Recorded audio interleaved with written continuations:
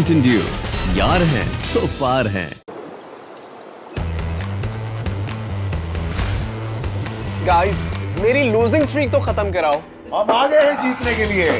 चलो चलो खेल खेल on your left on your left वही करना।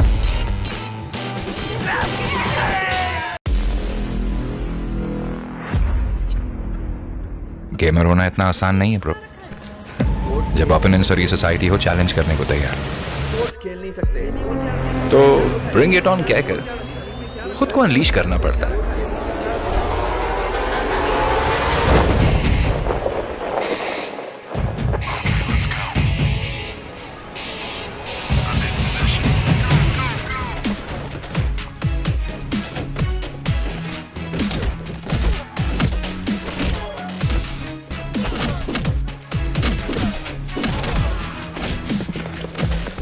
सब एनिमीज को एक साथ नॉकआउट करना पड़ता है। जिसमें दम हो खुद को अनलीश करने का, वो हर चैलेंज को कॉन्कर करता है। जो सेट करते हैं अपने पैशन की टोन, वो खुद को अनलीश करके कहते हैं ब्रिंग इट ऑन।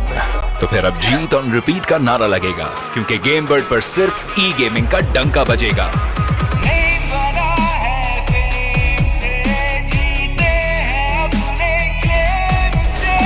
ये पैशन की टोन यहाँ ई टूर्नामेंट्स और स्ट्रीमिंग का है scene on.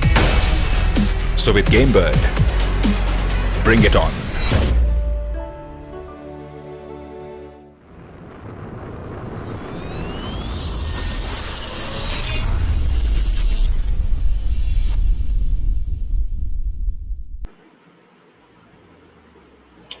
Hello everyone, welcome to another iteration of Mountain Dew's Gamers Arena featuring a 10 lakh rupee prize pool. I'm your host Ultras, joined here by Izus. Izus, how are you feeling about a third version again of Dota finally coming back? Salah, it's really nice to see Dota being played in Pakistan again and again at a very high level. And before that, we really have to talk about this platform that is bringing us Dota. It is the Dew Gamers Arena, right? As you rightly mentioned, it is the third iteration, and it's lovely to see that you're still around for the Dota. I think I had an opportunity last time. It was for PUBG, but there's some issues happening there, so didn't get to go live. But I am extremely excited for this time around. Definitely, and I think some of the players are excited as well, because as the fans who are watching will see, we have quite a few of the players coming back as well, and a few of the teams as well. So, for example, Recreational Hazard, who are one of DGA's winners, and then Portal Esports. Obviously, Portal is not back, but some of the players are still around. But coming back to your point about this platform, about how important it is to have this platform in the first place, Dota, it's a game that kind of comes on and off, but we're seeing it make a major comeback in the MENA region, seeing a major comeback in the Southeast Asian region, and a slight fall in the Western side. But I'm definitely glad about that. I do believe there was a tournament in Saudi Arabia that happened. There was a tournament in Qatar that happened. We're casting a Dubai event as well. It has a few Pakistani players, but and I'm glad that Pakistan is trying to claw its way into the Dota scene. But speaking about the prize pool, I know that a lot of you guys are very aware that Mountain Dew features huge prize pools for their events, and much like previously, we have a 10 lakh rupee prize pool for the winner, a total grand prize pool of 20 lakh rupees. But this time around, we have something for the third place and the fourth place as well, and they're massive prize pools. For example, the second place has a prize pool of 500,000 rupees, third place has 300,000, and fourth place will be going home with 200,000.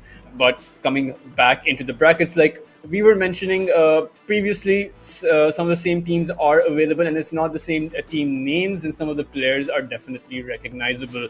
Recreational Hazard, featuring players like Shiraz Akhtar or Shizzy, that just about every Dota fan in Pakistan or anyone who follows the scene who will be aware of. We have players like Intellect, and then we have teams like Potato, No Sangat, Vicious Gaming on board. I know that Gumball is playing in this tournament. Gumball has been on the rise for quite some time now. Previously he used to play for Incognito. Now he's playing in the biggest event in Pakistan for this particular esport. But over on the semi-final side, the first semi-final is going to be played by Recreational Hazard against Potato. It's going to be a best of three, and then after the second semi-final. So we have four teams that are competing over here, but only two will be making it. It's a single elimination style, so two teams will be featuring in the land. But speaking about this particular matchup, Ali, Recreational Hazard versus Team Potato, who do you see going forward? Talha, looking at both of these teams, right, they're extremely strong contenders for that final spot. And honestly, I'm going to be rooting for Team Potato over here just because I really like the avatar that they have going on within that team logo, right? So if they're sitting on the couch playing some Dota for extended period of hours, so they're going to be really good. But I'm pretty sure Recreational Hazard is going to give them a very tough time. It's not at all going to be easy for them to clinch that victory. But when it comes to Dota, Thala, I think you really don't know what to expect. The teams, the lineup, the heroes that get picked, everything is really it can come out of the blue with what the teams are going to be doing here. So I hope that both the teams, we get to see some really exciting Dota being played today by both of these teams. And we're always rooting for some good quality Dota, so that is something that we're surely going to be delivering on today, and these teams are going to be responsible for that. And Thala, as you were mentioning that we have some old legends of the Pakistani Dota scene returning today, who are you more excited to see today playing? I mean, definitely, Shiraz is a powerhouse in Dota, and we have some players missing. For example, Aeon, who is a Pakistani favorite.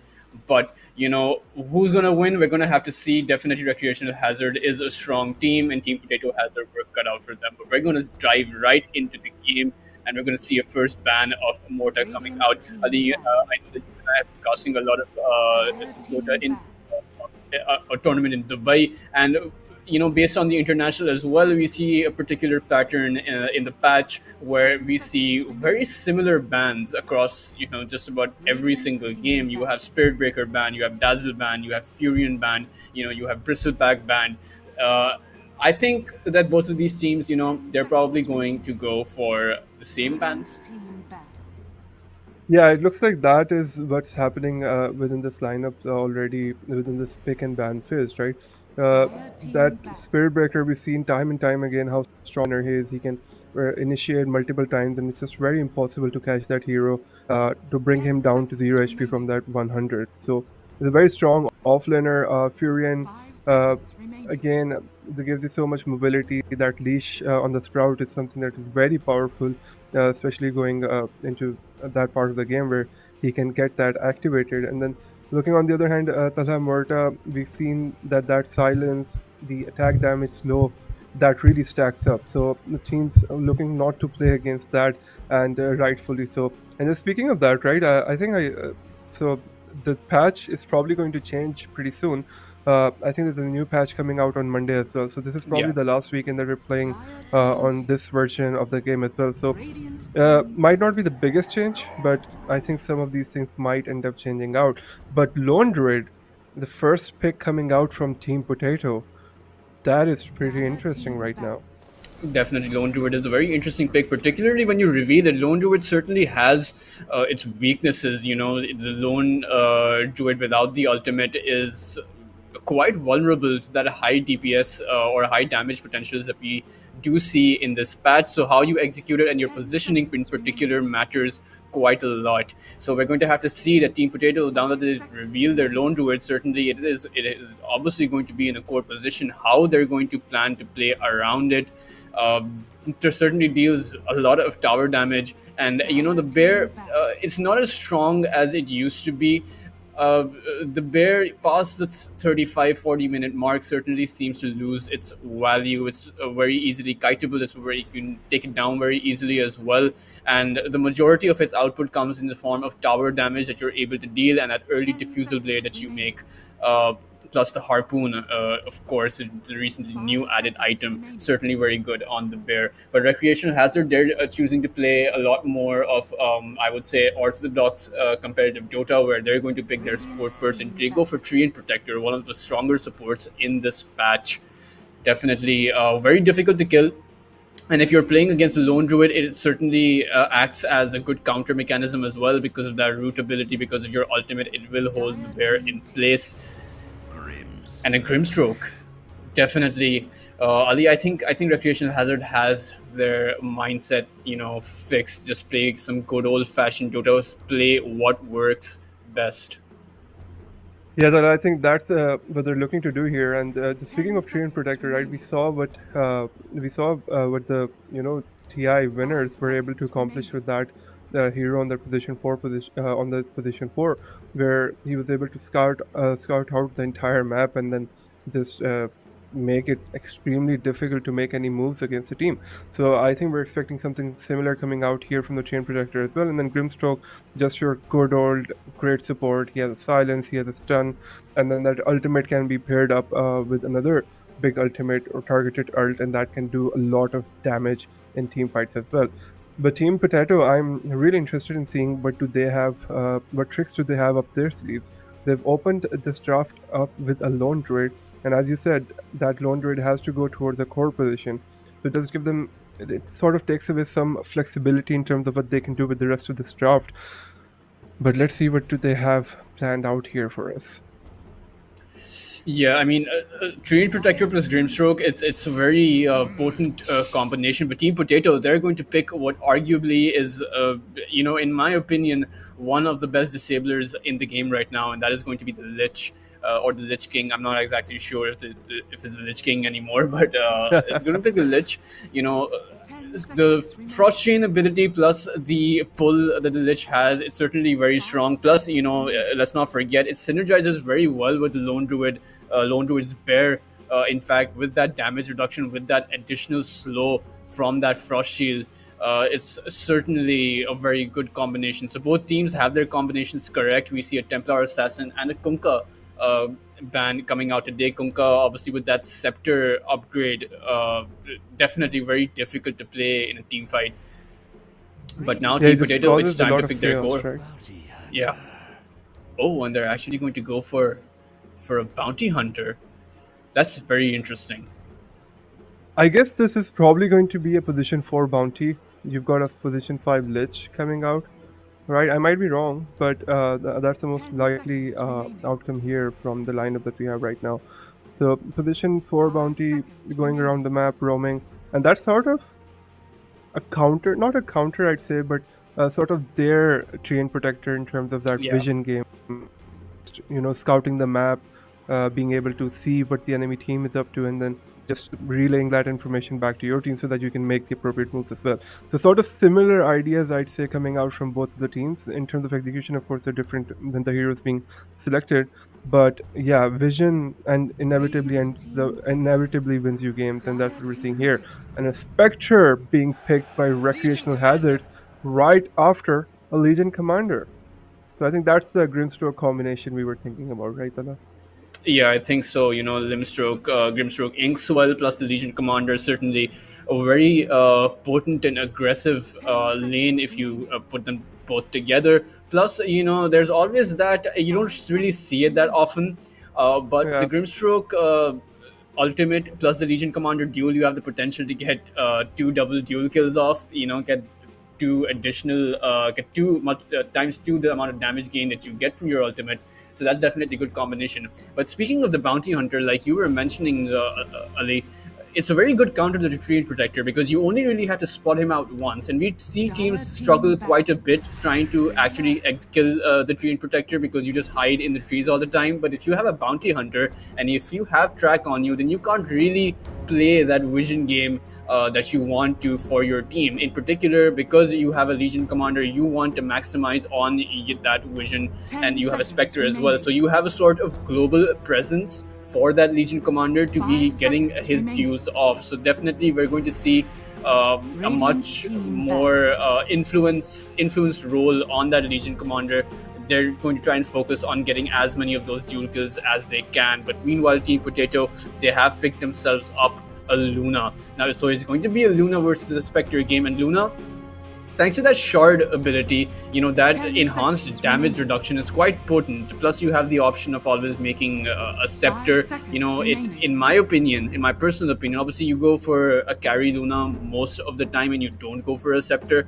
But in this particular matchup, in a scenario where you have Luna versus a Legion commander, picking up a scepter wouldn't be all that bad, because with those moonbeams that start firing off with your scepter, and the moonbeams are very fast as well, so one person goes instantly down if they don't get out of that radius. So Legion commander will be forced to stay inside that radius, right? Because of the duel, if you have a Luna scepter, then that potentially means that you can actually counter the Legion's duel as well. So we're going to see if he actually goes for that. But all of these things, they're very hypotheticals, but the main idea is that for both of these teams, they have a wide range of possibilities in how they can choose to play this. Yeah, and Talab, looking at Recreational Hazard's lineup, right, I just realized that they're if three of their heroes decide to go and smoke up, Grimstroke, Treant Protector, and Legion Commander, the Spectre can join in. So that is going to be a very aggressive trio that's going to be going around the map hunting heroes on Team Potato, and that's what Legion Commander really wants to do for the entire game, right? As soon as she gets a blink up, she just wants to be dueling heroes off of cooldown. I think Spectre combining with that's going to be very important. And then Treant Protector is just already looking out there behind the enemy lines in their forest, gathering all of that vision. So this is something that Team Potato will have to be very careful in how they end up playing against. And on the other hand, with the Luna, especially if she decides to go that carry build, then early on into the game, I'd say pre-20 minutes, even when she does end up getting her Manta, she's going to be an easy target to pick up. And Bounty Hunter, Lich, they're all individually very squishy heroes, I'd say. So Recreational Hazard, their game plan does seem to make sense against what Team Potato has right now, but it's time to look at how the mid laners end up tying things off. So there's a Viper coming out for Team Potato, and then let's see what Recreational Hazard ends up going for on their mid position. Viper plus the Bounty Hunter, in particular the Lich Frost Shield as well. So definitely a very, I would say, mid-game lineup for Team Potato, plus the potential for the late game in the form of the Luna. But meanwhile, Recreational Hazard, we're going to see what mid lane they actually go for this, and they're actually going to go for a very safe hero, someone that the Viper can't actually threaten all that much. It's going to be Shizzy on that sniper. On the mid lane, it's going to be the Legion Commander, plus what I hope is the Grimstroke on the off lane, and it's going to be the Spectre plus Treant Protector in the safe lane. And as soon as that level 6 comes online for both the Spectre and the Legion Commander, we're going to be seeing a lot of aggression. But will Team Potato be able to counteract that? Because they too have a Bounty Hunter and a Lich King, and a Luna, a Lone Druid, and a Viper. Very, very aggressive team. The problem for them is if the Lone Druid, for whatever reason, gets shut down, then their entire lineup starts to fail, because you need that bear in the front line. No other hero, I mean, I know the bear isn't exactly a hero, but for argument's sake, we'll call him that. No other hero can frontline. They don't really have that frontline. I mean, sure, you have that Viper who can choose to go for the Blade Mail or choose to make tanky items, but that's not really the ideal scenario. Prepare for battle. To see how these lineups end up, clashing against each other, and how they end up on the side with the bear, right? They'll have to have someone frontline there, and I think that bear is going to have to go in more often than not. So, but yeah, as with engagements, as the game starts, some ideas on this side, Definitely, and we might actually be seeing an early level 1 clash come out. I don't really see these often, because normally teams usually prioritize getting those 2 bounty runes and just calling it a day, because that level 1 5v5 clash is always, it's always a gamble, because the first blood plus a few kills gets you so ahead, particularly on the mid lane and particularly on the off lane. But we might just see a clash. Ward has been placed down on the cliff over on the bot side. Bounty Hunter is in front.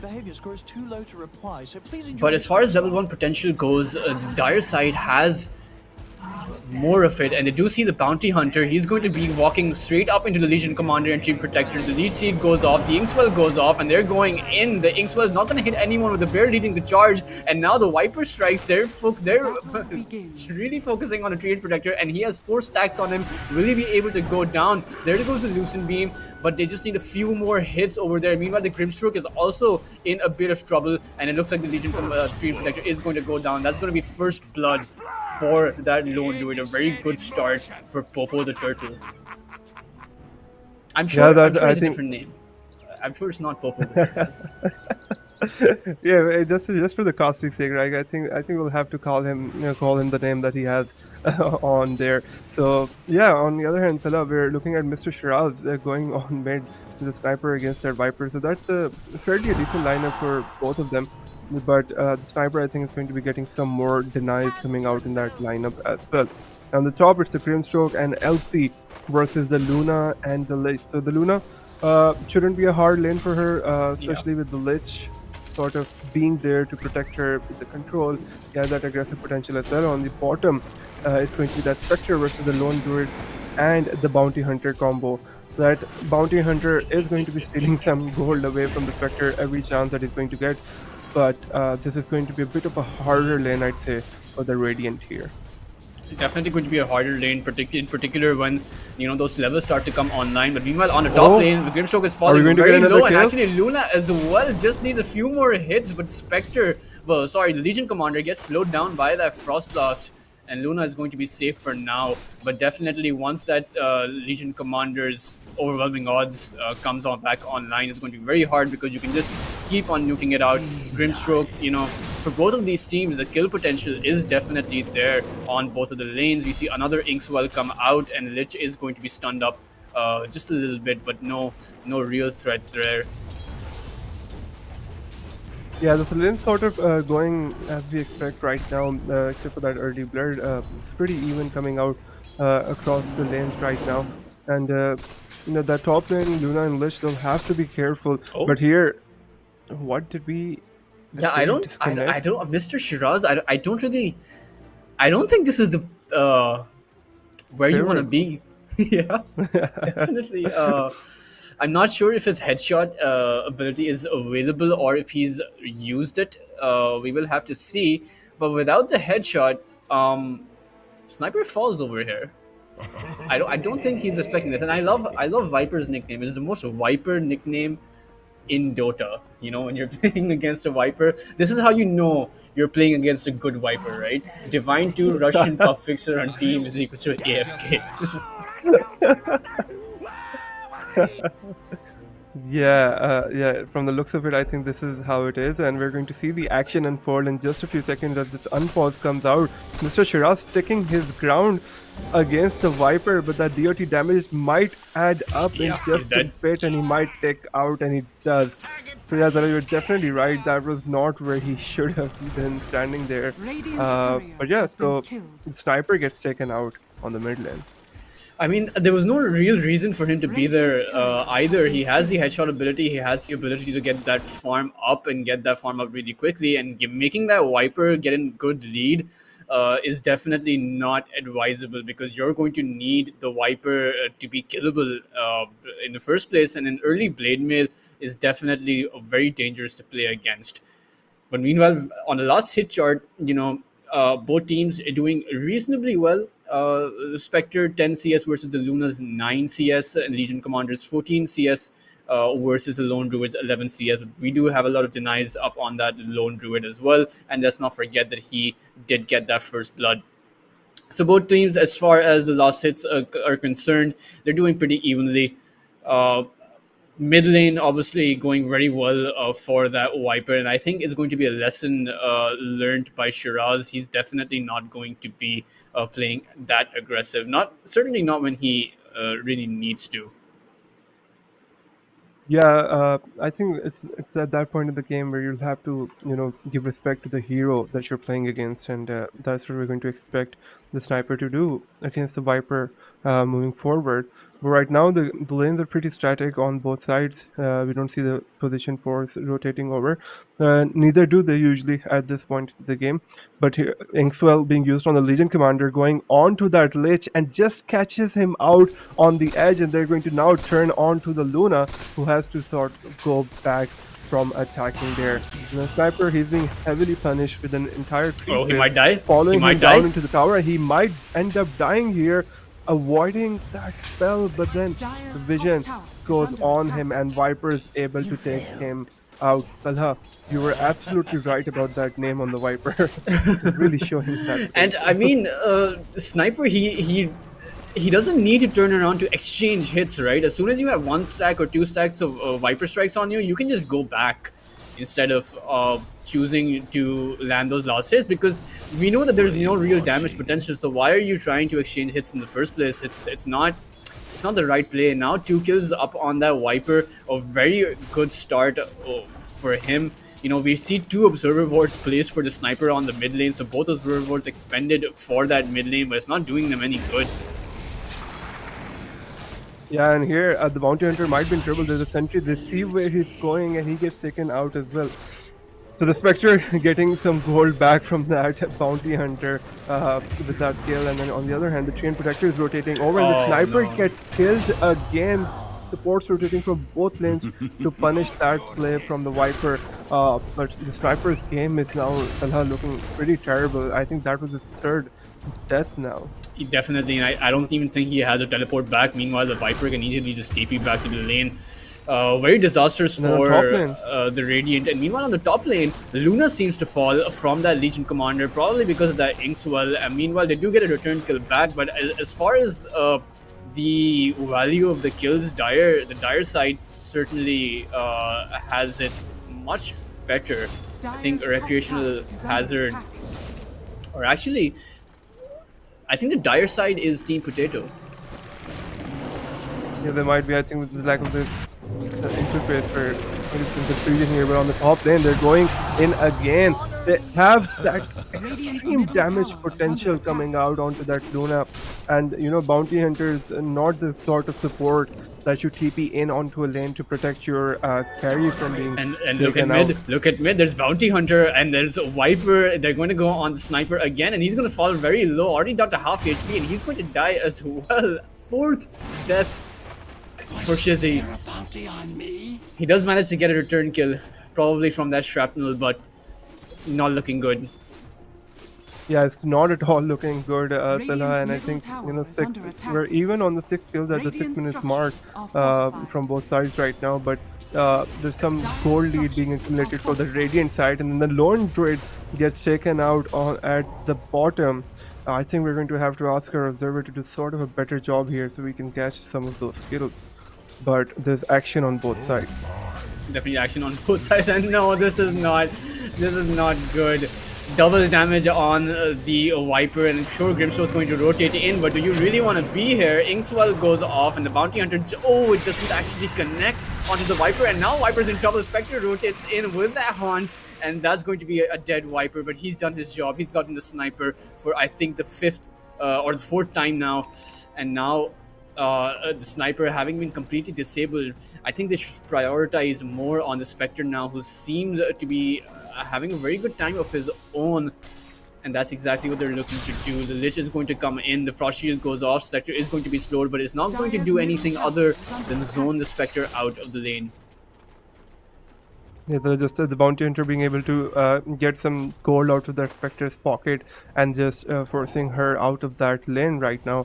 So with the Catapult Wave coming in, the Bear being ready in the bottom, they have some presence there, they could take him out, but now this is the important kill that they wanted. They've gone on to the Viper being all aggressive, and they get that kill as well. The support combo coming in and securing that very important kill onto the Viper, who was gaining a lot of momentum. So Shiraz, fine, he's going to be one happy sniper for just a little bit, so they get the mid lane. But on the other hand, they're already planning a move on him, and I think they're going to be waiting for that Viper to come in so that they can time that. But on the top lane, Oh, they see the Luna. They see the Luna. Inspector haunts in. The Inkswell goes off as well. Luna not even level 6 right now. He's going to fall very quickly. Inspector, he's back in the lane. Oh, Yeah, and if they got in the sniper as well, and the duel comes out, Legion Commander hitting that level 6 and protecting their sniper as well. They're saying that that sniper kill is not going to be an easy kill to get anymore. So it's interesting that they did not wait for the Viper to come here before they started making that initiation as well. But now they're not done yet. They find the bounty hunter as well who's going for that bounty. But that aggressive combination, that support combination coming out from the Radiant side, it's really doing some work here for them. And then the LC, she's pretty close to that blade mill as well, so that should be coming online any moment. And then after that, she's going to go for that blink. So the pick-off potential is just going to amplify as the game goes Viper, on. he might just fall as well. Lich, the Frost Shield goes off. The Inkswell goes off as well. But I do not think the Viper is going to die over here. Shield Protector will fall. Spectre haunts in and the Viper's falling very low, but will he actually die? No, he's actually surviving. He does eventually fall to the Sniper, but then Sniper loses his life as well, and Grimstroke, he's in a lot of trouble. They've already lost 3 for the Viper. Inkswell goes off as well, but I don't think anything's going to come of it as he too will fall. Nowhere to go, no teleport available. Will he choose to go to the Ancients? It's very unlikely. But that rotations coming out from both sides, they chose to go on the Viper as well. Perhaps they seem to be a bit upset about what a Viper did to that Sniper up on the mid lane, but did not work out for them this time around. Very action-packed game, and the net worth, if we notice, it's not in either side's favor. But what I will say is that the cores on both teams are getting what they need. Yeah, they definitely are, and the Luna's still farming under that Radiant Observer ward that they have in the top jungle. The Chain Protector guarding that rune once again, but the team is here. They do get that kill onto the Bounty Hunter, the Spectre rotating in to finish that off.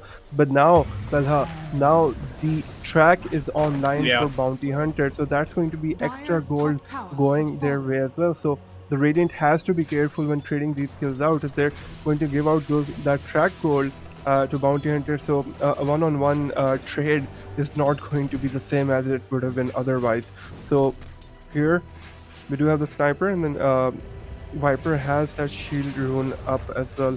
So there's not really any chance to kill that Viper as of now, and the Spectre will have to be more careful in how she ends up engaging on one of these targets. We saw how she melted against the Viper in that early engagement.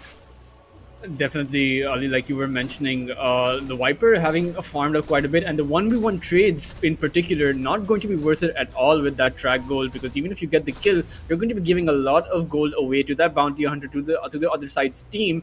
And now we see another smoke up, a shield rune available, Tumbler's Toy, and the Legion Commander making use of that Tumbler's Toy, and another track kill coming in the way of the Dire side. Bounty Hunter falling very low over here, but I don't think he's in that much trouble as Legion Commander falls. Viper getting ahead, and that's what they need to do right now with that track online. They need to be making these aggressive plays. Oh, the first hit gets the root off on the Sniper. They need another root coming off over here. Viper does not have the range for any of those hits. Inkswell does go off as well. The sun goes off, and I think that's going to be a safe Sniper. The Lich trying to come in from the side, but it's not going to be able to do anything. They do not want to die the tower. Yeah, at least not in this point of the game right now. And a regen rune for the bear. So the bear is going to be a healthy bear coming up here, and then both the teams settling at the mid lane. We do have someone coming in from behind, and that's going to be the Bounty Hunter combining with the Viper's ultimate. That Sniper is not going to be long for this world, and this Chain Protector, he's sort of caught out as well, and there's a duel on the other hand. So the duel is going to be successful, but the Lich ultimate coming out is not going to do much here, as both the supports and the creep are being pretty close by. But the Bounty Hunter is back in it, gets another track kill with the bear going in as well. That's somewhat of an even exchange coming out, a mid laner and a support for a mid laner and a support, but that's that bounty gold going towards that Bounty Hunter and the Dire side. So definitely. It's just a bit concerning, as you know, Mr. Payne, or rather the Spectre, he seems to not be controlled in any way whatsoever. He seems to be getting away with all of these haunt kills. You know, he seems to be farming as well. So it's certainly going to be something that might come back and haunt the dire side. No pun intended, fellow. Yeah, it took me. I was saying that, and then it just came to me. Yeah, as you were saying that, I was like, Talha, you're so brilliant. That is such a good one. I'm not sure if you realized why you were saying that, but yeah, Talha. So I think the next important round of items almost coming up for both the teams. Now, Legion Commander is looking for her Blink Dagger, and on the other hand, I think there's some smaller items coming out for the dire side. They're not really as dependent on the items for their sort of initiation. But here, if you look at that trio coming out, they're going in for the Legion Commander, who was low HP, but they'll set her for the Grimstroke as well. They don't really care, and the Skate Protector being pretty close by is going to be a free kill for them as well. That's Gold coming out, but then the Legion Commander, she initiates, and then with the Spectre coming in, they should be able to get some counter kills as well. But the Lich ultimate is huge here. He gets a lot of bounces off, but is that going to be able to translate into some kills with the Luna joining in from the north side as well? He's able to connect. The Legion Commander should be a great return kill. So it's 3 heroes for 3 heroes on both sides. Yeah, and I think they got 2 track kills off of that. Meanwhile, Spectre continues to get the kills, and he is actually falling a bit low on the CS charts. Probably, you know, you do use a bit of time when you use that haunt, so definitely you can't be getting those last hits. And meanwhile, Luna continues to farm. So definitely a very good game for both of these sides. I do say that it's slowed down quite a bit for that dire side, because they are choosing to use the Lone Druid to come into a lot of these fights, not choosing to farm or actually take some of these towers, because we do see the mid lane tower and the top lane tier 1 tower for that team still standing. And now Treant Protector is going to fall over here. Oh, rather, actually, it's going to be a turnaround on towards the Lone Druid. He's going to fall over here, and that's going to be a dual kill as well for the Radiant side. Definitely a good counter initiation, and very disastrous, I would say, for the dire side. Yeah, Tala, that was not at the best go on the dire side as well. I think the Radiant has some great vision set up on the bottom jungle, despite having lost that tier 1, and that's sort of reminiscent of the dire sort of refusing to play towards that bottom side of the map, where they do have that tier 1 that they've taken out. But It's not in my right now, nature, but it's pretty peaceful in the map, which has not been happening at all with that. If you look at that aggressive scoreline, 21-18 in this was around 16 minutes into the game right now. So the dire side, they have lost their safe lane tier 1 as well, and the other team, the Radiant, has also lost that tier 1. So right now, in terms of towers and objectives, they're going pretty even. But now They know that the Treant is there, but they also see the Bounty Hunter, and that's going to be a blinking dual kill for the Radiant side. Good vision being provided by that Treant Protector, anticipating it from the start, and that's going to be a dead Treant as well. Perhaps overextending there was not the right idea, but definitely a win for the Radiant side. They do manage to get that kill, get that dual kill off, and that's very high amount of dual damage early on into the game before the Legion Commander even hits level 12. yeah, and as soon as they get that kill towards the bottom side of the map, right, they were already pinging and drawing towards that Luna as well. So that's probably going to be the next objective they go for after they're able to secure that mid tier 1. But the mid tier 1, they do have the glyphs coming out, so kind of it's not going to be that easy for them. On the other hand, the Dire has positioned themselves to defend that mid tower. Now that we were talking about last hits, the Luna on 179 as compared to the Spectre's 108. Although she's not getting any kills at the moment, but yeah, when it comes to just so there's a smoke gang coming out, the LC plus the Grimstroke, they're going to be looking for that Luna, and they do have they know the Luna is there because they saw the illusions, but will they be able to find the Luna? No, they don't have the right idea. Just narrowly missing the Luna. She's going to be safe, and as you mentioned, just going to continue farming up. Yeah, that Luna's farm is unparalleled, right? So if she gets huge enough, the Spectre getting those things not going to matter, but then they found the Viper right in that mid lane, and that should be the mid tower going down for the Radiant side as well. So that smoke They were originally looking for the Luna. It wasn't really a success there, but in terms of impact they were able to get the next best thing, which was the Viper, and that should result in a tier 1 tower. But look at that Bounty Hunter just sharing XP with the Spectre, taxing her for some of her gold after just a little bit, and yeah, that's sort of like the government on my income at the end of every month. I'm glad to see someone else is also suffering from that. And we're going to see another Horn kill come out, a kill on the Viper as well. So Radiant very ahead right now, and it doesn't, the problem for the Dire side is that their lineup is definitely stronger in the mid lane, even when you factor in that Luna, because at the end of the day, 112 dual damage this early on, Legion Commander is in a position where he blinks on anyone and they're going to die, right? Luna simply does not have that much farm, and if you go into the late game with this current situation, it does not really seem like Luna will be able to do much, considering that you have a sniper with a Midas who's going to be farming as well.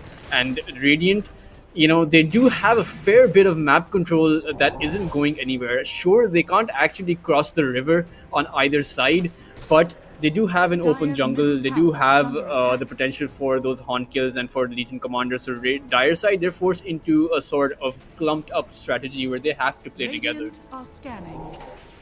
Yeah, they're going to have to play together, Salah, with the way things are going right now, and that's what they're looking to do here with the amount of farm that they have on that Luna.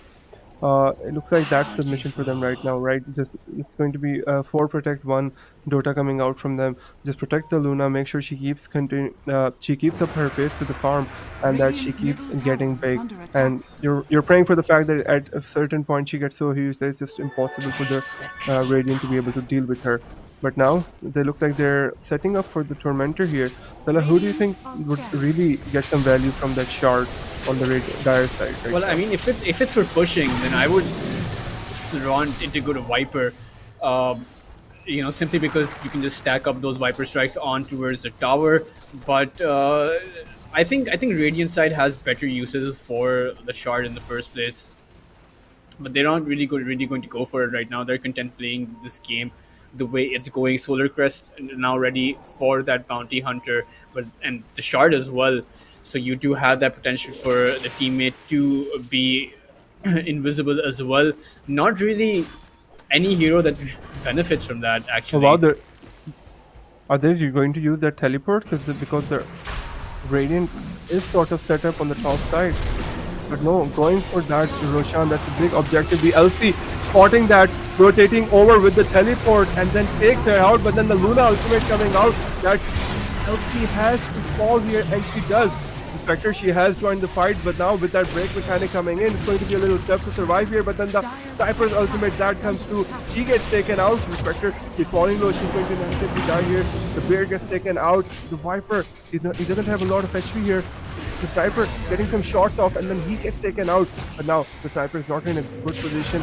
He forces the Bear back, and then with that, the Brimstone gets really much heal off with that Brimstone going off, and it looks like Shiraz is going to go crazy on all of them with that Sharpnel in place, taking out the Lone Grid as well. And now it's the Bounty Hunter versus Shiraz. He's gotten a triple kill from this engagement. Sniper needs to be careful because there is a Lich coming in. The Bounty Hunter does have the stun as well. The Frost Shield comes off, and Sniper, he may just be falling over here. Another frag will go coming their way, and that's going to be 1,000 gold for that Lich plus the track kill. That's a lot of gold going to their way. Oh, Legion Commander goes in for that duel. It would have been worth it. 140 duel damage up for him. Bounty Hunter, I'm not sure if this is the right idea, but that's definitely... That's one brave Bounty Hunter. Yeah, that definitely. Perhaps just wanted to taunt him a little bit, but Legion Commander, he can actually choose to go in. A dual kill would be very worth it, and it seems like that's the idea right now. They don't want to be going in. They know that the Luna's ultimate is not available. And a smoke up. Yeah, but there's lots of ideas of their own, right? So he does get caught out, but with so many heroes beating into the LC, he's going to lose that duel. And now that Roshan should be for the taking for the Dire. And for the first time in the game, I think they've gotten a 2k gold lead here as well. So Rosh should be falling, and the Radiant, they do not seem like they can contest it now at any point.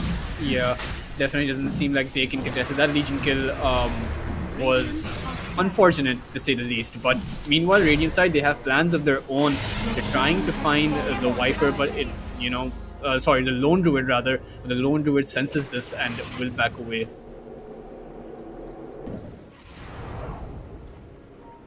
Yeah, and with that Aegis on the Luna, that's a hero that you want that Aegis on, right? Like with the Elsie jumping that Luna, maybe being able to take him out during the duel.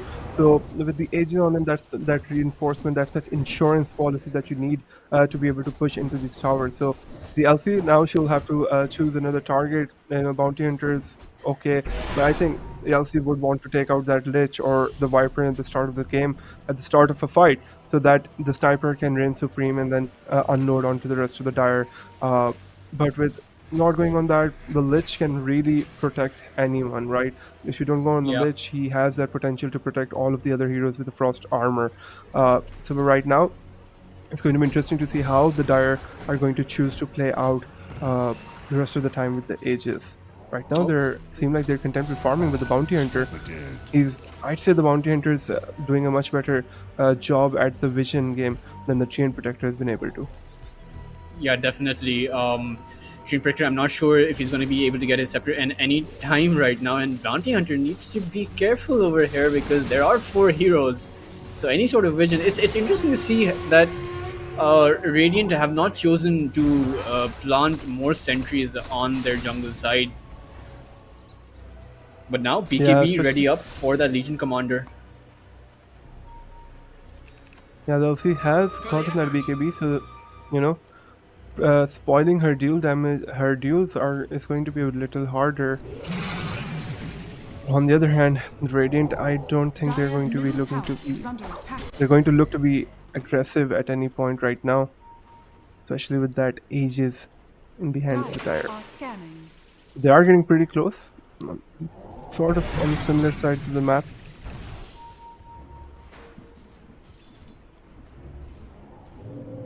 Oh, does this Bounty Hunter Inkswell coming out? So they do definitely see the Bounty Hunter, and now Tree Protect is going to initiate on him. Ultimate use as well. There goes the duel as well. The Frost Shield is on Bounty Hunter. The Frost Chain goes out as well, and Legion Commander is falling really low. No one gets a duel damage, but that's definitely a kill that's worth it going for the dire side because now they can just push. No frontliner available for Recreational Hazard.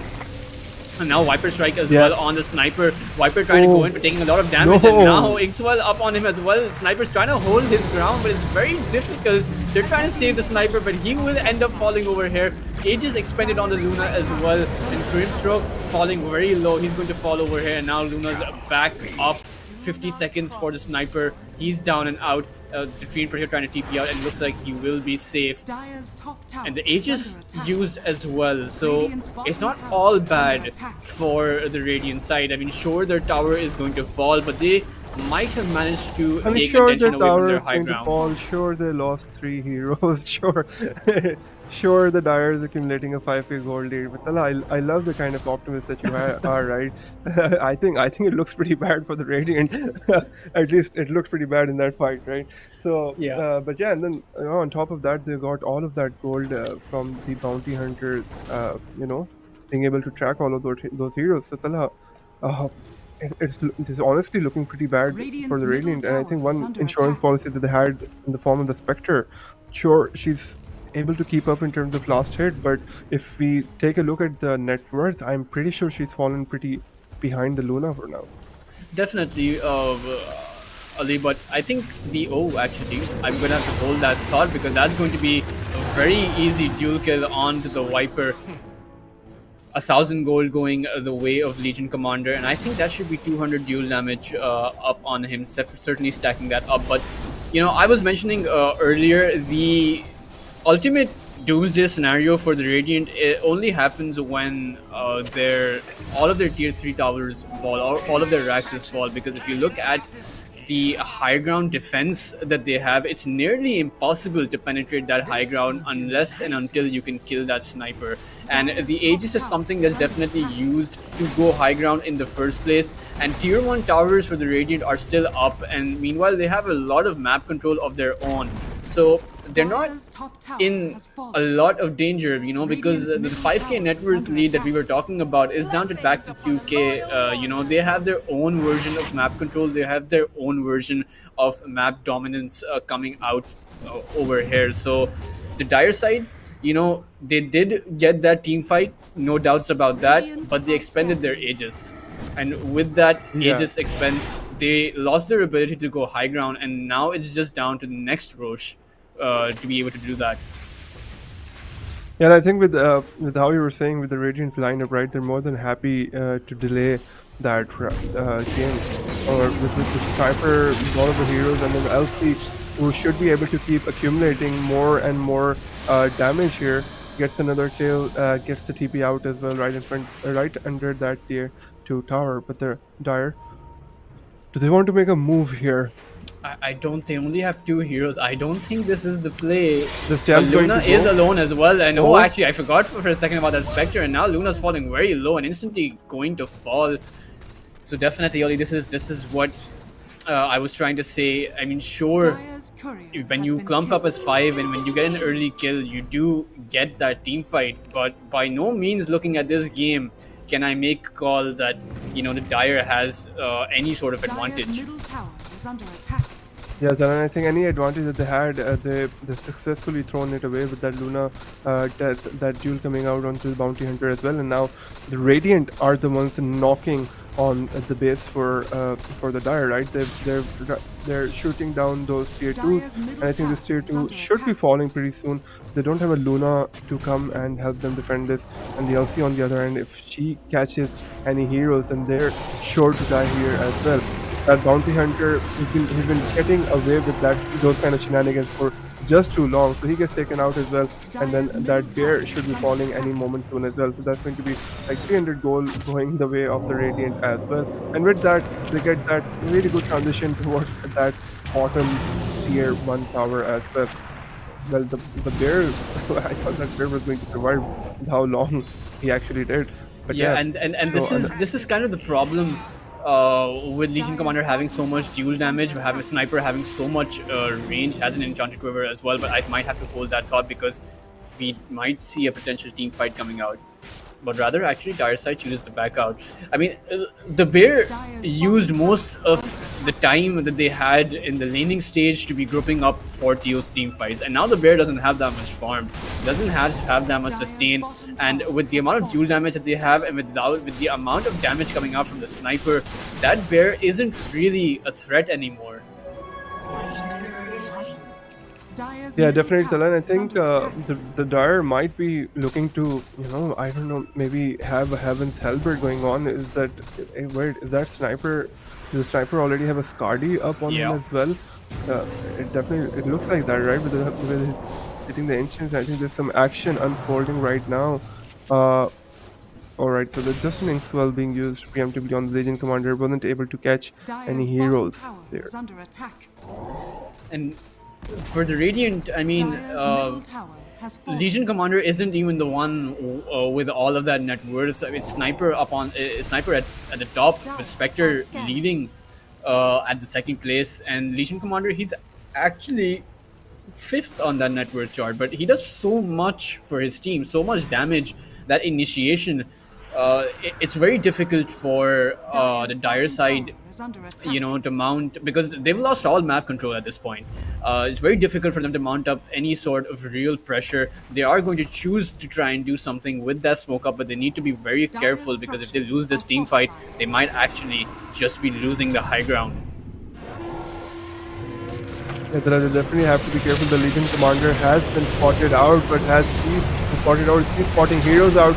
The ultimate is able to go in onto the lich, take him out very quickly, and with that, the Bounty Hunter is taken down to very low HP. And on the bottom side, they were fighting on this alone grid onto the sniper, but that sniper is not a easy hero to kill anymore. The Radiant, the Dire losing 4 heroes in the blink of an eye, and that tier 2 is going to go down the bottom, and with that, the Radiant, they've accumulated an 11,000 gold lead at this point, and they're going to start knocking on the Dire's base. But guess what? There's no one home. They're going to be making some quick work of this place as well with the amount of damage that they have. The Viper is stepping a little too close to the fire, almost getting burned, but he should be safe for now.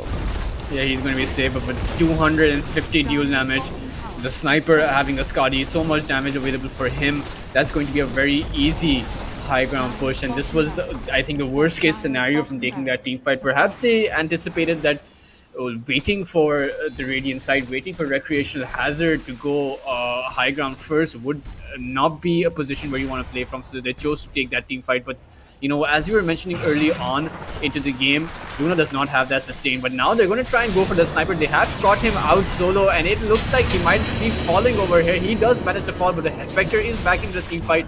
Bounty Hunter does fall as well, and now there comes the Legion Commander onto the Luna with the duel, and it looks like the Luna is going to fall as well. 2 deaths now for the Dire side. We do see a spyback coming out from the sniper. Perhaps they want to go high ground now, recognizing the fact that 2 cores for Potato are down, and now Grimstroke with that ink swell. It doesn't seem like that bear actually is going to die, but they're going to do as much damage on him as they can. Now we see a Viper buyback as well, and with this, Radiant are forced to get back. Yes, and that sniper is an absolute menace at this point. They need to get close to him to be able to do something about him, but as soon as they get close, the sniper has so many options to be able to kite them out as well and then create some distance between them. But now they're going all out, and that looks like to be the end of the Radiant as well. The bear getting low, the Viper, he gets taken out. There's no Luna to be able to respond back, and with that, the Radiant are going to look to go high ground again. This middle lane of Barracks should be getting taken out. The sniper using his ultimate onto the Lich, able to survive that, but after that, GG call. We thought, GG has been called, and what a great game coming out from Recreational Hazard, hitting their timing right on the mark, and then just absolutely destroying Team Potato. Definitely. I mean, I think Team Potato had the right ideas at the start of the game, but they were just committing too many resources to get that sniper kill. I mean, it's not really all that worth it to keep on attempting to kill the sniper, because once in the laning phase in the early on, when you have such low net worth, it doesn't really make sense to keep on killing someone who has no farm in the first place to begin with, right? You want to be able to shut down the heroes that are getting the farm. So they let the Spectre go unpunished, they let the Legion Commander go unpunished, and they focus all of their efforts on Shizzy. And I think that's been a pattern that we see in Pakistani Dota as well. You focus on, you know, the big guy, and it's usually always going to be Shizzy or it's going to be Aeon. So you focus on these guys and you hope to win the game, but you do have to realize that, you know, the teams that they're playing with, they're very competent and they're very competitive as well. And we saw, you know, a sort of multi-dimensional approach coming out from the team where everyone was playing together. Treant Protector was very successful in getting Recreational Hazard the vision that they needed, always able to spot out and anticipate a team fight before it starts. And because of that vision, Legion Commander was able to go in with those duels. They were able to protect Sniper in the later on, you know, Treant Protector and Lich protecting that sniper, not allowing Sniper to get taken out by that Viper, by that Lone Druid. Lone Druid was not able to get that farm. They were forced to clump up together, but they took no towers. I think even towards the end, the tier 1 towers for the Radiant side were still standing. So definitely a very disastrous position to find yourself into the late game, as you are transitioning into the late game rather. And I think Dire side need to recondition their approach to accommodate for this. Yeah, I think they'll definitely have to, especially seeing how the first game went down and how they were doing pretty well within the beginning, right? But I think we'll be heading towards a break right now, and after that, once we're back, we'll have a game number 2 for you guys as well.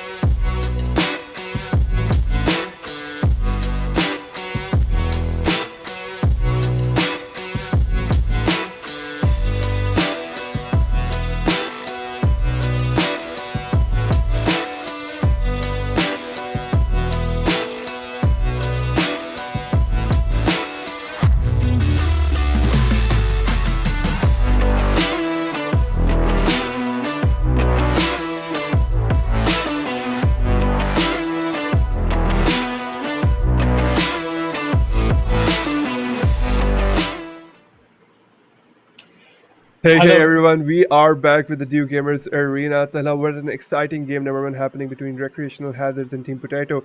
Recreational Hazards able to edge their way out of game number one, and in the beginning it was looking pretty competitive between both the teams, Tala, but then Recreational Hazards just having an overall better idea about what their win condition was and being able to execute that much better. Definitely, I think it was quite the anticlimactic uh, mid to late game transition because we saw Team Potato putting up quite a fight in the early game. We saw them effectively shutting down that sniper on the mid lane.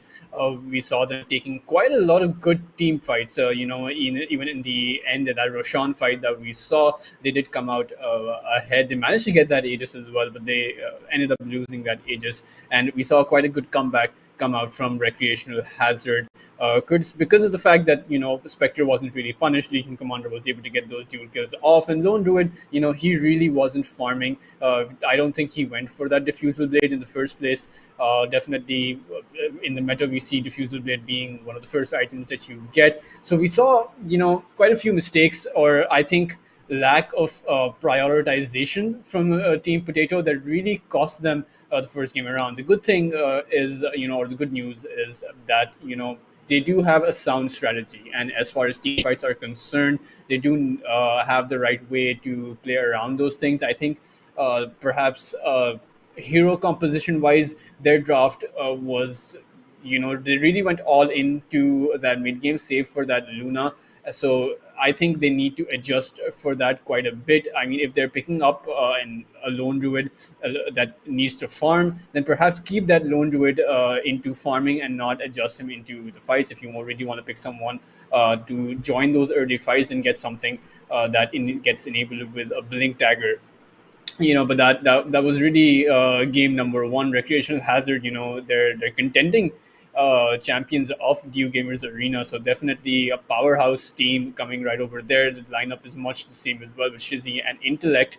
But will any team be able to counteract with them? It's one game up for Recreational Hazard. It is a best of three, so it can potentially go to a game three as well. Team Potato have that ability for a comeback, but they certainly have their work cut out for them. Yes, and then on the other hand, something I also observed from Team Potato, right? We did not see itemization coming out from them to be able to deal with that duel or to deal with the right clicks of the sniper. I think maybe something like Heaven's Halberd would have been really nice against that lineup, right? Sure, the LC duels you, but then with an item like that, maybe you can sort of disable that duel, or maybe a Lincoln Spear coming out on uh, one of the other cores to sort of protect each other from the Legion Commander duel. We did not see any sort of that itemization come out, and even with how they were playing aggressively, right? You're absolutely right to point out the fact that that aggression did not translate to objectives being taken on the map. I think they're till the end of the game, Recreational Hazards, if I'm not wrong, they had a tier one up in the mid lane and in the top lane. So the Team Potato, they had a very good understanding of the game. They knew what they wanted to do, and they were executing that very nicely. But on the other hand, I think the overall understanding of the game, how it was going to flow and what sort of win condition that they had to hit, was just not something that was executed on as nicely by Team Potato. So Recreational Hazards, they did edge out on that first game. We're going to have the second game start very soon, and once that game starts, I think you might see somewhat of a similar draft coming out in terms of the bans that we're seeing. Uh, Everyone understands in the meta. It's been a while. We've had this meta. The TI has been played on this as well. So, we've seen what the professionals are picking. We've seen what the top tier pubs are doing right now. And the teams are looking to somewhat mimic that as well. So, in terms of the game number two, we do have high hopes that Team Potato, they're going to be able to come back. And we've seen that the mechanically, the lanes went pretty evenly for both sides. Even the amount of pressure that they were able to put on to Shiraz in the mid lane on that sniper, killing him 3 times in a row or something like that, really showed that they have that mechanical advantage. They have that the ability to be able to execute mechanically to take the heroes out. But now we'll have to see if they're also able to have that, uh, over overarching idea of the game, understanding how to and who to target. Because you're absolutely right that when you have a powerhouse name like Shiraz in your team, right? He's one of those big names within the Pakistani community. Everyone's seen him, everyone's known him since like almost forever. So you can't really leave Shiraz up to his own, like just farming on the map everywhere. But at the same time, if there's a Legion commander and there is a Spectre that is going wild, so that's going to be an issue for you as well. Definitely, I think certainly a lot of issues coming out from Potato Gaming that they really do need to fix. Farming issues, lack of prioritization. They didn't have the items as you mentioned, and I think in particular regarding the draft, picking up that lone druid, it's not really an overpowered hero, right? You do have a lot of Yeah. ways to play against it, and one of the ways you play against it is picking up that sniper. Sniper in that scenario it was such a good pick because you not only counteract the Viper's lane dominance. I mean, sure, he did get dominated in the lane. There's no doubt about that, but that was Yeah. definitely due to some of the mistakes that were made and some of the rotations that were coming out against him. But when you transition into the mid game to the late game, Sniper was nearly untouchable. The bear simply can't get close enough to him. You have so much CC, so much kiting ability, and in particular, without that harpoon, you don't have anything to close the gap really. So, Team Potato, they did try their best, but there were a lot of pieces in the puzzle missing for them, and we can really hope that they, do better next time. They need to really overhaul their strategy right from the drafting phase.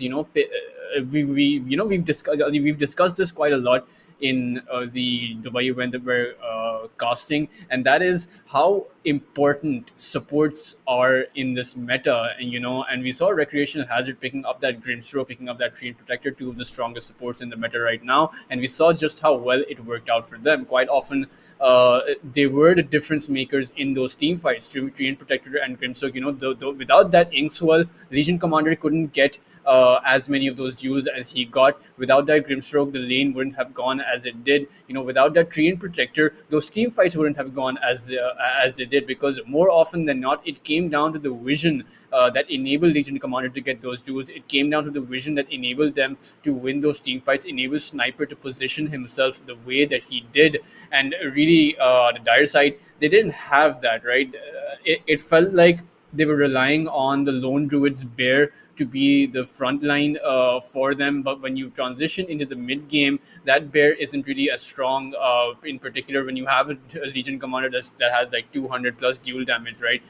What is the bear really going to do? An underfarmed bear, in particular. And when you're playing against a Spectre, the lone druid has to be very careful, right? Because the bear needs to be a certain distance from the lone druid, close enough so that the bear's attacks are enabled. And Spectre's haunt works in a way that you can really haunt onto a target that you have vision of. So that essentially means anytime the lone druid bear is hitting anyone, Spectre has the ability to haunt onto the lone druid, right? So he can close that gap. And that really proved to be disastrous for them, because the lone druid, it seemed like Recreational Hazard weren't concerned at all about the damage output coming out from the bear. They were more really concerned with the Luna. Certainly the Luna manage to get that farm up, but Luna is not a hero that you can play against equally farmed cores. I would say Luna didn't even have a shard available.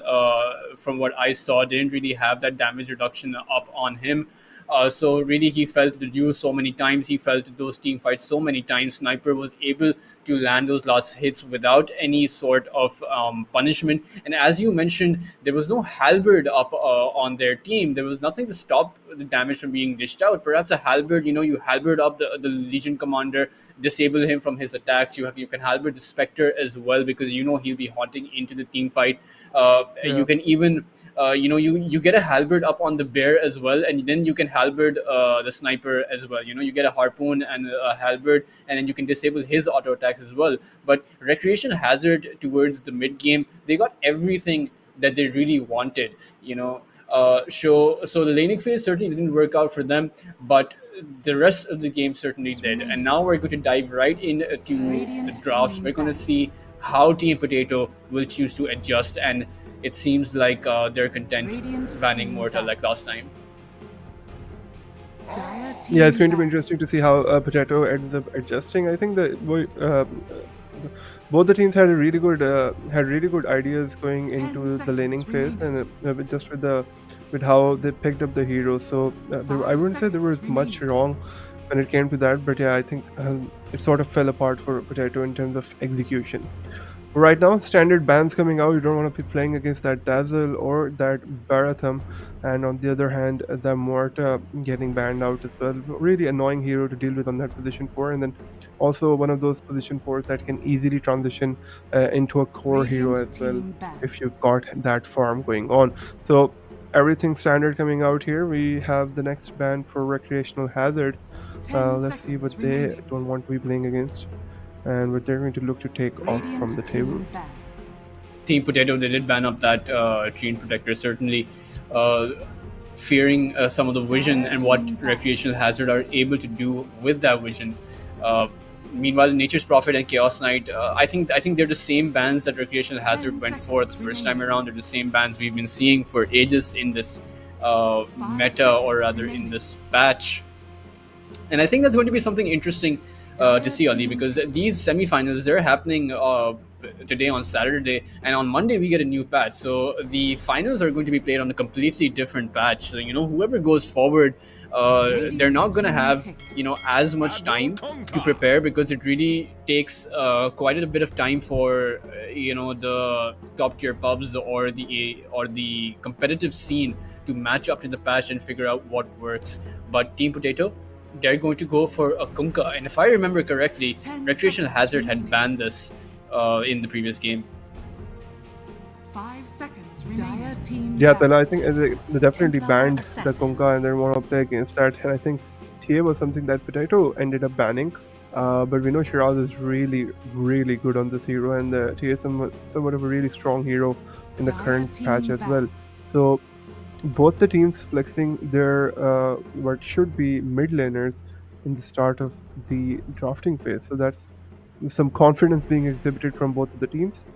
So it'll be interesting to see what they end up picking up next. Yeah, and a ban coming out for that, right? In the laning phase, Templar Assassin definitely comes out ahead, because you can't really use that Tidebringer against the Templar Assassin with that refraction. But later on, when Kunkka gets those levels, that torrent does very well against the Templar Assassin, because the torrent essentially is damage over time. So your refraction charges goes down in less than half a second. So that's going to be interesting to see how Templar Assassin plays against it.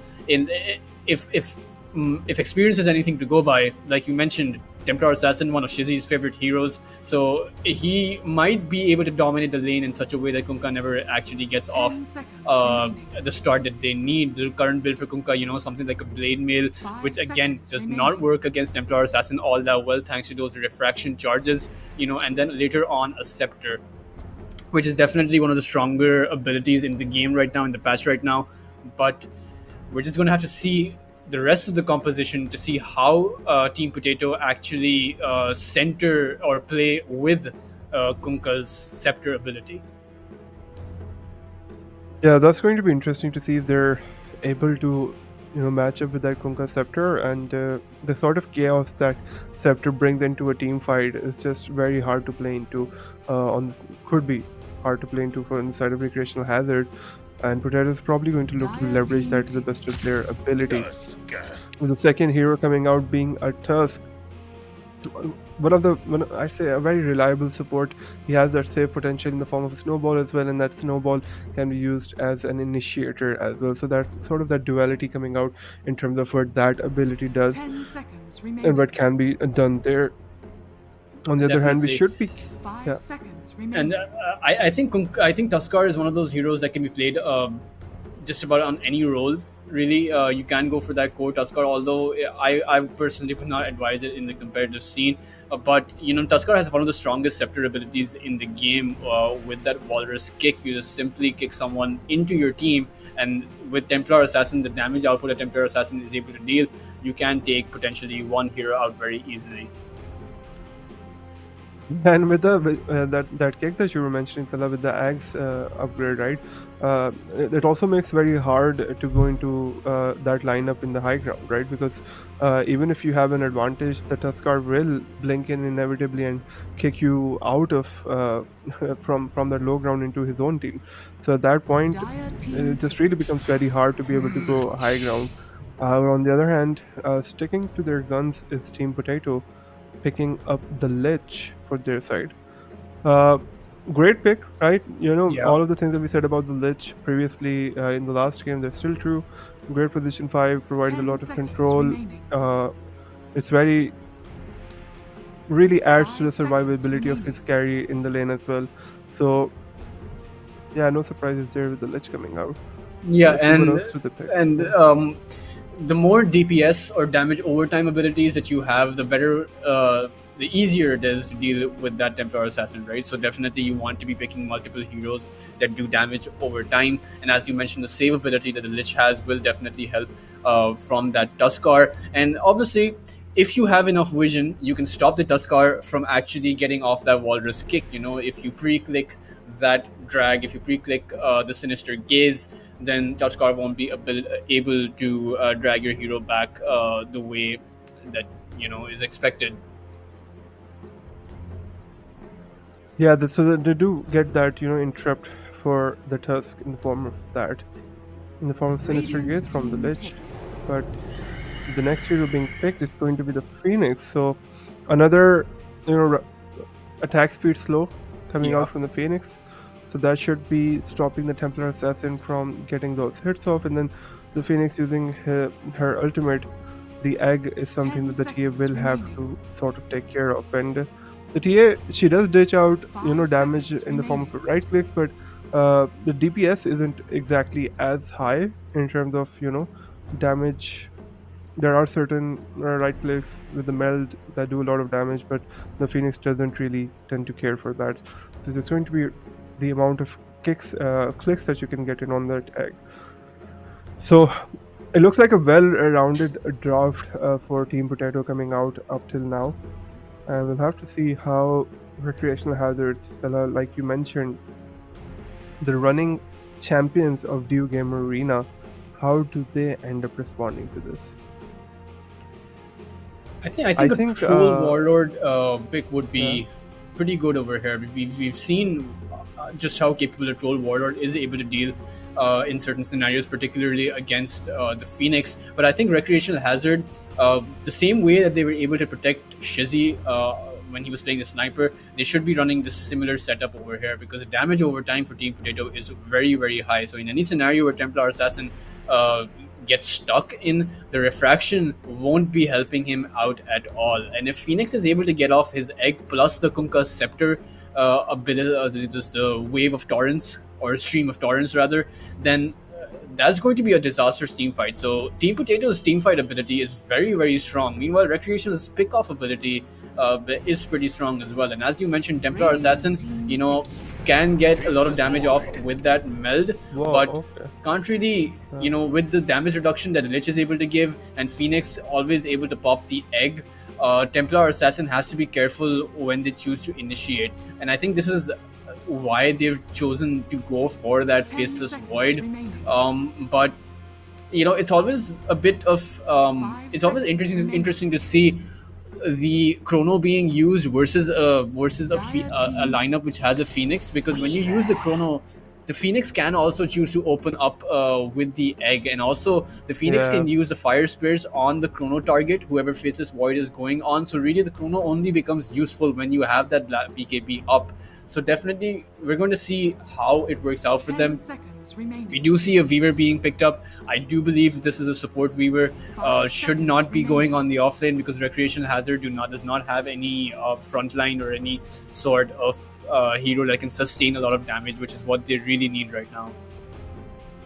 Yeah, and I was thinking about Snapfire for Recreational Hazard's lineup as well, but it's usually a hero that we end up seeing on that support position, although I have seen it being played as a core as well, but I think they're not really lacking firepower on Recreational Hazard side, right?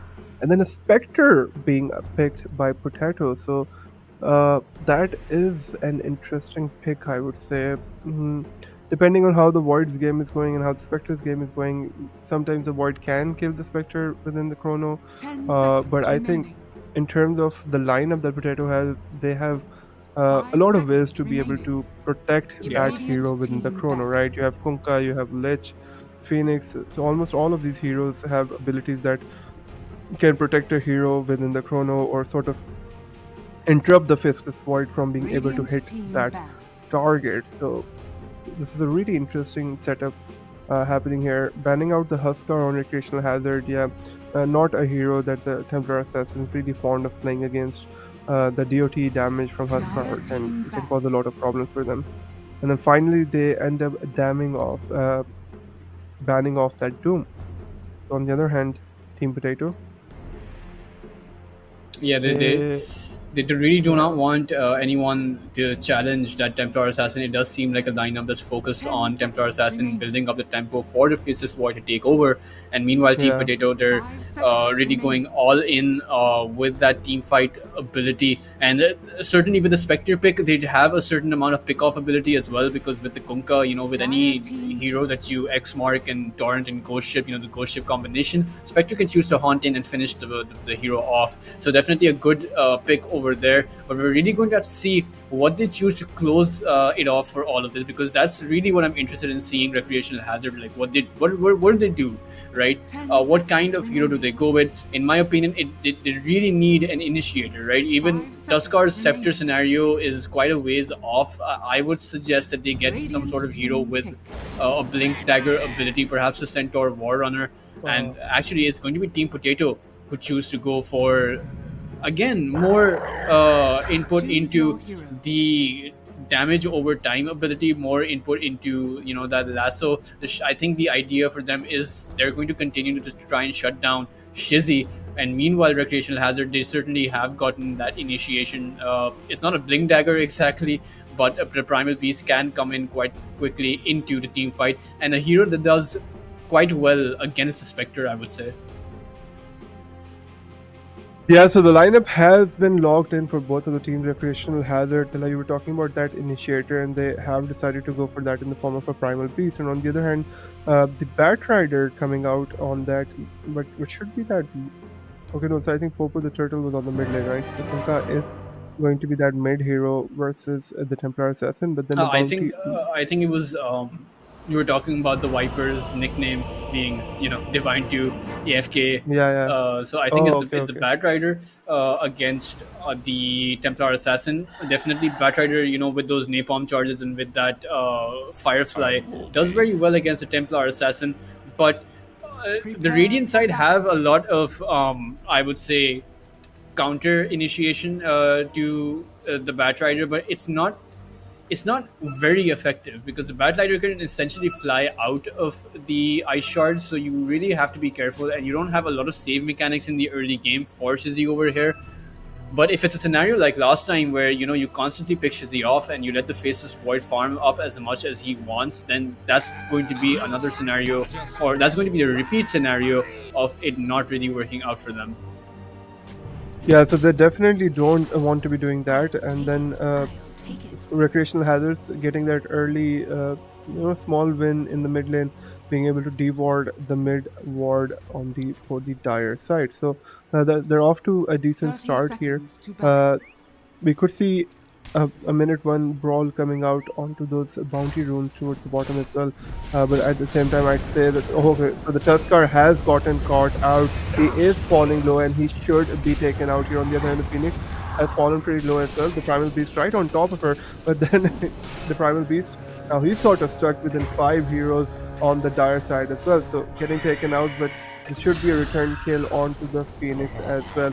Although with that Yeah, 10 that's a second dead Weaver. cooldown on that sushi, that Weaver is going to die as well. So a 3-for-1 trade going into the Pharaoh of Team Potato, and they're able to get some runes going for themselves as well. So Team Potato, they're off to a great start in this second game from the best of 3. This is a must-win game for them, or Recreational Hazard are going to go into the finals. Definitely a very good early start for them, getting those 3 kills, only losing out 1, and they lost the Phoenix, right? Not really an important hero, and instantly we see the Batrider enabling that Firefly, pushing Shizzy out. No CS up on the Templar Assassin. Yeah, that she hadn't not gotten any CS from the game, and now she's up to 2. So getting some at least from the start, but Mr. Shehzada is who we're going to have to look out for. Stellar performance on that Legion commander in the last game as well, and now going on that Primal Beast. So sort of similar heroes in the sense that they go in, they initiate, and they cause a lot of mayhem. But let's see how he's able to perform. And now in the support, in the safe lane rather, it's Spectre is on a Team Potato, so they'll have to, set up that game for Spectre. So let's see how good of a job do they do. The Spectre, she is pretty low on her HP right now, but not in any immediate danger. Yeah, I think when Primal Beast gets some levels up, Spectre is going to really have to be playing careful. But meanwhile, on the bot lane, you have the Tuskar plus the Faceless Void. Not really a lane where you can do much against the Kunkka. So Kunkka should be having a very good time up here. And the Faceless Void, not so much against that Phoenix.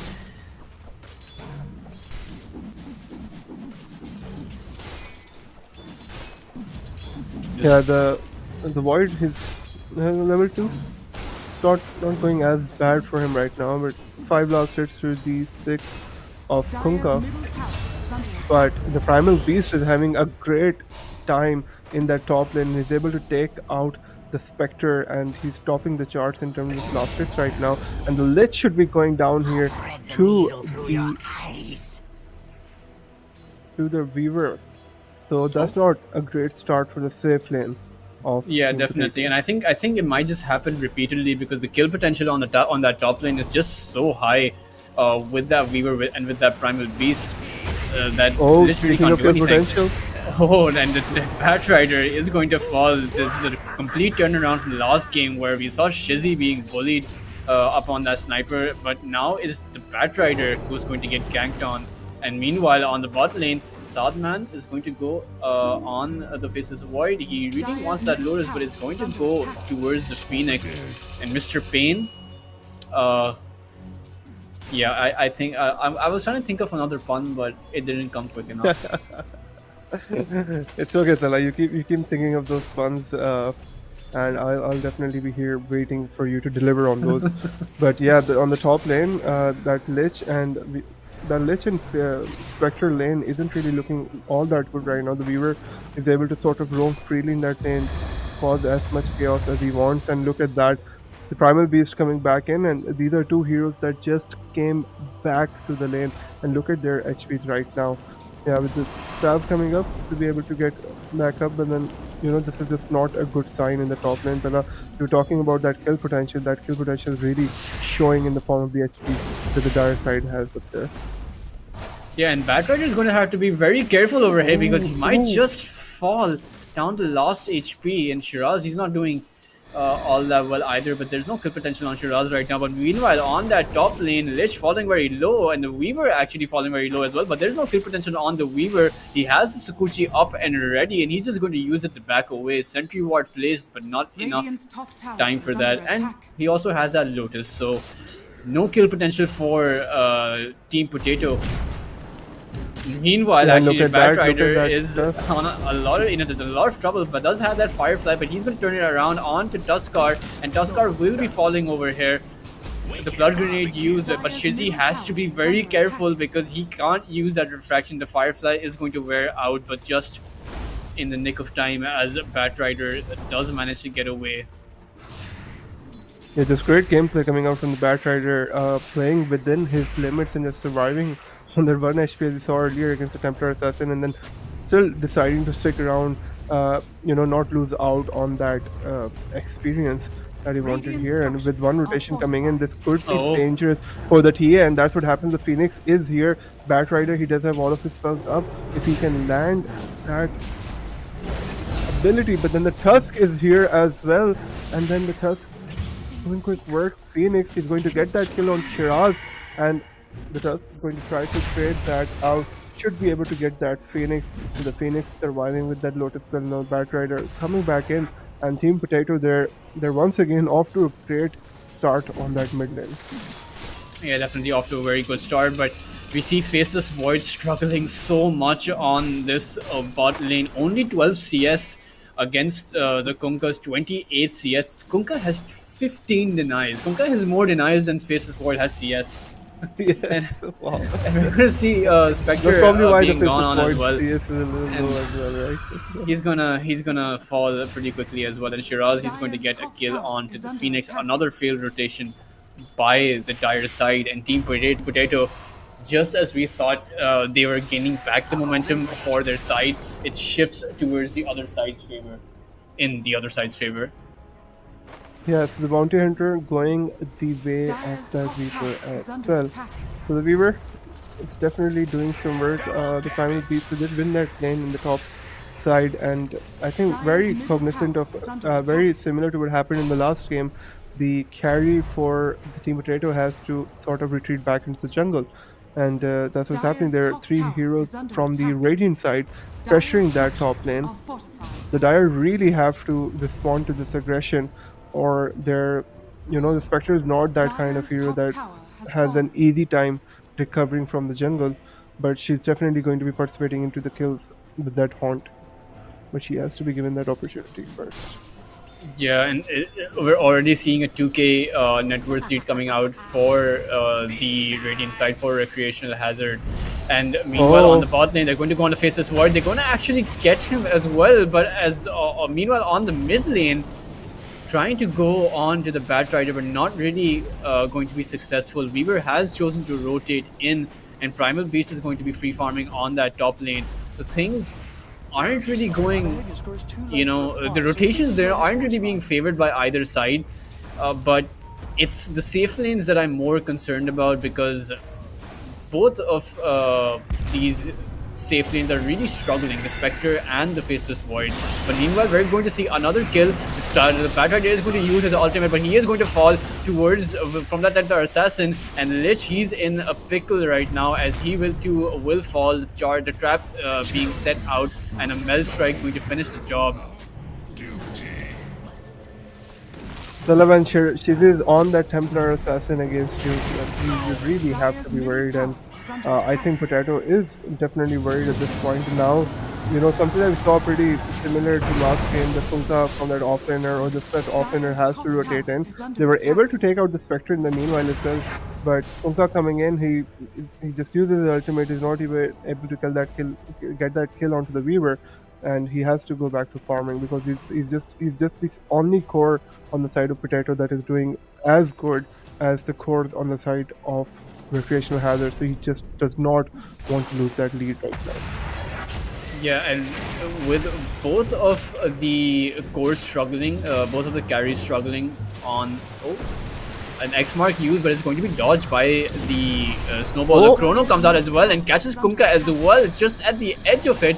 But Kunkka, he has too much HP, and it's not going to be falling anytime soon. Now Phoenix goes in, launches the egg, and the Faceless Void is going to be forced to TP out.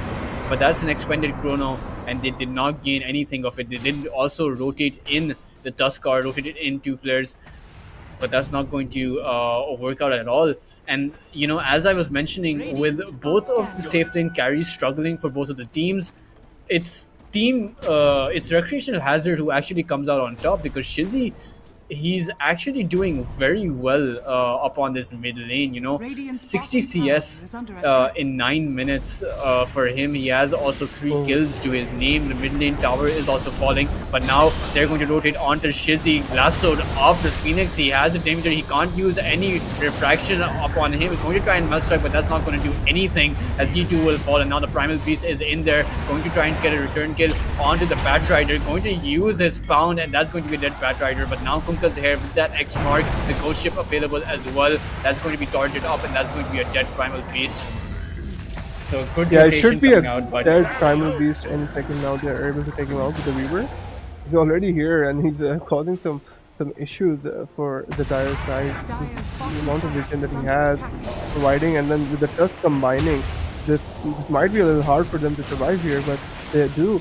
The Tusk has to be careful that he can survive here with the haste being on him, but then the earn charge as well, and the Spectre rotating in, she's able to get her first kill. So this is sort of the difference between the two safe lanes going horribly, right? The Spectre has a comeback mechanic in her ultimate, but the Faceless Void doesn't really have that. And then going on to Shizzy again, he is burning, and he does get burnt once again. So some recovery coming out for Team Potato. They really wanted that kill on Shizzy, and they were able to secure that. Yeah, and that's a dieback for, or not a dieback, but rather Shizzy will not have a teleport, so he will have to walk into the lane, but he has a lot of net worth to his name. Is farming up that Desolator, and once that Desolator comes online, it's going to be a bit dangerous for Team Potato. But meanwhile, another rotation, a battle of the supports rather, but for the Phoenix with having that egg is not going to prove to be useful at all, and the stun comes out just as the snowball hits, and that's going to be a dead Tuskar, and Weaver, he is going to time-lapse out of there.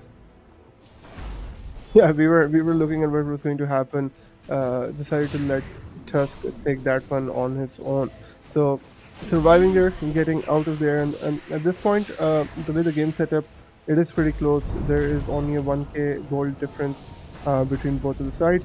But I'd say that Team Potato, they're doing pretty better this time around in terms of the macro objectives on the map, and just an overall sense of how they need to play the game and what they need to do. We've seen that Kunkka's off to a great start. He's continuing to keep up in form with the rest of the heroes, and he's also rotating in at this point and helping his team get some space on the map.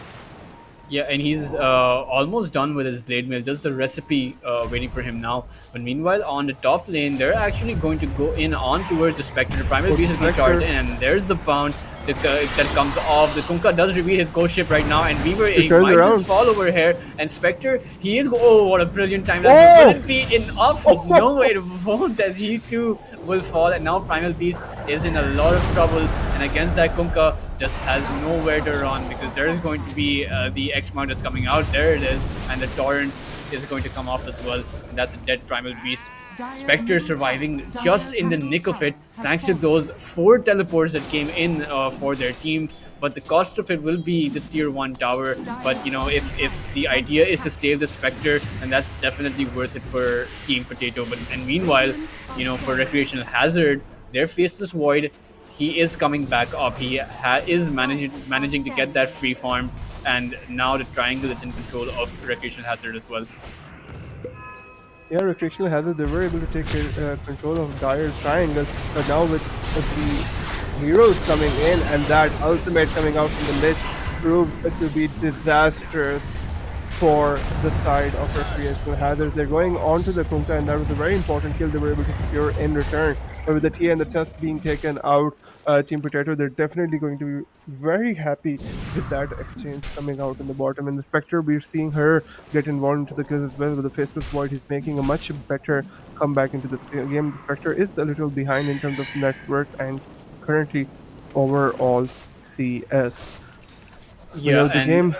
Yeah. Batrider, he has 2,500 gold, so he can choose to, you know, either go for that Blink Dagger or that Force Off. I think he should be going for that Blink Dagger. You know, just Blink Dagger onto the Templar Assassin and catch him out, and you have a very good chance to killing him, because you have a lot of heroes that can close the gap, right? You have a Phoenix that can dive in. You have a Kunkka, and Kunkka's cost range for his abilities is actually pretty high, you know, with that ghost ship and with that torrent. So in a scenario where Batrider blinks in onto the Templar Assassin before, you know, there's no BKB available, there's no Lincoln Sphere up on him, so that's going to be a dead Shizzy in you know, in a very short interval.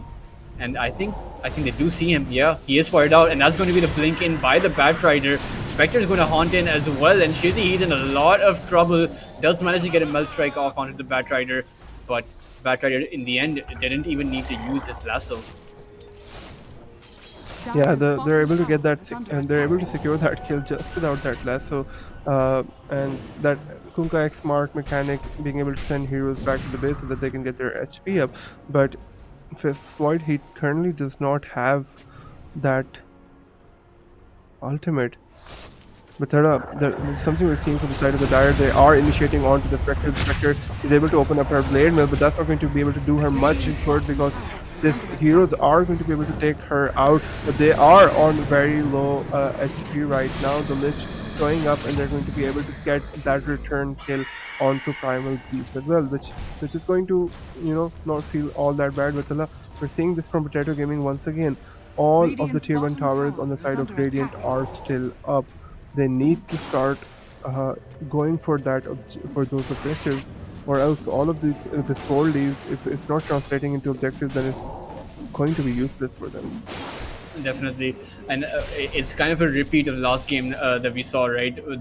Both the tier 1 towers of the mid lane and the top lane were standing, and this time around the tier 1 tower of the bot lane is standing as well. And it's more concerning this time around because their heroes, they're not particularly good at taking towers, last time around they still had the Viper. Lone I don't Druid. believe that they got the shard, and exactly the Lone Druid Bear, additional tower damage, siege damage for the bear as well, and yet they did not take those objectives. And even in this game around, they're more focused on getting those rotations, which, don't get me wrong, they're certainly very useful, and they're actually certainly needed, particularly when you have a Batrider, you have a Spectre that's farming, and you have a Kunkka that's almost that's on his way to getting that scepter, but you need those objectives like you mentioned. And Duskar going to get lassoed up, and that's going to be a quick kill on towards the support. And actually, a Haunt being suspended. Yeah, they were going on to the Void and the bottom lane as well. They're able to get that kill, and at the same time, Shizzy is melting to that Sunray, Radiant's but bottom they do tower not is have under attack. reach for Has him to be able fallen. to dive into that tower. But yeah, so finally, I think Potato Gaming, they're able to get that tier 1 on the bottom side as well, and on the mid side as well, they should be able to get that tower as well. They're not deciding to pressure it any further right now, although they did push Shizzy onto some very low HP over there, so I'm not sure why there isn't more aggression towards that mid side. Radiant's Weaver, bottom he gets tower is taken under out, he attack. was getting a little cheeky with the heroes on that side, but then Team Potato, they're coming in. That Primal Beast looks like he was in trouble. He should survive, and they should turn their focus onto the Tuskar as well. So Potato, they've gotten some great wins consecutively, but they're not able to translate that into building damage. Yeah, and Batrider, I mean, unstoppable streak for him. Definitely a very good start. And if this is the way things are going, if he gets up that Hex, then it's going to be potentially disastrous for them. Shizzy struggling quite a bit, even though he has the highest last hits, he has that Desolator up, but he really needs that Blink Dagger, and he really needs that Black King Bar before he's able to do anything in this game. Faceless Void does have quite a bit of farm, but still a ways off. And right now, what we're seeing is, Team Potato's time to shine. This is when their lineup is the strongest. Kunkka, he almost has a scepter, so once he gets that 700 gold, which he needs, it's go time for them. Batrider has everything that he needs, and really, Team Potato, this is when they should be going for those objectives. And I do not think that they realize that there's a Roshan attempt that's happening. Yeah, and with the lineup that Recreational Hazard has, right, with the Testo, with the armor reduction from the Weaver coming out, and from the Tuskar, it makes sense that they're going for the Roshan, but do Potato know about this, or are they even suspecting this? Looks like they weren't, and that's why their Recreational Hazard is able to pick up Rosh quite easily. But at least they're farming right now, keeping up with the side of Recreational Hazard as well. So with that, Rosh, Tala, what do you think Recreational Hazard is looking to do within the next 5 minutes? Are they just trying to get more map control? Are they trying to get more farm onto their cores? What's the objective of this age? I think it's more farm, because the Aegis at this stage doesn't really do anything for them. In particular, Shizzy has no way to close the gap because he doesn't have that Blink Dagger yet. Sure is very close, and he can utilize a few minutes of that Aegis with that Blink Dagger to get those rotations. But he just melts so quickly right now that an Aegis on him is more protective rather than anything else. Radiant's middle tower is under attack. Yeah, so it's more of a deterrent, right? For Yeah. so that the potato heroes don't target Shizzy in team fights, and he can survive long enough to be able to get some damage out. But speaking of getting damage out, the Faceless Void is still trying to play catch up in terms of this game, and like we saw, the Faceless Void. It's not an easy game for the Faceless Void. There are just so many abilities on the side of Potato to be able to disrupt that chrono initiation, to be able to disrupt the target's resistance for decides to go on. And On the other Primal hand, Beast, that he has a BKB ready up, and that's a big one because the majority of Team Potato's damage right now is magical in nature. So that BKB, you know, your frontliner having that blacking bar up is going to certainly be useful in some of these upcoming team fights. And now Team Potato, they are going to go towards that mid tower, and you know, thank God for this because they really need to focus on some of these objectives. yeah, and it's interesting that they're choosing to do this right when Recreational Hazard has that edges up, but I guess it's probably because the Kunkka was able to get his Aghanim Scepter as well. But Team Recreational Hazard, they are deciding to respond to this. The teleportations have come out, but the Phoenix has been caught out. He's going to use the egg. I don't think he's going to be given the chance to do so. And at the same time, Team Recreational Hazard using that smoke, realizing they have that edges to invade into the jungle of Potato. But they Yeah, don't seem to and be able to there's carry Green Dagger the up as well. Tower is under attack. Up on the Templar Assassin. The Faceless Void has enough farm that he can catch someone in the Chrono as well. So their lineup is actually coming online right now, and it's coming online pretty fast. And Team Potato, they really need to make something happen of this. Perhaps they're waiting out the Aegis, but if they're doing that, then the idea shouldn't be to clump up together. And we're going to have to see what Spectre's role in all of this is, because he's been farming for the past 5 minutes now, and we might actually see an engagement come out. Yeah, they see the Void, but the Void isn't that far away from his team, and he does have a shield rune on him as well. He gets caught, the ultimates are used, but then he's able to get that time walk off. The Spectre still deciding to go in for him. That was not the best option there, but then those were the destructions coming out. The egg being used on the backside of the fight as well. Now, Team Recreational Hazard, the idea is to sort of disengage. That save coming out for Shizzy, and then the snowball catching every zero on its way there. The Phoenix gets taken out right away as well. Now the Spectre, she has to run away to save herself, and now Shizzy is dominating. He's got a triple kill as well. The Kunkka will be taken out by the Faceless Void, and they're diving into the tier 4, into the base of Potato for that Spectre. So they're able to get that. Sure, the Aegis does get expended, but they're not really very worried about that, because that's going to lead to a tier 2 tower falling as well. Yeah, a full team wipe coming out for Team Potato. They recognize their timing, and it was a very lackluster fight from Team Potato because they didn't use the egg properly. The Lich simply wasn't able to do anything because simply caught out in that position. No Frost Chain available for him. Batrider did manage to use that lasso, but they weren't able to close the deal onto the Faceless Void, and that really cost them because he got that chrono off, and he got that chrono off onto the Spectre, who then just died. And pretty disastrous in my opinion, because as we were mentioning, the tier 1 tower on the mid lane, it's still standing.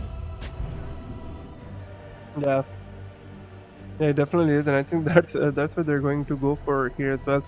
But yeah, Tala, just the idea of going on that Faceless Void, especially when the rest of his team was so close, that did have an Aegis going for themselves as well, was just pretty questionable. So the initiation coming out onto that mid lane as well, jumping up. They've gotten the Templar Assassin, and this time it's going to be much harder for the tier to be able to run it, but she's gotten her BKB as well. The BKB sure is going to protect from some of that magical damage, but the Tuskar going right next to her, and they are going to jump onto that Phoenix, which is going to give Templar just enough time to be able to run away with her BKB.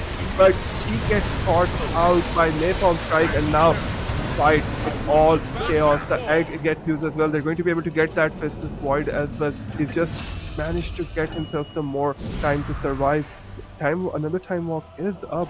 If they're able to get that dagger onto him, there might be some chance to kill him. Yeah, they do get the X mark spot onto the Faceless Void, but he's able to turn the fight around. He uses the chrono, and that chrono might just be enough No, it turns out not to be, but the rest of his team is showing up to be able to clean up here. Dire side, they're all very low on HP. The snowball gets used, the Spectre will be taken out, so will be the Kunka and the Lich. He thought that he was going to be the boy who lived, but he's not.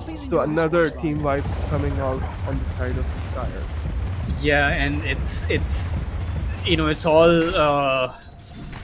looking a bit grim for Team Potato because their intentions were in the right place and they didn't manage to get the initiation off onto Templar Assassin, but they weren't able to close it off on him. You know, TA had the BKB up, did manage to buy enough time to get that Tuskar coming in with that snowball, and with that snowball the TA was able to blink out after that duration, and after he blinked out, it was simply the fight was simply lost for Team Potato. And sure, they managed to get the Faceless Void as well, but that chrono bought them so much time for the rest of the team to come up and clean the rest of Team Potato up, and now the tides are completely turned for them, and now Spectre, he's going to be gone on Scepter available for Mr. Shahzada, and he will be able to get rather he activates his BKB.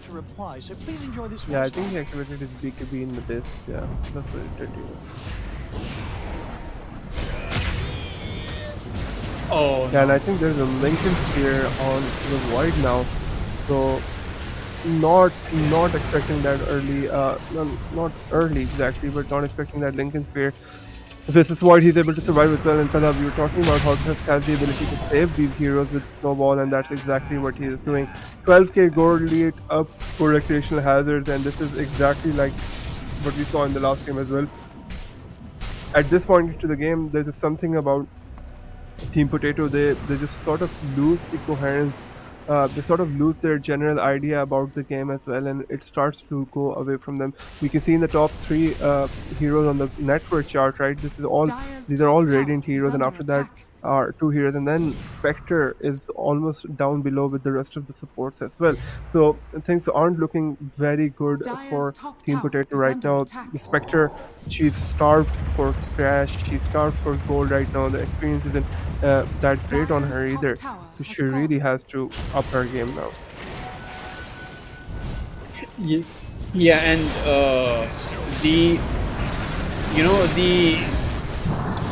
Lincoln Sphere being expended, that was actually a disaster. But another team fight coming out for Recreational Hazard over here. Faces Void, brilliant Chronosphere, manages to take 2 out, and that's going to be 2 dead for Team Potato, and they might not be done because they are going to go on the Templar Assassin. He doesn't have his BKB up, 5 seconds up, and he won't have enough time to use that. So 2 for 2 trade, but Recreational Hazard does lose out on that because they do manage to lose the Templar Assassin. But the advantage that they have received, 14k net worth lead up for them.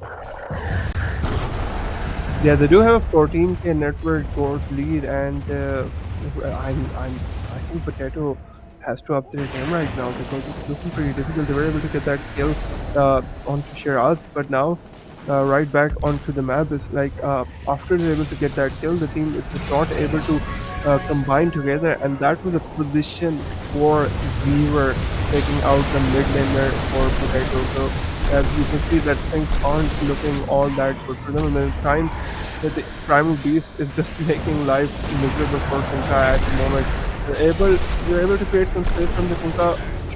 The Primal Beast should be going down any moment now, and they're able to punish the Kunka finally. So that's something good looking for Potato. But look at that Weaver, Salah. That's a position form where he still has his ultimate. Not going to get a chance to use that, but he's creating so much space right now for his team. Dire's middle tower is under attack.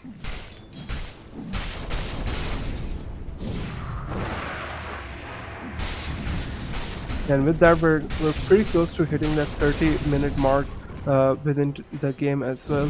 And so the comeback mechanic for Team Potato, it is there in terms of the heroes that they have, in terms of what they need to do, but it's just all about execution now. But something that is of a big concern right now is that Weaver, who's able to edge the Batrider out, that position for Weaver that is right now above the Batrider in terms of net worth. Yeah, definitely. Team Potato, they are coming back into the game slowly, managing to get these kills, but it doesn't seem like it's going to be enough because sure they do have a Spectre, but Spectre isn't the same Spectre as the hero was a few patches ago, where you have this ultra dominance from a very late game Spectre, capable to rival the likes of a Medusa or an Anti-Mage or a Phantom Lancer.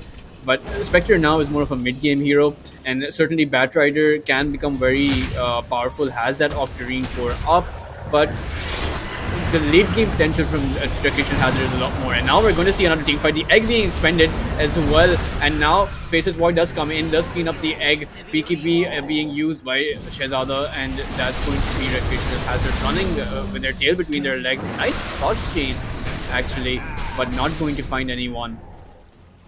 And this is the problem, Ali. It's the fact that Recreational Hazard's teamfight ability is just too overwhelming for Team Potato. Sure, Team Potato's pick-off ability is quite strong, so we see them getting these 2 kills every now and then, but that doesn't translate into anything, right? No objective potential from their side at all. Tier 1 tower at top is still standing. The mid Tier 1 tower fell such a long time ago that this lead, this 18,000 net worth lead, it's only going to keep on increasing. Yeah, I do not see how Potato is going to be able to bridge the gap that they have in terms of the lead right now.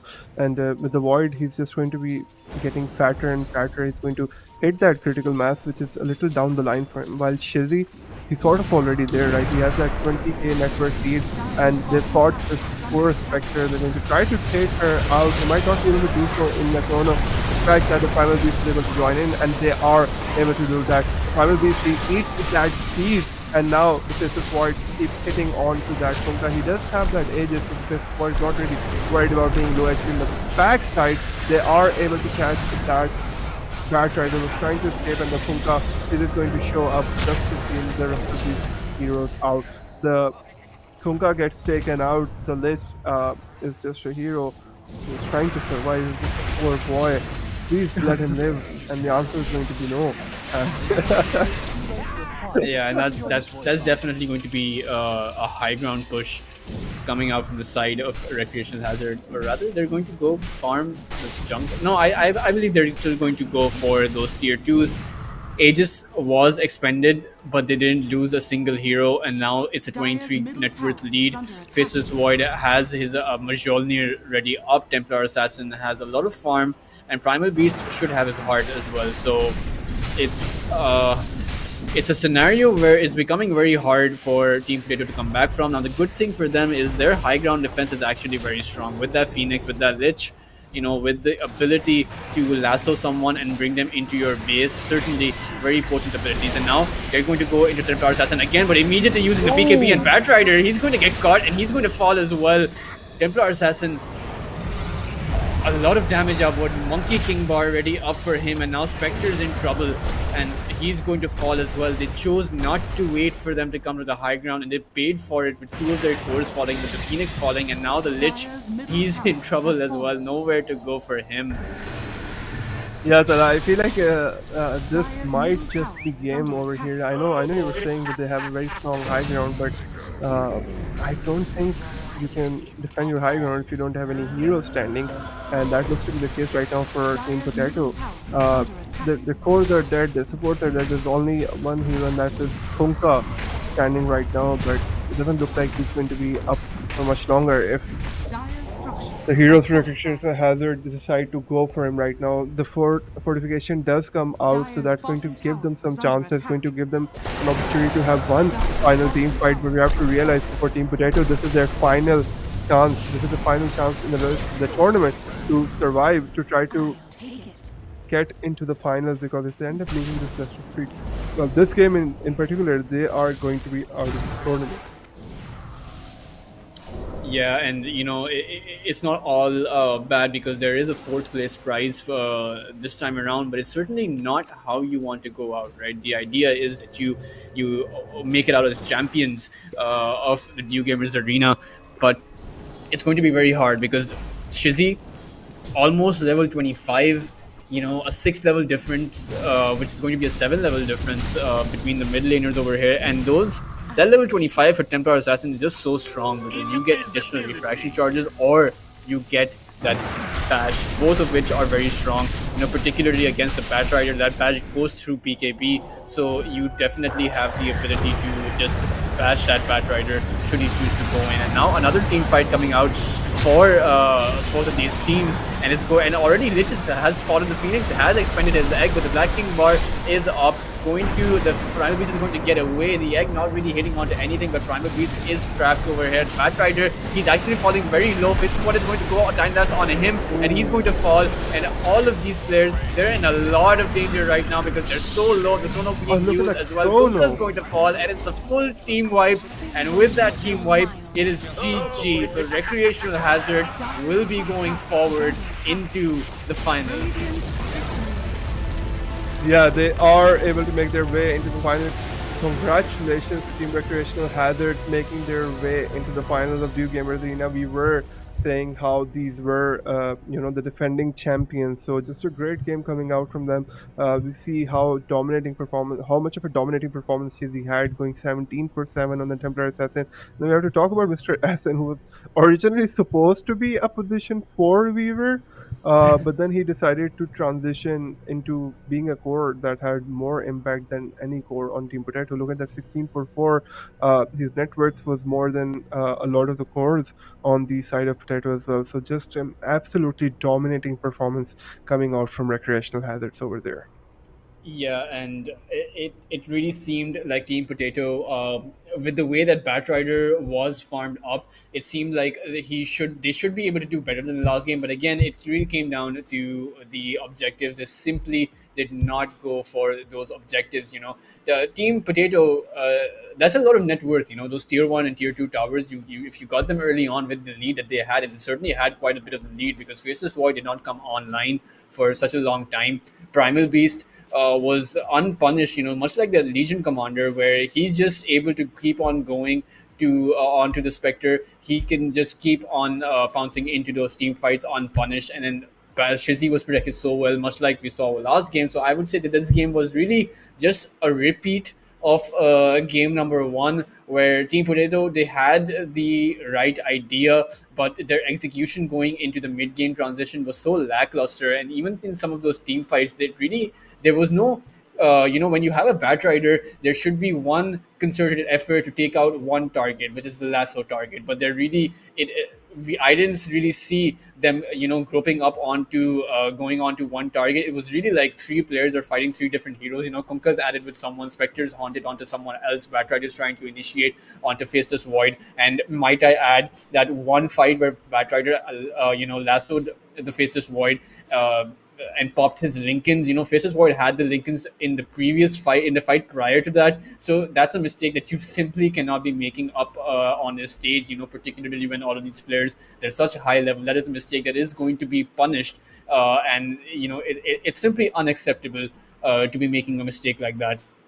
But Recreational Hazard, they had a very good comeback mechanic. I would say they played much like the first game around. They took their objectives. They fought as a team. Faceless Void had the right idea, and thanks to this, that's at the end of the day, Dota is a 5v5 game. So it's really how you play as a team that matters. It's not how many pickoffs you get. It's not who the flashy player is, because I don't think Shizzy is that, a one-man show that he used to be. And I think that's not because he's fallen off. I just think that the rest of the scene has grown so much that they've, really catched up to that high-level standard of Dota that we've seen from Shizzy. So, each of the rest of the players are able to perform as well. So it's going to be Recreational Hazard going towards the the next part of the game, the next part of the tournament, which is going to be the finals. Before we head for a break, though, Ali, do you have any final thoughts? Yeah, no, Tala, I think shout out to Team Potato. They really played out of their minds. They played really well, but yeah, just going up against one of the best lineups that Pakistan has is just always going to be difficult. So I'd say keep your chins up, and we'd love to see you in the next iteration of the tournament as well.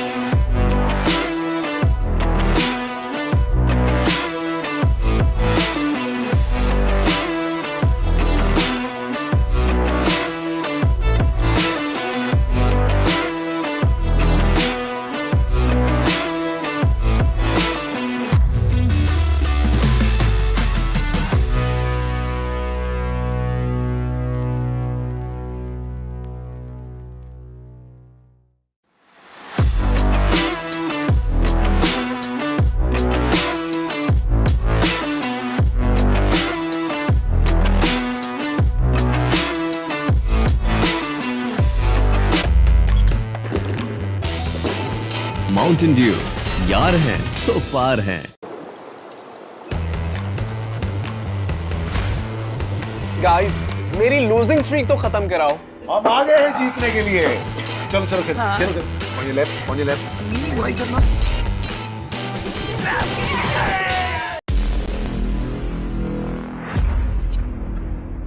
Gamer होना इतना आसान नहीं है bro.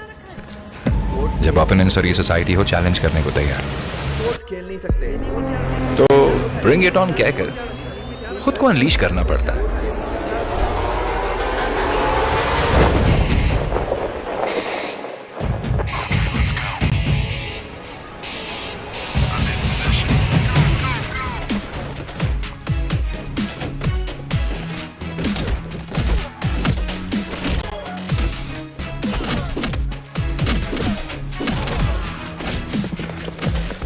सब enemies को एक साथ knockout करना पड़ता है। जिसमें दम हो खुद को अनलीश करने का, वो हर चैलेंज को कॉन्कर करता है।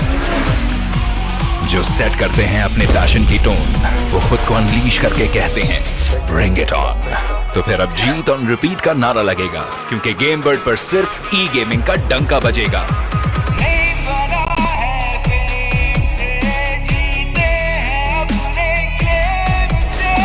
ये पैशन की टोन यहाँ ई टूर्नामेंट्स और स्ट्रीमिंग का है scene on. So with game bird, bring it on.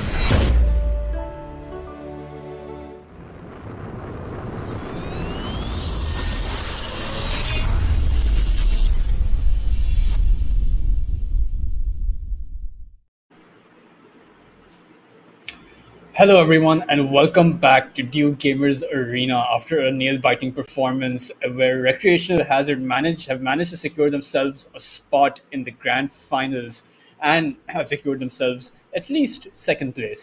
Meanwhile, we have our second best of three coming up between these two teams. Which of these teams will make it out? Well, only time can tell because, as we expected from the first series around, things don't usually end up as you want them to. But we have No Sangat going at it against Vicious Gaming. So we're really going to have to see which of these teams comes out ahead and which of these teams will be going home. Yeah, well, it's going to be interesting to see in game number 2 with No Sangat going off against Vicious Gaming. Talking about the first series that we had previously, it was Recreational Hazard going up against Potato Gaming, and Recreational Hazard, the defending champions of Dew Gamers Arena, right back from 2019, really dominated the server today. They were 2-0 up. It did not go to the game number 3, and Potato Gaming, in both of the games, we saw them dominating, at least in the 10-15 minutes, or not exactly dominating, but they had a very good chance in the beginning. But then we saw that Recreational Hazard, they came online there. The entire all of the pieces of the puzzle sort of connected for Recreational Hazard, and they were able to pivot off of that into winning the game. But now in game number 2, it's going to be in the second series between No Sangat and Vicious Gaming, which is going to decide the opponents for Recreational Hazards in that final. We're expecting some really close competition coming out from both of these teams. So like you said, Tala, only time is going to be able to tell how these teams end up matching up against each other within this second best of 3, but we're expecting some really close competition coming out from the both of them. Definitely, Ali. Only time will tell. And, we've been waiting quite a while for Dew Gamers Arena to be back. But now it's here. These players are going to go at it on the big stage. But, where without, wasting anyone's time, without waiting any further, we're going to head straight into the game. Yeah, and I think the pick and draft phase should be starting any moment now for game number 2. We were told by production that it is ready. We're just on standby, waiting to kick that off. But I think there might be still some time before that ends up beginning. But Tala, we were just discussing this earlier as well. Team No Sangat's name is pretty peculiar. If you look at the picture that they have going on, there's just two people shaking their hands and then a big cross over them. So they're really not interested in making friends on the server today, and this might be showing in their conduct within this game as well, and how they're going to be playing. So I'm really excited to see that how this team ends up going up against the likes of Vicious Gaming. I mean, that name in of itself is pretty scary.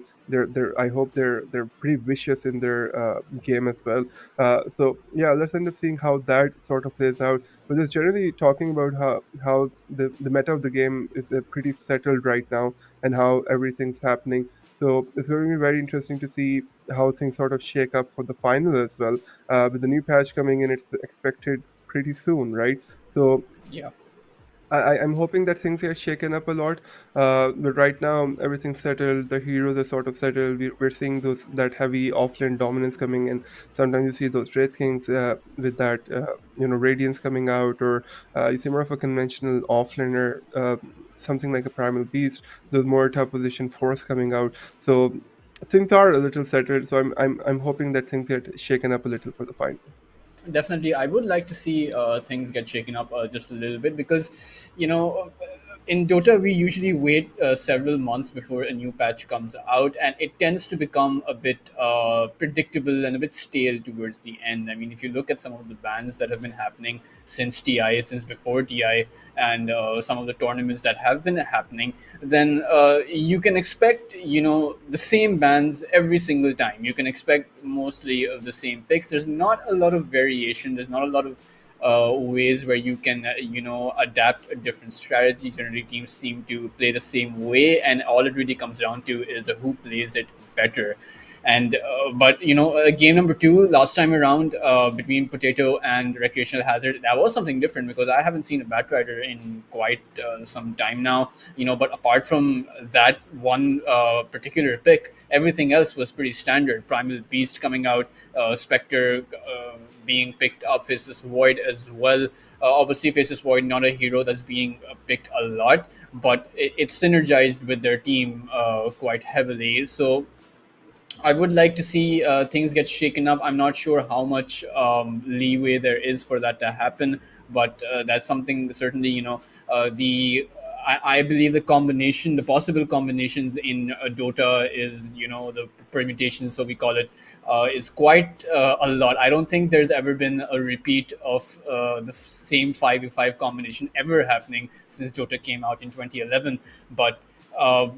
I would like to see some different heroes. Whether or not the teams choose to go that way is something entirely different, because going with what works is always a safe and sound strategy, particularly where you're at this stage. Mistakes are punished very severely, very heavily. And if you do make those mistakes, you're out of the tournament. It's single elimination, just one best of three. And, who doesn't want to be going to those finals? Who doesn't want to be playing at that big stage? I mean, Ali, I remember you were at you were going to cast PUBG with RZ back in the last Dew.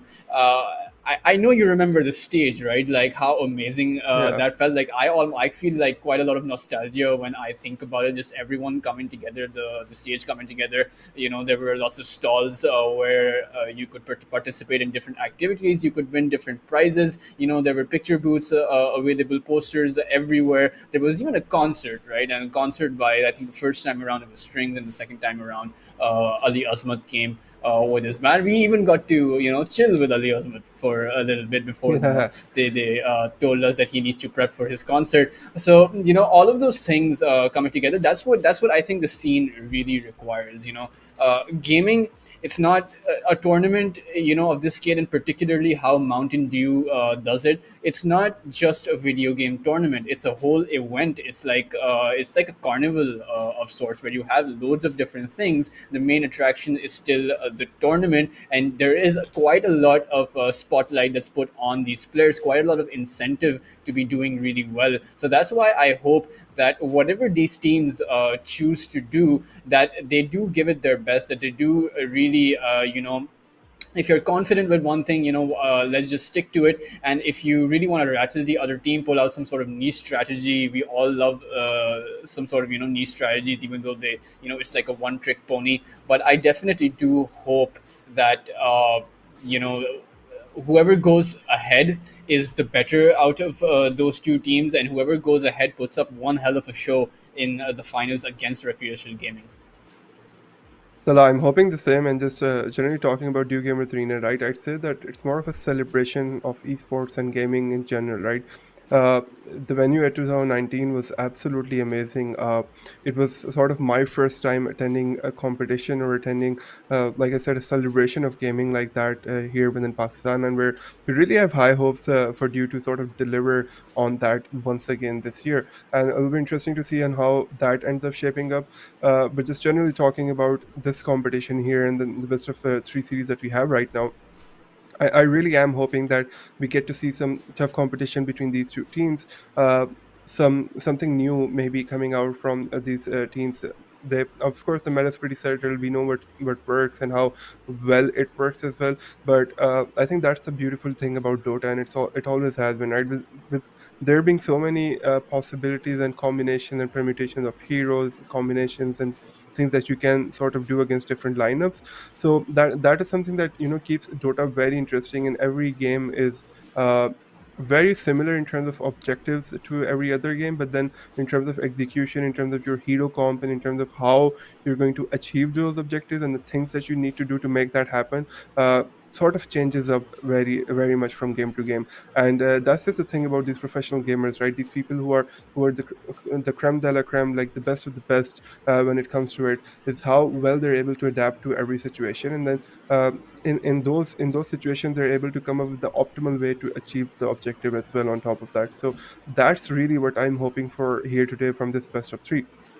I'm hoping the team Sangat, although they're not much for friendship when it comes to their name, but at least in team comp and in team chemistry, they're going to be very well 5 seconds coordinated. And remaining. we do have the drafting phase live right now. And Tala, yeah, right, you're talking about picks and bans coming out.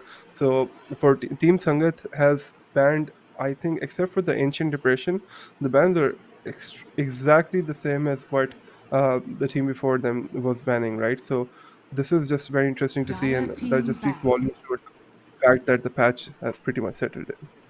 Yeah, definitely. And it is a bit surprising to see Ancient Apparition banned up, the first ban being used on that Ancient Apparition. And I do believe that's a Pugna picked up because I can't really see the character. But I believe that's 10 picked up seconds for No remaining. Sangat. And, speaking of the power of, 5 seconds friendship, remaining. I think the most successful team of the international, uh, Team OG, who won back-to-back internationals. They were a team that was based on the power of friendship. So I hopefully No Sangat is just a meme and not, hopefully they won't be fighting with each other.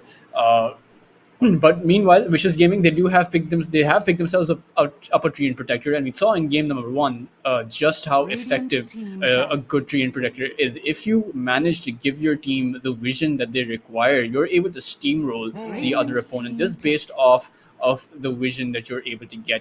Grimstroke, Bristleback, again, Ali, as you mentioned, very standard bans coming out from both of these sides, but we're going to see exactly what core No Sangat choose to go with. If in fact they have picked themselves up a Pugna, then 10 perhaps they're going to seconds go for remaining. more of a pushing lineup. I wouldn't be surprised if we actually do see a lone 5 druid coming seconds out over here. remaining. It could actually be very effective.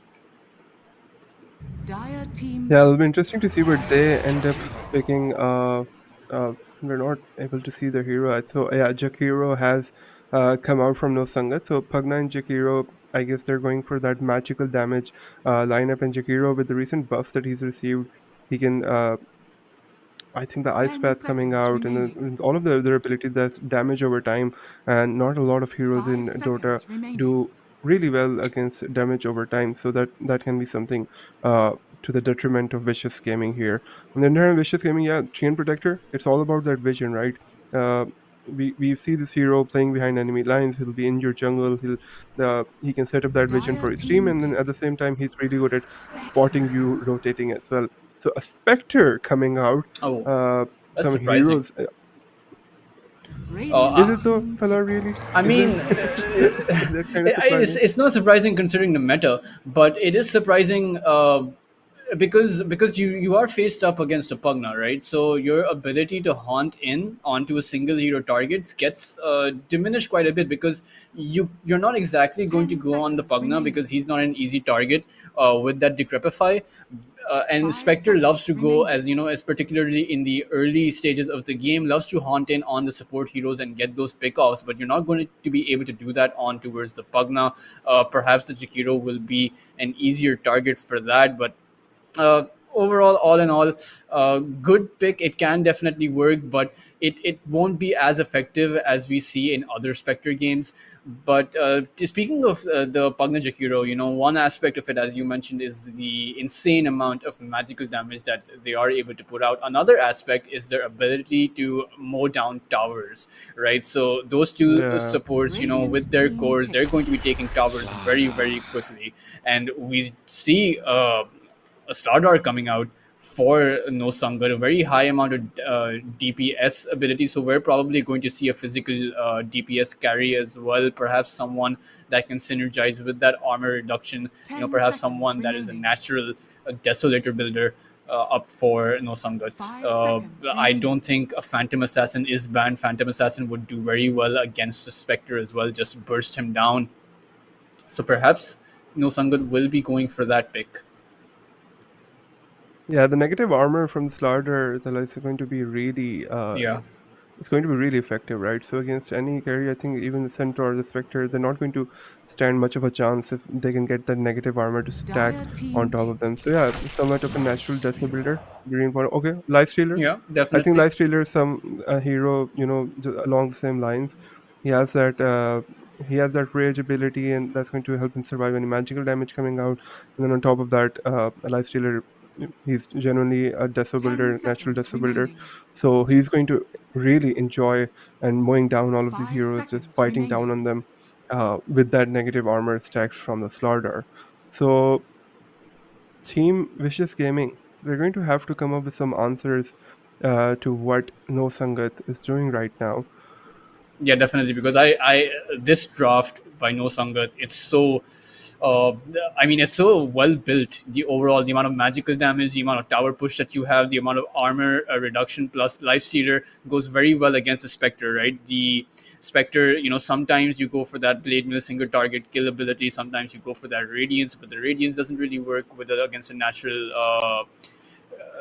BKB carry such as a life stealer, because when you do get that radiance, usually you don't expect the other team to have that black king bar up. Because radiance is usually the first or second major item that you build, Dire but with team life back. stealer you have that BKB built in. But Vicious Gaming, they're going to choose to go for a puck. It's a really good counter against a physical DPS carry like Lifestealer, to be very honest, because the Puck himself has received quite a few uh, buffs, 10 particularly seconds to his remaining. Dream Coil. And if this Puck reaches level 25, which is obviously quite a ways 5 off from seconds now, if the remaining. game ever reaches that stage, then Puck will absolutely shred the Lifestealer. But even without that, the Scepter upgrade that Puck gets is it's really, really good against Radiant those team physical back. DPS carries, even if you have a lot of armor. Yeah, it'll be interesting to see what hero No Sangat ends up picking for themselves on that mid lane position to sort of really tidy up the lineup they have going on, right? Uh, some 10 options seconds here. remaining. Well, they do have a lot of options. I don't really Radiant see a lot of team mid back. laners Dire team back. being banned up like that. But then, so they banned up the Night Night Stalker and the Dawnbreaker. So that's very interesting. And on the other hand, Vicious Gaming, they don't want that Death Prophet being picked by No Sangat, and this is going to be their final ban coming out 10 right now. seconds remaining. It's interesting that they banned the Night Stalker, considering the fact that 5 seconds remaining. Vicious Gaming, they already have their offlane hero picked up for them. The Dire Centaur team Warrener. I'm pick. not really sure where the Night Stalker Yeah. would actually Mhm. come in. What they're really missing is their support hero, right? They're either position 4 or position 5, depending on how they choose to play the treant. And meanwhile, No Sangat is missing their mid lane hero. I don't 10 think this seconds Pugna will remaining. be going. mid, I do think that Five seconds good mid remaining. lane hero would do wonders. Perhaps a natural, perhaps a mobility hero, because Lifestealer would really benefit from that. I know they have that starter, but the infest bomb uh, into the backlines against Radiant team perhaps killed. the Spectre, that might actually be very useful. And now they pick the Weaver. Now I really like this pick, but this Weaver, in my opinion, has to make a Scepter, because with that Scepter, you effectively, depending on how you position yourself, if you position yourself well enough, you can avoid, or not avoid, but you 10 can seconds counteract remaining. that infest bomb.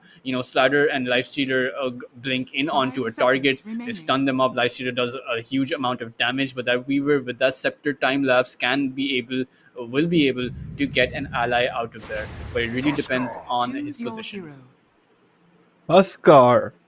Oh wow, that's not really a pick that we end up seeing often. Yeah. But Huskar looks like a very well-rounded pick for No Sangat.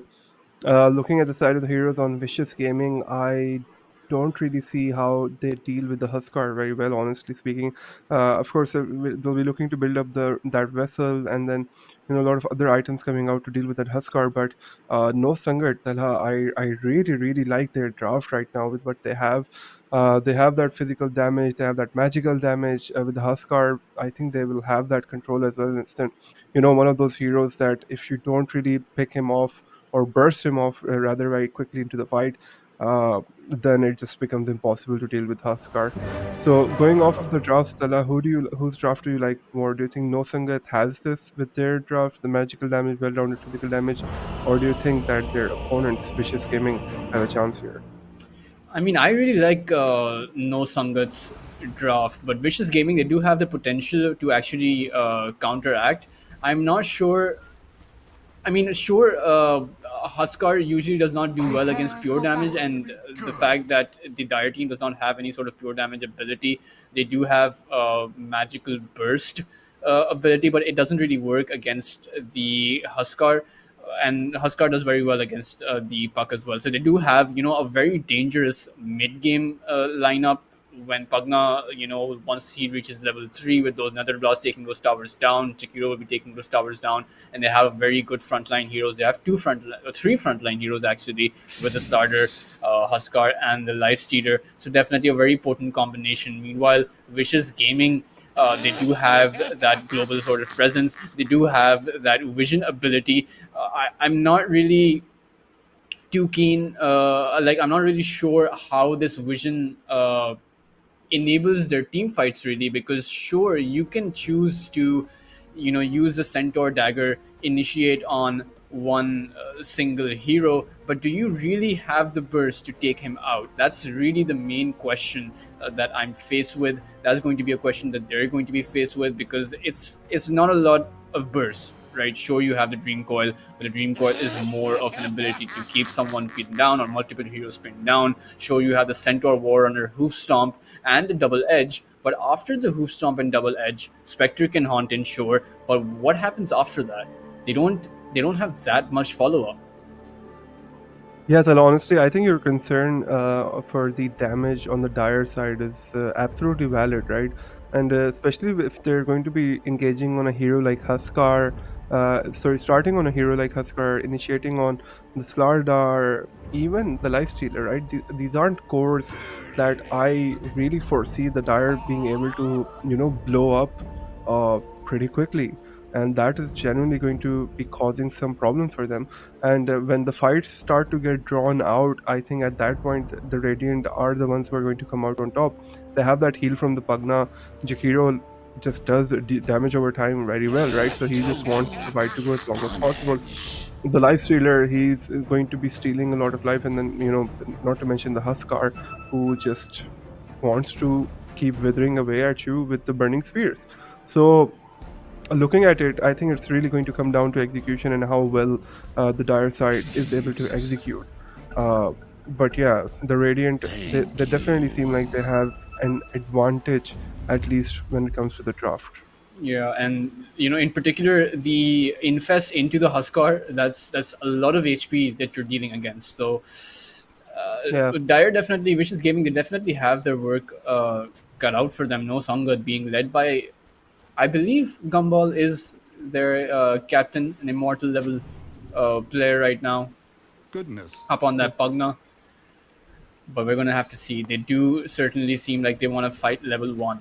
Now, I think the level one lineup is actually completely different. They only have one stun on them, so should they choose to take a fight at level one, the Dire will probably come out ahead because you have the Treant who can go for that 30 lead seed seconds to or that slow, that swamp as I like to call it.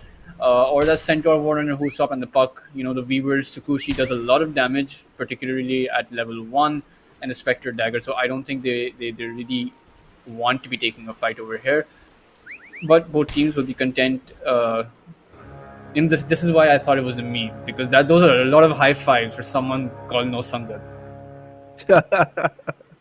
Yeah, no, I think it's definitely a meme coming out from them. But yeah, with the game starting up, I think it's just 2-2 runes being split between both the teams. So that's going on pretty evenly.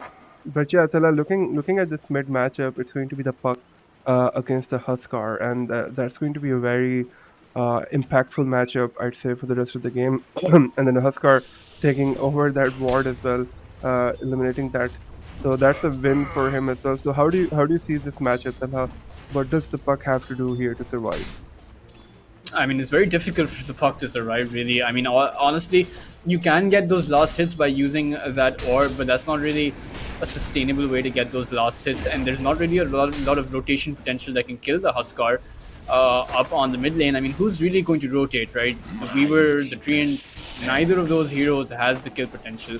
But meanwhile, on the bot lane, the stun narrowly missing, but it might not be needed as Jakiro is very low. No, the cooldown of Tsukushi very high at level 1, so won't be happening anytime soon. But the kill potential is very high though.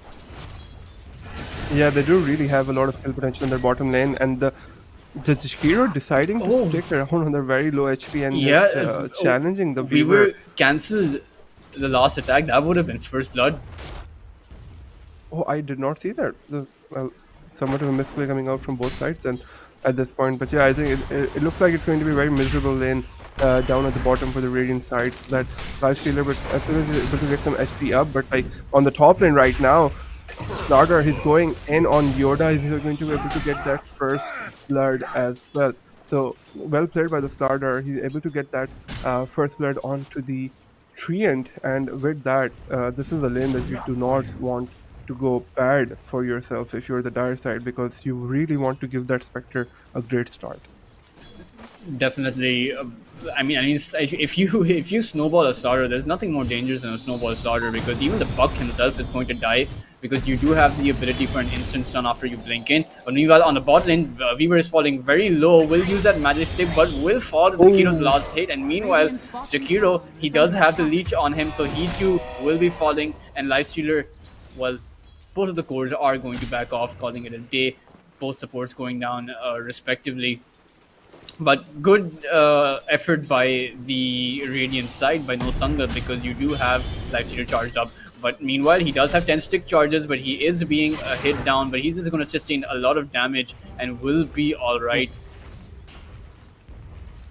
Yeah, and we can already see that the Puck is having a really rough time. What? He didn't cancel the aggro from the creeps, so he was taking 2 range creeps hits plus the fire from the Huskar burning spears, and those are big mistakes coming out from Vicious Gaming early on into the game. Yeah, you really can't afford to be misplaying like that, especially when you're in such a important matchup against the Huskar, where I'd say that every little micro action is going to matter on how big of an advantage that Huskar is going to get, right? So that Puck definitely not going to be happy with that one. And if we start to take a look towards the last hits, we can start to see who's coming out on top across all of the lanes. But just the amount of total gold that is being accumulated across all of these, the Huskar is generally dominating right now within this game, and with that kill on the Puck as well, that's just going to put him above even more. Yeah, and again, Puck, nice kill on the top lane. tower is actually not damaged at all. But you know, with this lead that Team Sangat or No Sangat are managing to accumulate for themselves is getting very, very dangerous for both of these sides. And now on the bot lane, we were narrowly making it out. And Centaur War Runner, he's in a lot of trouble over here with that dual breath on him. He's going to be falling down. Lifestealer seems to me that he's having a very good time, and Vicious Gaming not really looking all that vicious right now. A golden thread. Yeah, it looks like it's going to be a bit of a time, right, before they can sort of do something here in this bottom lane. But just looking at this Pug's misery, it's just sort of satisfying. Not really, right? You know, you don't. But just when you're playing up against their Husker, it's just generally a very rough time. The team No Sangat, they're off to a great start. They'll have 5-1. They have a 2k gold lead, although it doesn't really mean much at this point in the game. A 2k gold lead can easily be changed with some bounty runes and a few kills. But just generally, right, this is the start that they were hoping for, and we know the immense potential to snowball that this lineup has with the Huskar and everything. So it'll be interesting. And the bug on the Lifestealer, he'll have to take that off with the Rage and then run off. He's on very low HP. If the Weaver to get some hits off, Weaver result in him dying. Could potentially go in over here. Both of these heroes very low, but not really falling, right? And that's the big deal. As long as Lifestealer doesn't fall, that's a win-win scenario. That's a win scenario, in my opinion. As long as the Lifestealer is able to accumulate that gold, and as long as he doesn't die. So Centaur Warrior, but definitely Centaur Warrior is getting those last hits, is getting that farm up, and that's really the only good thing that's happening for the Dire side right now. Oh, and that this Puck is dead. You know, Puck is one of the few heroes that shouldn't be dying from the Huskar. Sure, you're not going to get farm, but you shouldn't really be dying. You have an instant phase out ability. Yeah, no, I said the first set was definitely a miss play, but the Husker, I think he got a haste through and he's made his way to the bottom lane, and he's going to get two kills secured for himself on the bottom lane as well, where honestly it's starting to look pretty rough for Team Vicious Gaming. This Huskar is running amok right now on the entire map, and the way things are shaping up, he was able to get 2 kills on the bottom lane, and the only lane that was going a little better for Vicious Gaming was that top lane, but even there I don't think it looks pretty nice. As we transition on from the laning phase, the XP runes are going to come up right now, and both the teams I think would be able to secure their own XP runes. I think it's going to be a long time before Vicious Gaming is going to be in a shape in terms of their items, in terms of the hero XP, where they're going to be able to settle No Sangat. Yeah, what's your take on that? You know, sure, Spectre is going for that Blade Mail, but what does the Blade Mail exactly accomplish over here with such high, you know, you have an armor toggle, you have the Lifestealer Rage, you have the Starter who's pretty tanky on his own, so I'm not really, and you have the Decrepify, right? So those are essentially 4 targets that the Spectre can't go on, and now you have the Jakiro left, but it does seem like a bit of an outdraft from the No Sangat side, and now they're going to go back in. They're going to go on the Bugna. There's that Decrepify, but it might not be enough as they are going to chase him down. The Pugna will fall. Spectre falling a bit lower, then Starter actually going to fall as well. So those are nice 2 kills. And meanwhile, the Huskar getting a 3rd kill onto the Puck. Yeah, and that's really just the thing, right? Team No Sangat, they're really okay with not rotating their heroes around much because they're doing so well in their lanes right now, and that's sort of what we saw in the top lane. That's why I don't think we saw those rotations. The Huskar was more than happy with killing the Puck mid and then eventually taking over that mid tower as well. So that could be the reason we didn't see a lot of rotations coming out. So even though the Vicious Gaming, they got that very important kill. Those 2 very important kills on the top lane, giving the Spectre some space, but really they need to accomplish so much more on the map to put themselves in a winning position over here. Yeah, they definitely need to do so much more, but the question is how they're going to be able to make that space, because as time goes on, mid game potential is going to come online from the Radiant side. So really, I'm not sure which stage of the game the Dire has the advantage, because the Radiant side have good late game ability as well. But now they're going to go in onto the Huskar. But what are they going to do? The Weaver is going to instantly fall. There's those burning spears. Spectre is going to TP in, but again, that's the major question. Where is the follow-up going to come from? Yeah, no, more like who's that follow-up going to come from, right? Because like I really don't see any hero dishing that damage out onto the Spectre, onto that Huskar, sorry. And look at that Dire middle lane tower's HP. It's pretty low, and the Huskar, you can just stand here, right? There's literally no deterrent to make him move out of here. So he can just stand at your tower, and he's going to have a Yasha up pretty soon, so that's going to give him some additional status resistance. Things are just going to getting rough and rougher for Vicious Gaming right now. Yeah, and with 2 towers already down, they're going to be looking at the last tier 1 tower that's on the bot lane, and then after that are going to be the tier 2 towers. And now they're going to go on the Spectre. The Rectify is there waiting for it to go out. There's that stun. The Spectre does use the haunt, but it's going to be worthless. Now, Blade Mill is going to come out soon for the Spectre, just 100 gold remaining. But so many questions I have of Vicious Gaming. It's so uncertain, you know, just what they're going to be able to do. It seems like there's no real way to punish the Radiant side, the No Sangat. The only yeah, if you look at that Puck, Talha, that Puck's having such a rough game, right? Yeah. So like, even if you discount the debt that she had, look at that she's got 35 lost hit. So she's really at the bottom from all of the cores across both the sides. Definitely, and you really do need the Puck, right? You need the Puck's Witchblade to come online. You need Blink Dagger to come online to match the timing with that Centaur War Runner. Otherwise, you know, Centaur is not going to be blinking in without any follow-up, because he simply does not have the amount of damage to do what's required for his team. Sure, you can use the Stampede, but even with the Stampede, 2 of your heroes don't make use of the Stampede. The Weaver already has max movement speed, but that's Shikuchi.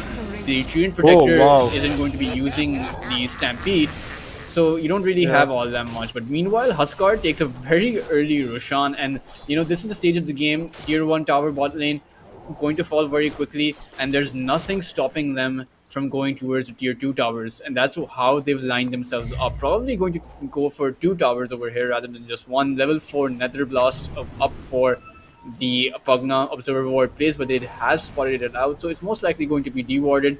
But I have a feeling that No Sangat are going to protect that ward.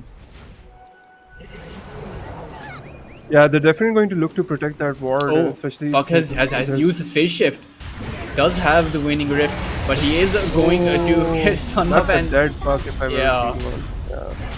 That, you know, at some point you have to take that hit. It's a hit from a Pugna. How much damage is it really going to do? Do you really want to be phasing it out?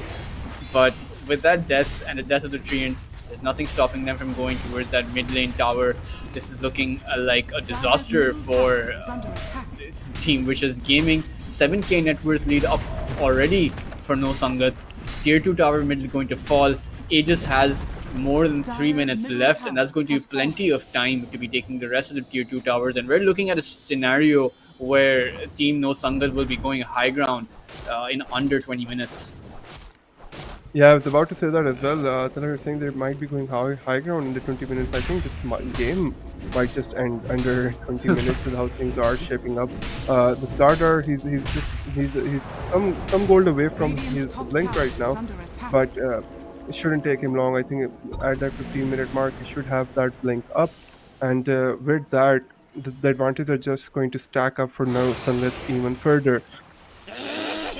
Team Vicious Gaming, honestly, it doesn't seem like there's going to be any relief coming out for them anytime soon. Yeah, no relief in sight. And no break coming out for them either. The Huskar having his halberd, just these are all team fight items against a lineup which is already struggling with their team fight. Lightstealer also has his armlet up, no daggers up for Vicious Gaming, so I'm not really sure Ali what their strategy is going to be. Now Huskar is going to go on to Yoda, going to get a very quick kill. We were just going to Shakushi out, not even bothering to land it on the Huskar. Yeah, at this point, with how strong the Huskar is, literally if you show a hero in front of him, he's just going to kill him. And it's literally that simple right now, and there's not really much that they can do. And being able to take that bottom tier 2 at 14 minutes into the game, the Slardar, he's also farming on his own. They will be eventually looking at that top tier 2 as well, so just sort of, taking away those different objectives. The Slardar, like I said, he's going to have that blink dagger around that 15 minutes mark, and it's exactly what it looks like it's going to happen. The Puck, she does have an invis rune right now, and just sort of, scouring the map out. Yeah, but it's 15 minutes in, and the Puck doesn't even have a Witchblade up and ready. So that's not a good sign. And even if you do make a Witchblade, the heroes against you are so tanky. Tuskar has close to 3000 HP. Lightstealer has natural magical immunity. Starter will have a blink. Sure, you can use the Witchblade on the starter. Doesn't really matter if he goes out, right? The rest of the team can clean everyone else up. But now we do see an instant initiation on the Pugna, and this is what I was talking about. The Decrepify is going to be there waiting for him, but there are just too many heroes on the Pugna, and he's most likely to fall. Oh no, rather the turnaround comes out from No Sangat, and the Spectre, he's falling very low. The Pugna does eventually go down, but at what cost? In fact, actually they're going to get 2 kills, but that's just about what they're going to get. Team No Sangat are going to come back, 2 kills of their own onto a core rather. Yeah, and that's just the thing, right? On the side of Team No Sangat, their supports might be easier to deal with, but once you've expended everything to take out the sports, then there's a Huskar charging at you, there's a Slardar, and then there's a Lightstealer coming right at you, right? And those aren't the heroes that you want to be facing off with your ultimates being on cooldown.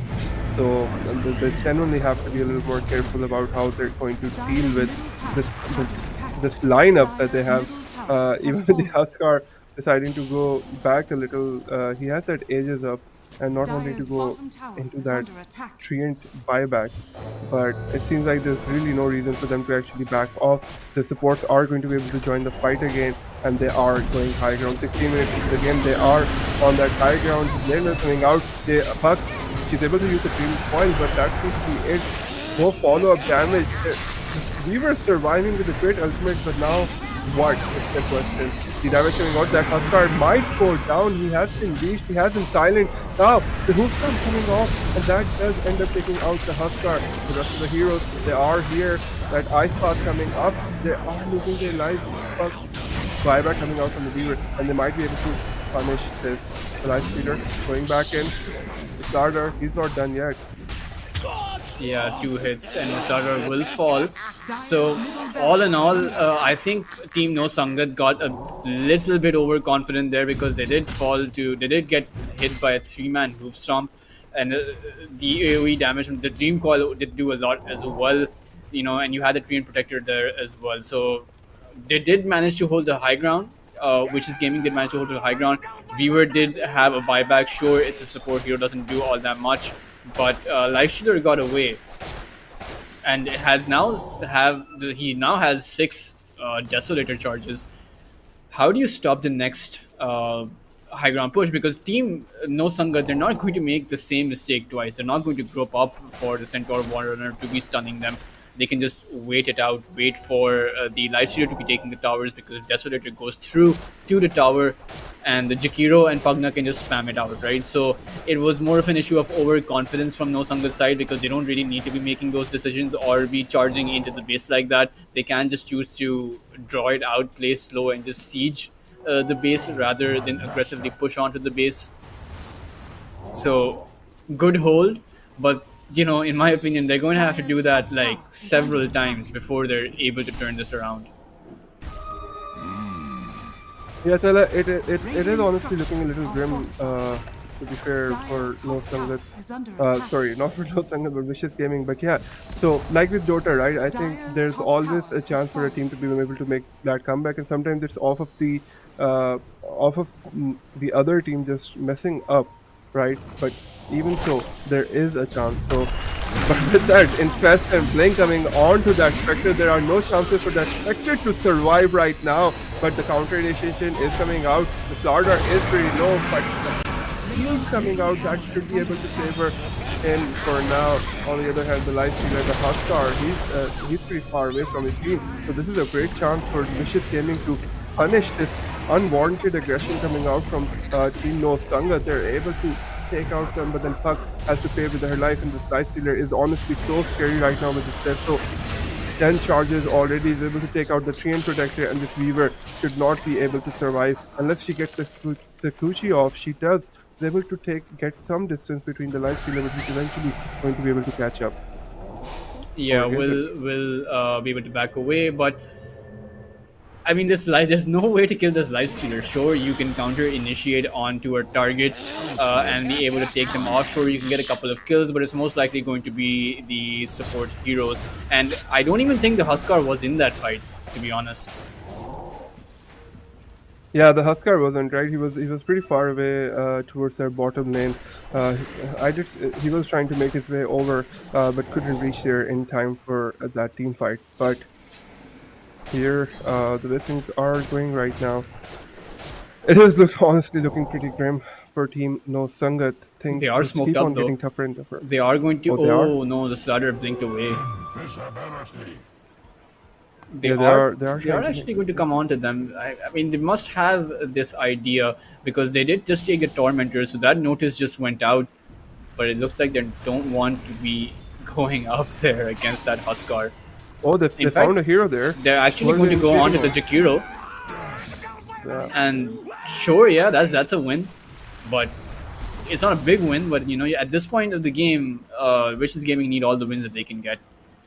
Yeah, just like my mother, her standards are too high for me. Yeah, she just never appreciates when I do anything good in life, and that's. But yeah, no, all jokes are, you're absolutely right. Right, that was a win for them, but this would be a bigger win. They fought out the Pugna, they're able to take her out in the Huskar. He is falling low, but all of the cores are here. What an ultimate coming out from the Treant. Huskar is falling low. They're able to take him out. Two more heroes there, Slardar, and okay, there's the Huskar. He does buy back. He has the BOTs online, and now that is the time for No Vicious to call it a day and go back. So was that big enough of a win for them? Are you satisfied now? I mean, I think they're going to lose the racks here, so I'm not really sure if it's a big enough win. They did get the kill onto the Huskar, so that's definitely good. But with no Dream Coil available, they do have to go for this racks. Dire's bottom tower has fallen. Yeah, I think the racks are definitely going to fall because Vicious Gaming, they used all of their ultimates just right now in the fight previously. So I think the middle racks are going to fall as well because there's absolutely no reason for No Sangat to be backing off of here. Although I think the creep wave has been cut at the bottom, so they do have a creep wave in the middle. So, but yeah, the Puck trying to initiate back in the Huskar, the initiation coming out from the Central War Runner, but oh my god, look at that HP fade away from the Spectre who was trying to initiate in this the Weaver going in a little too deep for now, and this middle rack looks like it's about to fall, and there's absolutely no way that Vicious Gaming hold here. Yeah, Spectre has expended his own. Now, Team Coil must be coming online soon. Puck trying to do as much damage, but those are three strength heroes you're dealing with. Both heroes with a lot of regeneration on them. And now, final lane of racks for No Sangat. Should this fall, it's going to be GG, as there's no way you play against Mega Creeps in this scenario. Puck trying to do as much damage as he can. Now, Centaur Warden is going to initiate, trying to get the Huskar, but he's going to be decrepified with the life drain going off on him. Centaur Warden is going to die. That is a lot of damage. And that is a pause. That the game is paused. That is a pause, but I think that pause might lead to a good game as well coming out from Vicious Gaming. I think they might be having some connectivity problems on some heroes. The Huskar asking the very important question that we were wondering as well. Yeah. So I think there were some lag issues happening on the Vicious Gaming's end, but yeah, Tala, I'm not really that hopeful. Even if they end up reconnecting, I don't really see how Yeah, with zero ping they're going to it's kill anyone, even with zero ping. yeah, it's it's not really It's a little it, dire, entire situation. but all jokes aside, I think it's going to be GG anytime soon now. Outside of a miracle, Tree and Protector also falling low over here.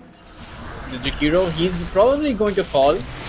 The Pugna is there though, can potentially save him, but Judas will use a life drain on to the Weaver, and that is going to be a triple kill for the loneliest. And with that, there's nothing to stop them. I'm surprised they aren't calling the GG. I'm surprised Buck's lone defender over here, but he's probably going to die as well. No? Oh, he's actually yeah, he's dead. Top barracks are under attack. And still no GG call. Top barracks It's a bit fallen. surprising. They're missing like 4 or 5 items before they can defend against Mega Creeps. Oh, there it is. Yoda calling the GG for his team. And that's going to be a quick and easy 24-minute win in the first game for Team Sangha, for Team No Sangat. I keep calling them Sangat. They have too much friendship for me to say No Sangat. Tala, I think it was the power of friendship within this game for No Sangat, and also a very big and fat Huskar that resulted in them securing this victory. Team Vicious Gaming, it was a 24-minute GG. I think it could have been earlier. Could have been 20 minutes because had Vicious Gaming seen what we were sort of seeing from this analysis point of view. But looking at it, I think it was just an outdraft coming out from Team No Yeah. Sangat. Well, not just an outdraft, an extreme case of an outdraft. But yeah, like Talha, we were talking about this. We honestly we did not see a way for Vicious Gaming to make their way into this. I think there were a few points within this game where maybe the Huskar was not with the rest of his squad, and that could Vicious Gaming could have tried to punish that. But the thing was, in a 5v5 fight, I honestly did not see any way for Vicious Gaming to be winning those. Yeah, definitely. I do think they were outdrafted quite a bit. And, speaking of the main concern that I had was, the ultimate question, where is the follow-up? And that's what we saw most of the time. I mean, sure, Team Vicious Gaming, they were able to get the kills off onto the Jakiro and the Pugna. But apart from that, they simply did not have the follow-up to close out the team fight. Spectre just had a Blade Mail. The other hero just had a Blade Mail. Puck only had a Witchblade and was just spamming out spells as best as he can. And we saw a good few moments where the Centaur Warrunner was able to land a Hoof Stomp onto multiple heroes, 3 or 4 heroes. The Puck was able to Dream Coil multiple heroes, and Vicious Gaming were able to hold their racks for I think 1 or 2 fights after that. But how many times are you going to do that? Because the enemy team is going to be adjusting, is going to be making different plays. And Lifestealer, he didn't have a single death, and I don't think there was any way to kill him as well, because he chose to go for a Manta. You can't really silence him up. You can't really kill him. Even if you land each and every spell you have on him, he still has that rage ability, still has that massive lifesteal with that Desolator built up on him with the Slaughter as ultimate as well. There was just simply no way for Team Vicious Gaming to be able to come back from that. No way for them to close up on Huskar. No way to help the Puck on his mid lane with any sort of rotations whatsoever. So I certainly do hope that they work on their drafting ability. They pick what works out best. Just pick some standard 5 meta heroes that are currently working, who synergize with each other. And I hope that they have a better game for game number 2. But before that, guys, we're going to be right back after a short break.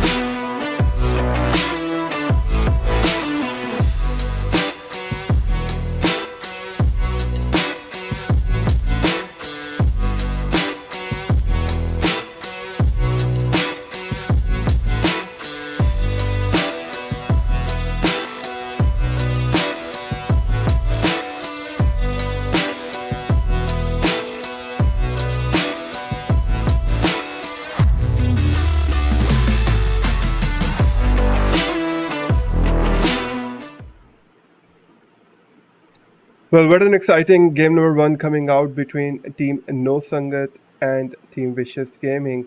No Sangat exhibiting a lot of Sangat during that first game. We saw the team chemistry coming into play. We saw the draft just working absolutely perfectly for them. But on the other hand, Team Vicious Gaming, they were just completely outplayed, completely outdrafted, rather, I'd say. Talha. There, at no point in the game did it look like that they could come back, and with the kind of items that they had to make and the sort of route that their heroes would naturally go for, it just generally did not look like that they had a chance there. Definitely, it really did not seem like they had much of a chance.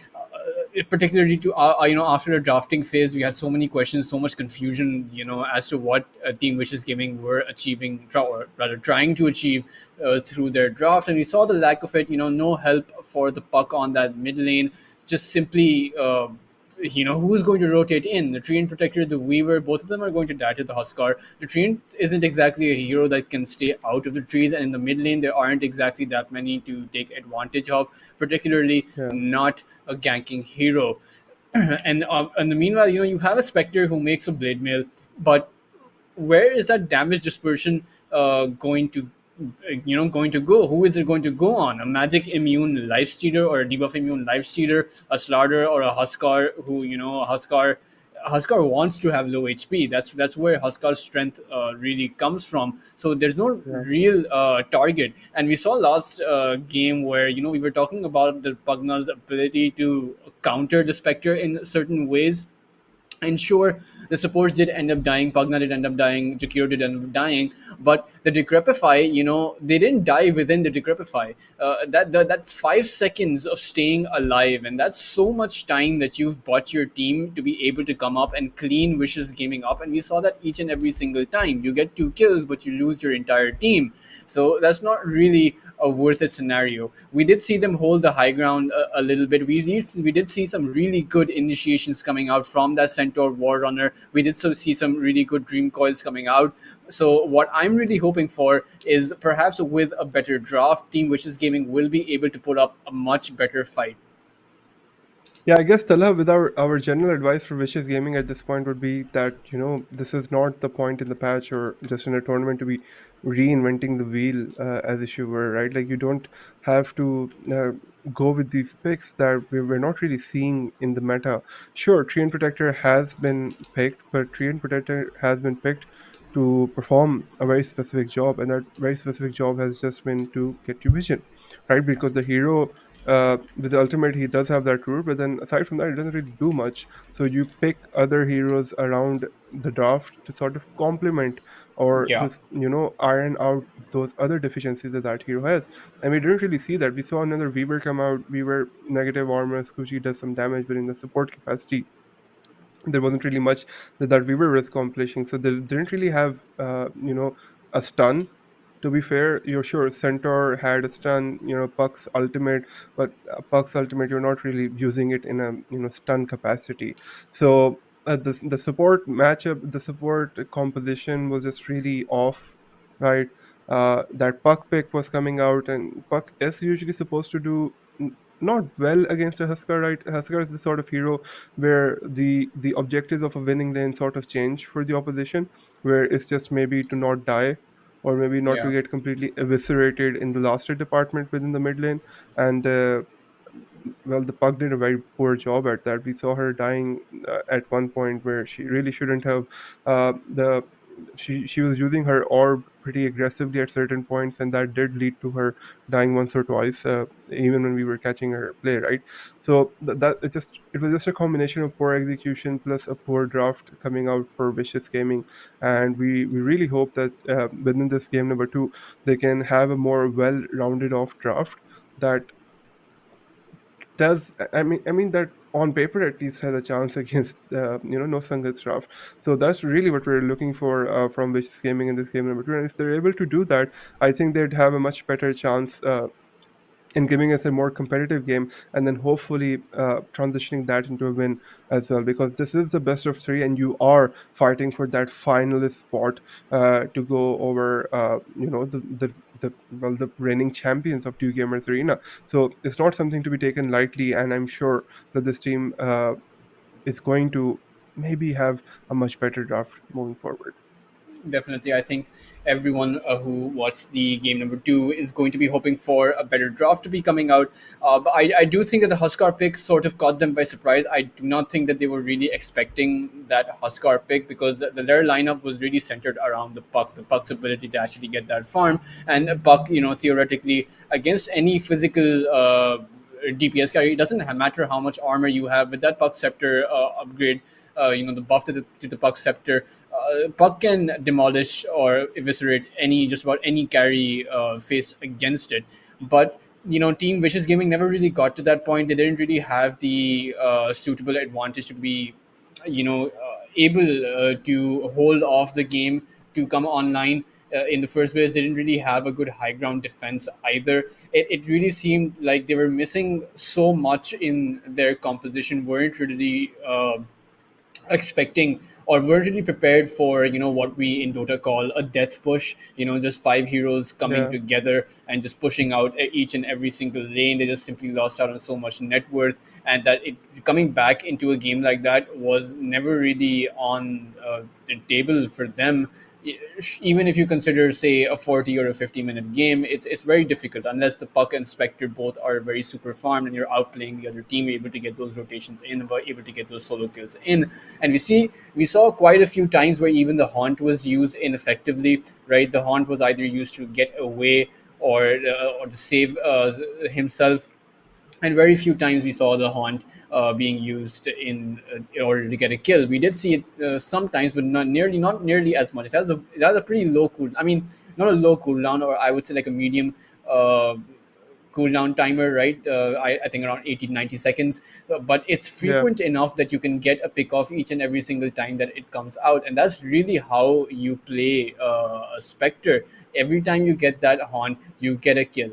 But there was no coordinated effort to actually make that happen.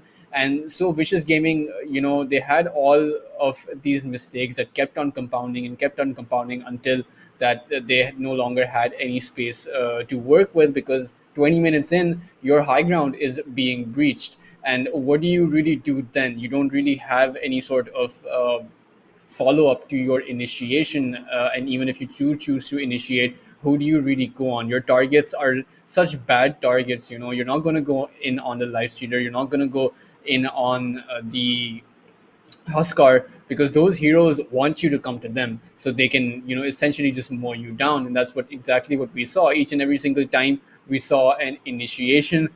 The supports went down for team No Sangat, but Lifestealer just cleaned everyone else up. Even in scenarios where they managed to hold the high ground, Lifestealer was the only one alive. He had 10, I think he had 11 or 10 kills and zero deaths to his name. So Wow. that's really not a scenario where you want to be playing. Not really a scenario that's sustainable for your team. Because keeping in mind, in the late game, Lifestealer is able to counteract the Spectre. In the late game, Lifestealer, the next item for him probably would have been a Nullifier, and suddenly your Puck really Yeah. can't do anything for himself. Suddenly your Weaver can't do anything because they're just getting debuffed instantly all of the time. Puck can't make something like an Eul's. Buck really can't do anything. So that their lineup relied on the fact that they were able to shut down the Huskar. But again, their lineup had major discrepancies that disabled them from doing that. Their lineup relied on the fact that Spectre would be able to come online quick enough. But again, you were faced against a Pugna with a Decrepify. So how do you really kill anyone? So I hope that these guys have had enough time to ponder on these things, have had enough time to maybe change their draft a little bit, and maybe change their playing style a little bit. They're good at team fights, which is what we saw. They did very good with what they had available for them. Sure, it wasn't a lot, but what I'm hoping for is more team fight oriented heroes. Perhaps instead of the Weaver, you pick something else. Instead of the Puck, you pick a bit of a more team fight oriented hero up on the mid lane. Perhaps give Team No Sangat a taste of their own medicine. Perhaps pick some of the heroes that they chose for themselves up, and perhaps you can have a better game out. Yeah, and just generally, Tala, speaking about the draft that uh, Team Vicious Gaming had, we were talking about the fact that they lacked just disables, right? They in general did not have a lot of disables. They did not have a silence. Sure, Puck has a silence, but then to land that silence, Puck really has to go in, and the Puck did not want to do that against the lineup that they had. So there was no silence to disable Lifestealer from getting rage off. There were no silences to stop the Pugna from getting her abilities off, or from protecting the rest of the lineup. So that is really something that they were lacking. On top of that, they were just generally lacking damage. Again, Centaur had the hoof stump, but that's just really one hero over there. So it's just general lacking so many core or important aspects of what we expect from Dota heroes. Silences, maybe a hero with an inbuilt hex would have been nice. Something with a stun, a slow, or anything, right? Anything of that nature would have been really nice to play up against No Sangat, and No Sangat saw that, and it was just really a perfect Huskar game, where there was literally nothing on the side of No Sangat Vicious Gaming to stop that Huskar or to impede that Huskar from gaining insane amounts of momentum. I think it was around that 14 or 13 minutes mark where the Huskar got their first stages. The Halberd was online, and any hero that the Huskar saw, he could have killed. There was literally no counter for that. If you were a hero and you came across their Huskar would just jump on you and then you're just absolutely dead right there. Even we saw the Puck dying multiple times, although that is a hero that has somewhat of a chance against the Huskar. So that was pretty questionable coming out in terms of team comp, the draft comp from no from Vicious Gaming. So we're hoping that No Sangat, sure, they continue their stellar performance in the second game, but Vicious Gaming, they're able to give them much more of a competitive time within the game. At least their high ground should start being breached at around that 20-minute mark. So that's something that we're expecting. That's what we're saying. They need to stick to their guns. They need to stick to what's happening within the meta as well, and sort of align that with the way they're playing. Because if you're not playing the meta, then you're just automatically putting yourself at a disadvantage from minute one. And unless you're a team that is mechanically much better than the other team, sure, we say that anything can work in Dota, but you have to be good enough to make it work in the first place, right? That's just the thing. So in this level of competition where all of these teams are really good against each other, so the edge that you're going to get, any edge that you're going to get, you're definitely going to want. So it's really important that they rally themselves up. They need to keep their spirits high, and on top of that, they need to make sure that they're picking what's in the meta to compete and to be able to win at this level. So that's really what my expectation is coming out from this game number 2. We'll have to see how they end up uh, sort of channeling all of that into game number 2, if whether the draft ends up becoming another whitewash, if the game ends up becoming another whitewash, or Team Vicious Gaming can give No Sangat a really tough time, and we can maybe go to that game number 3, which we weren't able to do in the previous series. So we're really looking forward to seeing how that ends up being resolved. Definitely, I really hope we do get to see game number three, particularly for the fact that Vicious Gaming, uh, they might there might be an equal playing field going forward into the finals should they make it, because there's going to be a new patch where no one really knows how no one's really have has had the time to figure out what works best, and that's really uh, a better scenario for newer teams or more inexperienced teams to be playing in. Meanwhile, though, we're going to be seeing how what they choose to do in game number two. I'm not really uh, I'm not really too keen on team Gumball's team No Sanga to be changing up anything, because they seem to be playing in unison. They seem to be playing perfectly. Perhaps underestimating their team a little bit with some of those high ground pushes that we saw, where three or four of their players were being stunned up. But apart from that, they did manage to do a very good job. I do hope that their drafting stays this same. It was a bit unorthodox from their side, right? Because we don't really see that many death push lineups come out in this meta. Haven't really seen them come out in this meta for quite some time now. But perhaps they were expecting a quick win for themselves. But before that, guys, there seems we're going to be heading right into the game number two. But before that, we're going to be going for a short break, and I will see you guys very soon.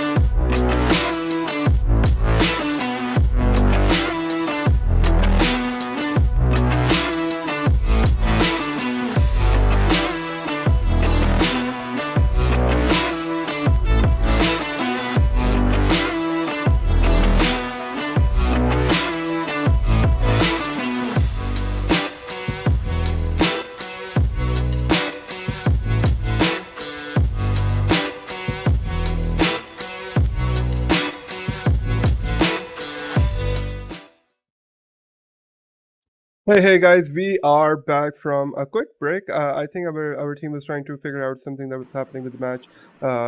Some technical difficulties there. All this part of these online productions. So thank you for bearing with us.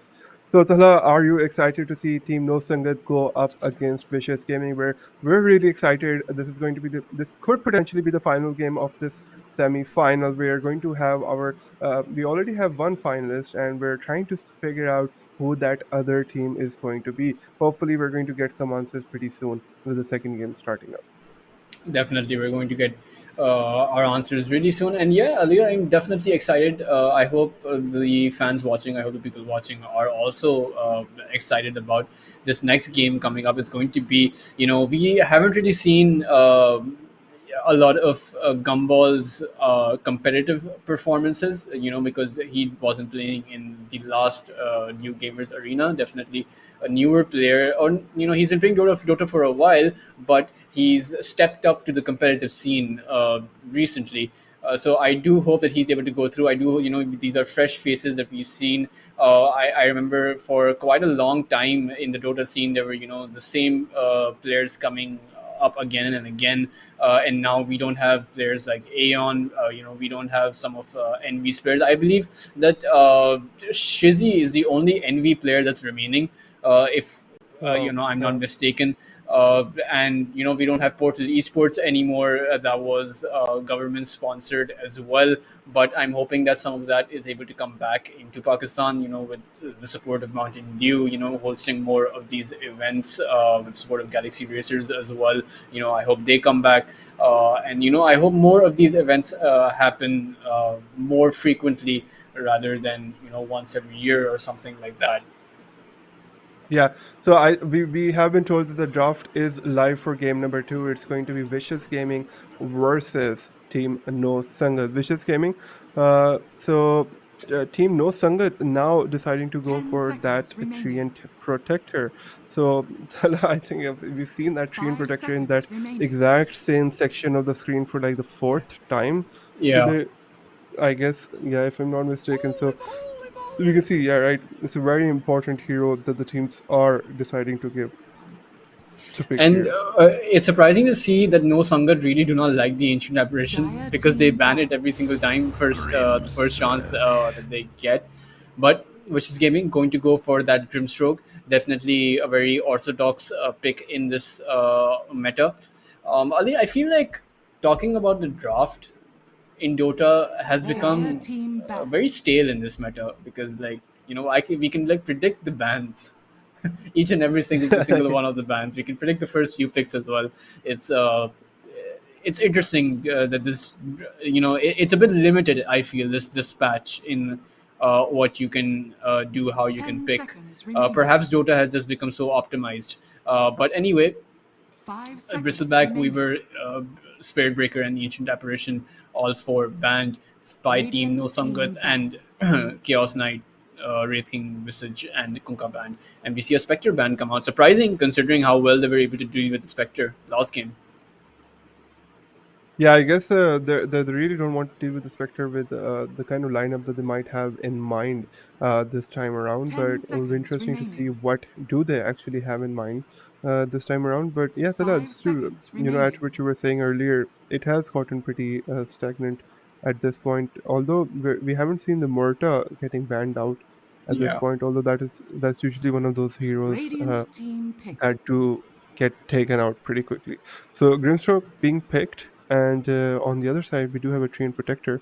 So like I said previously, Treant, great hero, gives great vision, but you do need to sort of have a lineup that complements that because so that the rest of the lineup 10 can take care of seconds the things that the remaining. Treant isn't really good at. Uh, no Sangat, they 5 should be seconds able to do remaining. that pretty well over here. But with Vicious Gaming, they do have Dire that second team pick pick. now. All And right, does so a oh, okay, they dazzle let the coming dazzle up. go. That's Yeah, it really depends on if it's a core dazzle or not because we've seen what a core dazzle can really do. We saw it in the grand finals where uh, the team was really ahead and a dazzle 10 completely seconds turned it remaining. around. With that scepter buff that a dazzle has, it's just 5 impossible to seconds play against, remaining. and just you can lock down a dazzle and kill him off instantly.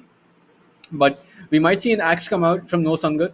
to be able to deal with that dazzle. Certainly a very viable pick against the dazzle.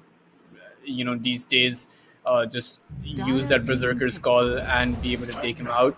But again, we see another Pugna come from No Sangat, and they're probably going for what works for them, just an overall all-out push lineup. Won't be picking the Jakiro up this time around though, since they 10 do have that seconds Train Protector. remaining. But there are certainly a lot of core heroes that can mow down 5 towers. seconds remaining. Yeah, and I think even if they do want to pick up that Jakiro, the Jakiro does sometimes end up working pretty well in that offlane position as well. But yeah, there are of course much better heroes in that offlane position they might want to opt in for this time around. And yeah, definitely Pugna, great hero, does a lot of damage to the towers, really contribute attributes toward the survivability of your team. We saw that in last game as well. Uh, Radiant team pick. just delaying that through the decrypt or anything else. But then now, okay, so the primal beast coming up on that offline position. So I really like No Sangat, what No Sangat is doing, right? They're generally picking in order of their positions, which is what we conventionally do usually see in drafts 5, 4, 3, 2, 1, 10 or seconds something remaining. similar to that in fashion. And it looks like Vicious Gaming might be doing something similar as 5 well. I think they seconds tried to remaining. overcomplicate things in the last game as well, where they really switched around the order of the heroes that they were picking as well, because that does sometimes, unless you're a really good team who knows what they're doing very well, that can make things pretty complicated. But yeah, so Invoker has been banned out by Vicious Gaming. They're not really looking to play against that. The Grinstroke has been picked, that too combining with the Dazzle, so they do have a good combination of survivability and a stun mechanic, a disable mechanic, silence on their supports right now. So it'll be more on their cores, how they end up picking the cores and what their cores are really good at executing. But yeah, let's see what's going to be that third pick coming out from them. Yeah, it's going to be interesting to see what they pick up. Meanwhile, No Sangat Primal Beast, I like this pick a lot.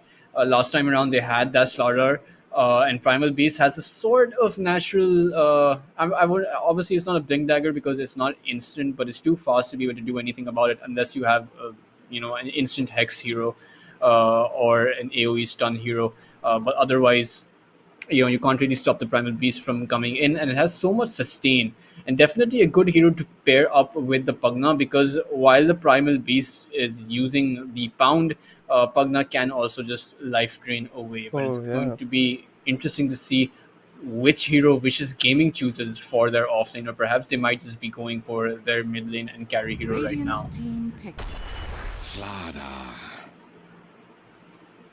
Okay. All right, that's very interesting coming out from Vicious Gaming.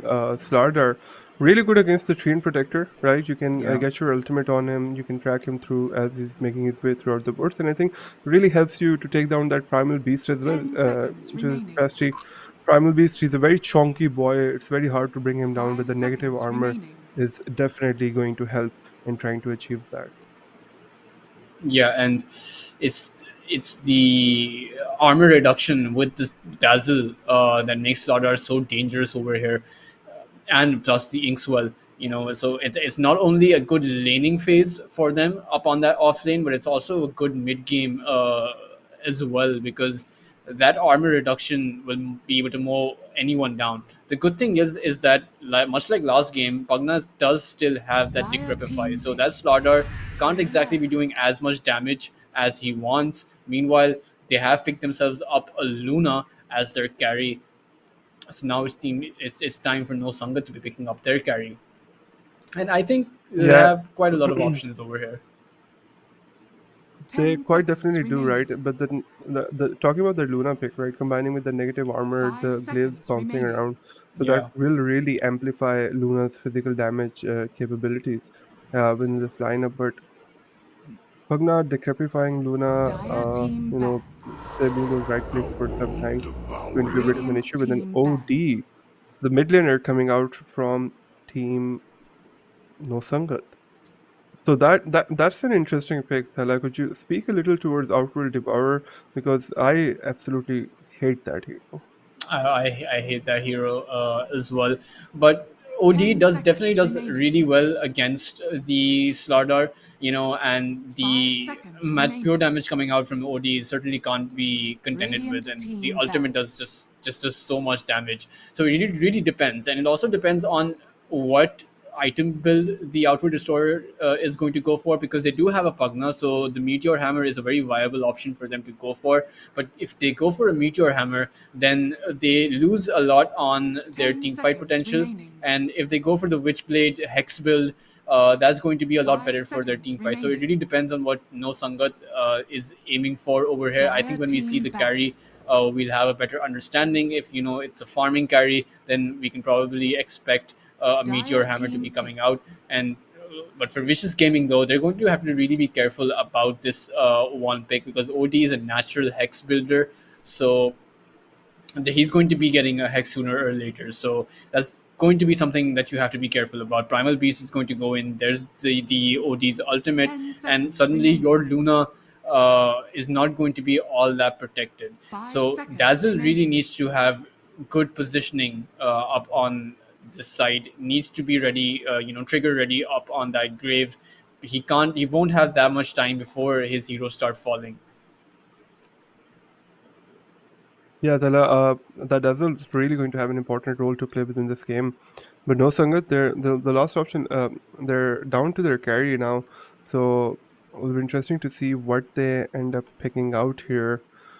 Uh, what could work for them? I think Lifestealer is not really that bad of an option, right? If I'm not mistaken, he can sort of take away Slardar's ultimate debuff that he might have on them through that rage. So, somewhat of a hero that naturally dispels that from Slardar might be good here.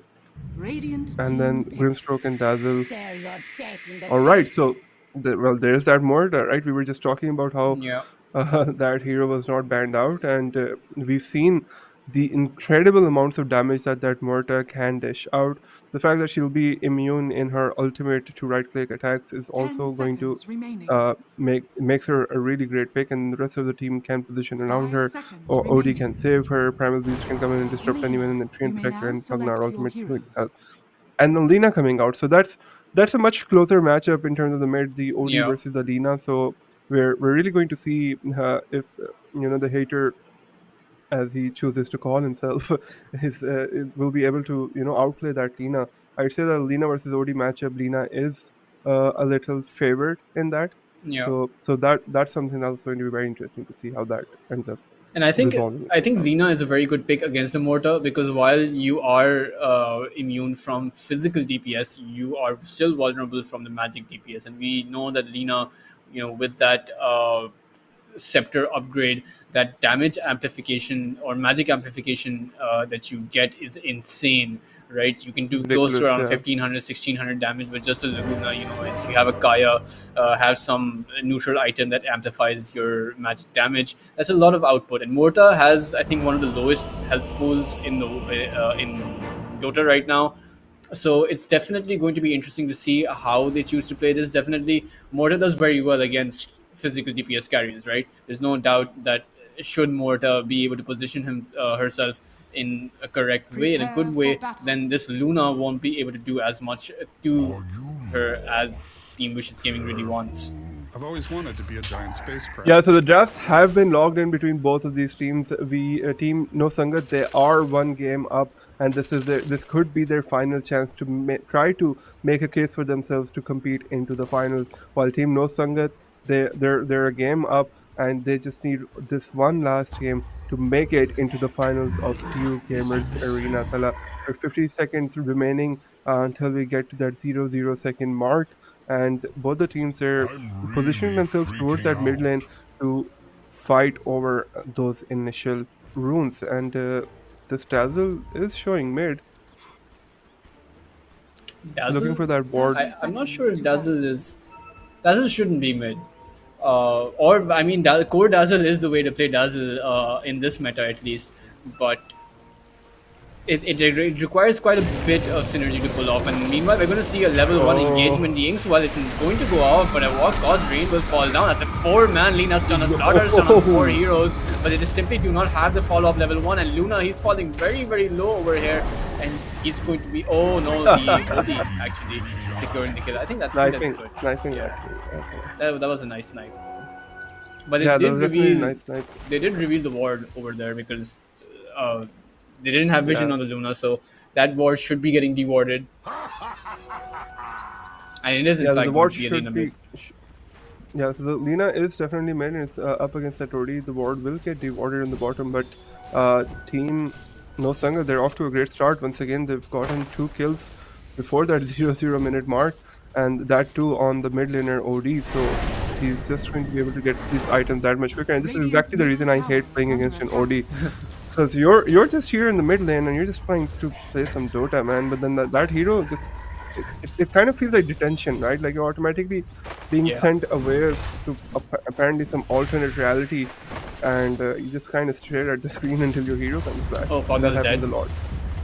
Too much poison touch on him to be able to survive, and he's going to fall. Meanwhile, Dazzle is going to. Oh no, Luna! What a brilliant save by him. That Lucent Beam saving him, and now Primal Beast is in a lot of trouble. Luna still has another Lucent Beam, so all he really needs is vision. Primal Beast going to buy himself some time, but this going to fall as well. A neat little double kill coming out for Luna. A very good start on that safe lane for them. Yeah, this is exactly what we're looking to see from Vicious Gaming, right? It's exactly moves like these where they're able to dominate the other team and get that early game advantage going for themselves. Because we've seen what No Sangat is capable of, and you do not want to let this team and their heroes go off to get a great start. Yeah, meanwhile, again, Dazzle falling very low. He doesn't have any grave on him, so he needs to be really careful. No sort of regeneration, and he's going to fall to Gumball. That ward's still up there. Yeah, I think that's what the entire contention there is about on that bottom lane. So the ward is not really letting him de-ward that as easily. The mid lane, it's going pretty even right now. It's 8 and 10 towards both sides. On the top lane, the Ink Spell does go off. They could have gotten that kill, but the Morta ability coming out is going to slow everyone down, silence them, and that should be enough to protect that tree and protect her. Yeah, 10-1 charges, so there's no real kill potential up on that top lane unless Morta gets out of position. Luna wasting a lot of time over here to go for that pug now. Has a lot of HP. I think he got a little annoyed. They're going to go up top onto Stardar. The Mortar Silence is there, and the trick shot is going to get the Stardar. Very good start for both of these safe lanes, in my opinion. Yeah, the safe lanes, they seem to be going really well, but the Morta has 16 last, so it's almost doubling that of the Luna. And although the Luna did get a double kill, but you know, it's very important for these heroes to be keeping their farm up. A pause coming out from the Dazzle might be some technical issues on both team side. But yeah, the OD, he is genuinely, he's not dominating, but he's doing really well for himself on that mid lane. He's got 14 last hits, and things seem to be really looking up for that OD. So the Lina might have to put in some more work to dominate that OD. Yeah, and it's, as we're going to see it more in when Lina hits level 5 because of that level 3 Dragon Slave. It's going to be interesting to see how OD deals with that. I don't think this is a game where OD should be going the Meteor Hammer. You have enough tower burst in the form of that Nether Blast. You really should be making items that can burst the Lina down before the Lina is able to stack up that magical damage. Just make some sort of burst for some of these other heroes, because Dazzle does have that grave. And that's something that, team No Sangat will have to be careful of. That's something that I think that grave is their biggest counter right now, because even if Mortar deals a lot of damage, and Mortar has that is probably the highest damage dealing glass cannon, as we like to call it. Dazzle is the ultimate counter to heroes like that. Stella, would you care to sort of expand on that thought for a noob like me? Is it Is it because the dazzle sort of takes away from that burst potential of Morta? Because the Morta is, generally looking to take a heroes out in 3-4 hits, right? With the insane amount of DPS that comes out. Is that the reason that dazzle sort of becomes a counter here? Yeah, definitely. I think Morta's ability relies on the fact entirely on her ultimate, right? And Morta's very, very vulnerable outside of the ultimate. So if you have a hero that can put a pause on Morta's damage output, so to say, even if you keep someone alive for that duration, after Morta's ultimate runs out, then that's the opportunity where you're able to burst Morta down. So Dazzle, Mortar trying to deal as much damage as he can. Uh, Dazzle's Grave is just going to put a stop to that.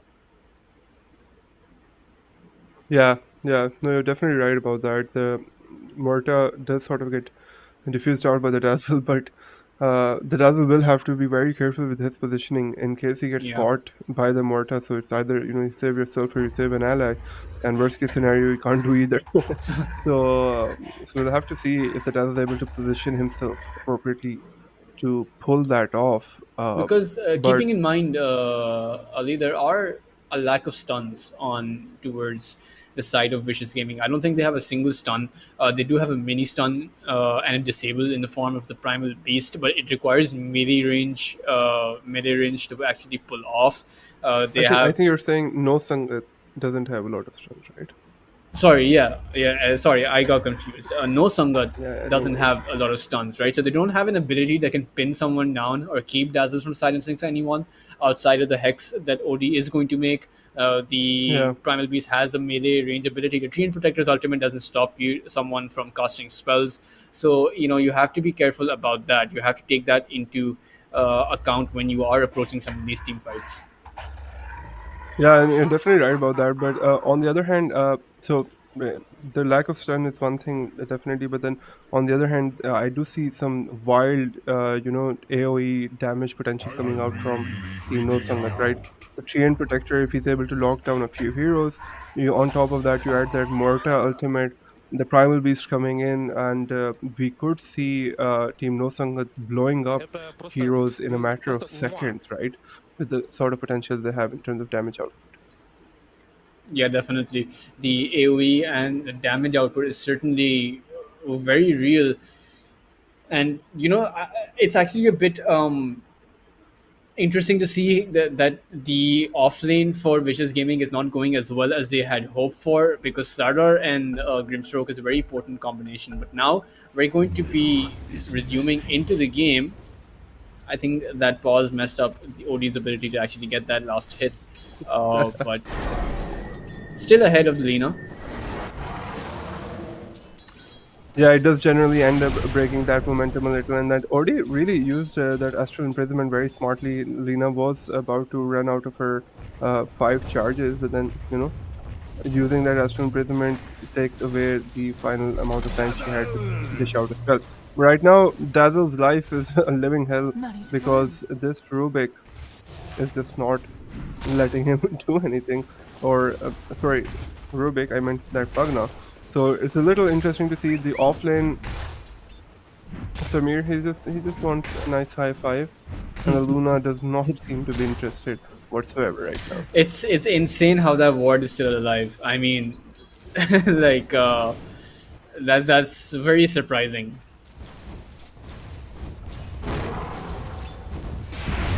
Yeah, it's definitely surprising, but what's not surprising is the Luna dying to the insane damage potential and the combo that they just have. I just realized that this is also a very real combo that got used. The Crypt slowing this hero down, and then with that Primal Beast coming out using his ability, that Stomp taking the Luna out. So the kill potential is definitely very real, and I'm starting to see this game sort of go out of the hands of Vicious Gaming. Well, on the top lane, they're able to spawn back and get a kill onto the Treant Protector.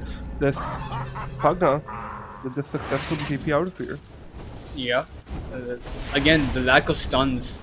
I mean, Luna did have a stun, but very high cooldown. You don't usually max it anymore. And meanwhile, on the top lane, Morta in a bit of trouble, but will be able to just get back out with the trick shot. And now they're actually going to go and turn on towards the Stardust. The silence does come out. The blood grenade will be slowing him down enough to get him.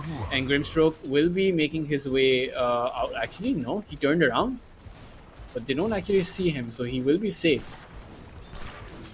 Yeah, they're going to show a great play coming up from him. Well, not really amazing play, but just, you know, manipulating that fog of war to his advantage and just surviving there. The starter is back. He's not having the best game ever, and if we generally look at the last hit, Starter has 14 last hits as compared to the 26 on the Primal Beast. So the Primal is doing much better. But the Starter is generally a hero who really needs a good start to have an impact, especially in the early part of the game. These 3 rotations coming out onto that OD. Poison touch enabled on him in Inkswell. It is going to hit, and where's that Laguna? Oh, almost. The cast animation not being enough. The OD with a quick imprisonment, and now Primal Beast is going to be hitting. There's that hammer from the OD that's going to take a Dazzle down, and now Lina no choice but to back away. Failed rotation coming out towards the OD. That those were 2 support heroes that had to come in, which meant that the carry and that offlane were not able to get enough farm in the meantime. So a huge loss, in my opinion, in the laning phase for Team Vicious Gaming. Yeah, definitely. But this is something that I think I really do appreciate from them as compared to last game, right? At least they're trying to make something happen right now instead of just keeping the lanes static and being dominated by Team No Sangat. Although it's not really as bad right now as it was in the last game, but it's very refreshing to see them trying to make some moves and just abilities being utilized to sort of zone out the starter as well, while the mortar keeps getting her farm up. And this is another very good combination with the Treant's ability and mortar's silence coming out. So that's going to be a lot of slow and very hard for heroes to get out of there. Yeah, Grimstroke trying to.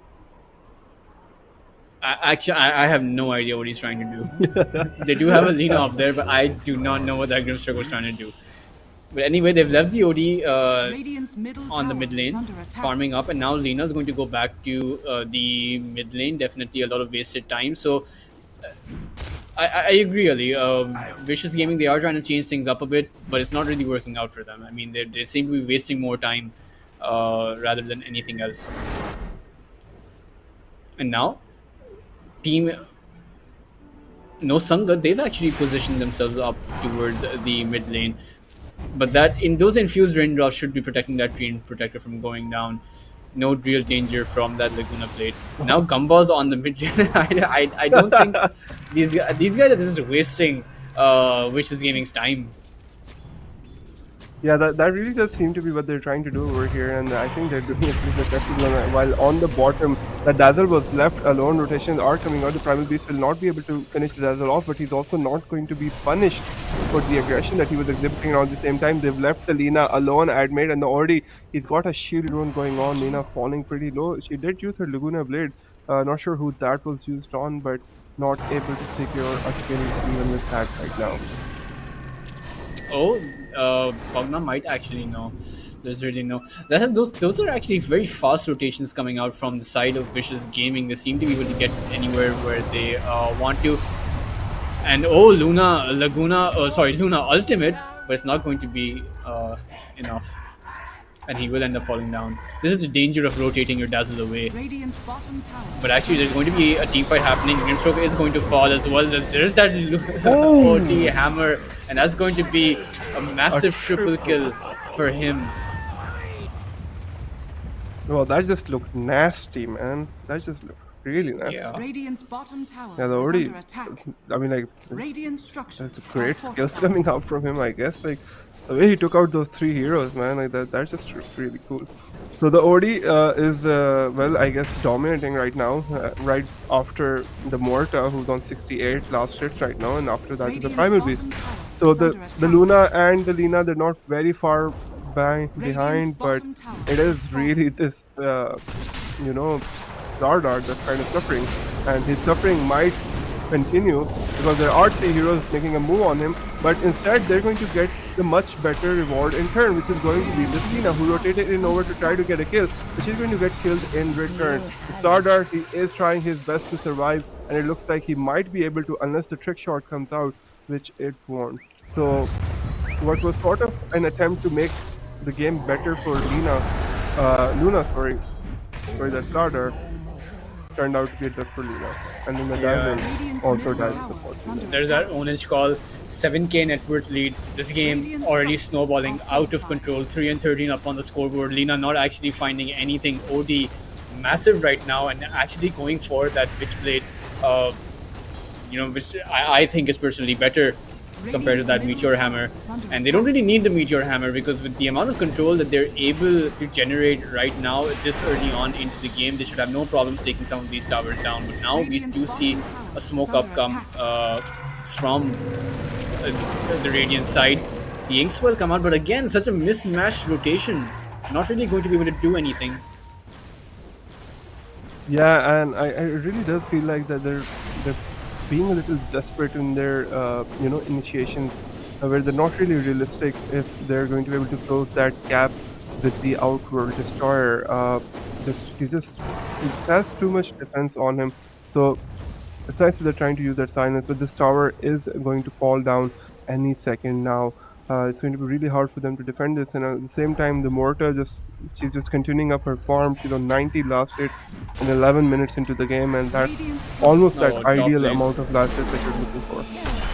Oh, the trick shot missed, and the Treant Protector not expending his ultimate, and that should be Slardar getting away. Queued up his Blink Dagger though, so will be going for that first item, Blink Dagger.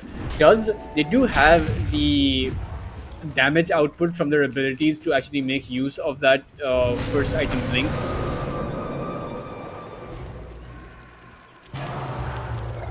But the way that they're playing this team, No Sangat, they're actually, they've managed to disable Vicious Gaming so hard that Vicious Gaming are on their toes right now, not really knowing where to rotate or where to go. They're really forced into where No Sangat want them to go, rather. And now, Grimstroke, he's in a bit of trouble. He's actually found himself in a bit of tricky situation, and he's going to instantly fall. Rotations coming in towards that top lane, but those rotations don't do anything. Yeah, and that's a dead Dazzle.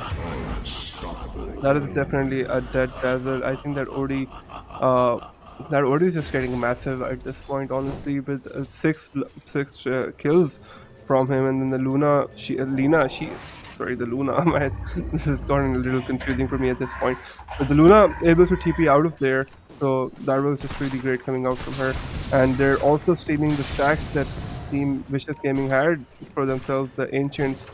So this Morta is just going to be a pain to deal with. Oh, he's going to get stunned up. He's dead. He's definitely dead. Yeah, and with no TP out of there, doesn't really seem like he does have a stick though, and he does have a Lotus, and Alina's abilities are all on cooldown. So, well, is this Mahad? I don't know who Mahad is. On the Morta? Okay, I'll tell you later. I think Mahad's a friend of ours, but like he's also very high in our player. I don't think this is him though. This is probably not him though. Okay, but 9 stick charges, 1 Lotus, so he will survive the Laguna. But the stun damage hasn't kicked in yet, so it all really depends on whether or not he uses both of those heal abilities. If he doesn't, he's going to end up dying. And that's going to be a very important kill. Again, this is a bit of an overextension or overcommitment from the side of No Sangat.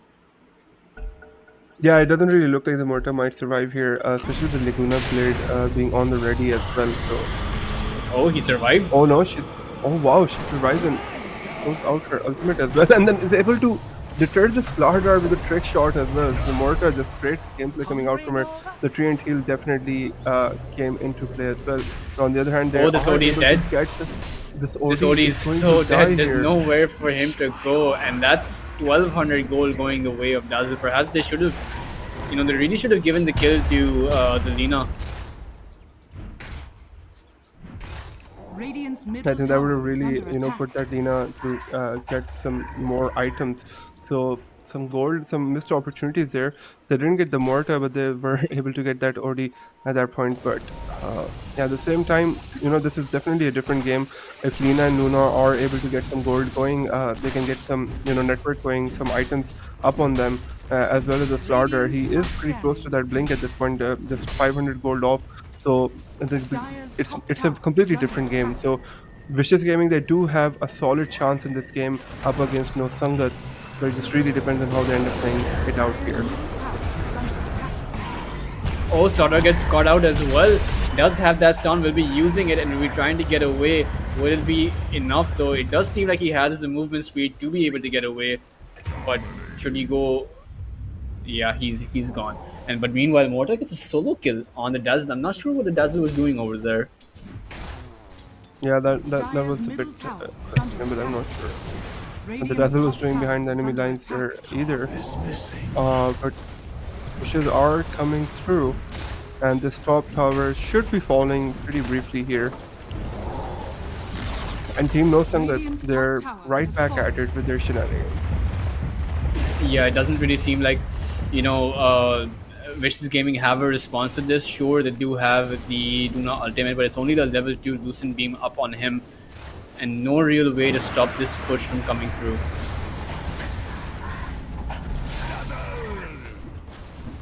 Yeah, they'll have to be careful not to get this Luna killed, right? She needs to get her farm going so that she can keep up with everyone. And it's a really great sign right now that she has 109 last hits, which is right up with that mortar on their 120. So she is keeping up pace at least in this game. So, but the rest of the team isn't really doing that. So to be fairly honest, the Dazzle stepping up again, and the OD is probably going to take that kill for himself once again. Yeah. And now the top lane tower. We saw a team Vicious Gaming TP in all of their heroes to the top lane tower, but now they've all gone. And Lina, he's in a bit of trouble. The Primal Beast, he is making his way towards that bottom lane, does have that ward up, so he did see the Luna, but not really committing on towards that location.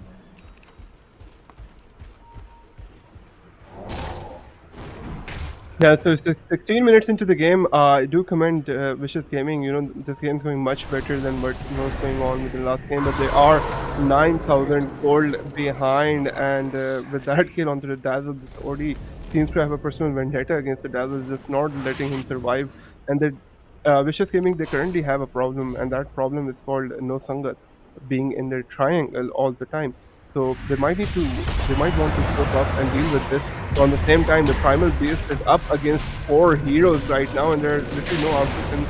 But he should be going down here, but the Dazzle coming in, helping him survive for a little bit longer. The OD is now here. That Slardar doesn't look like he will be able to survive, and he gets taken out and on the back line. Oh! They're also able to save the shield protection. Luna will have to pay for that with her life. And there she is.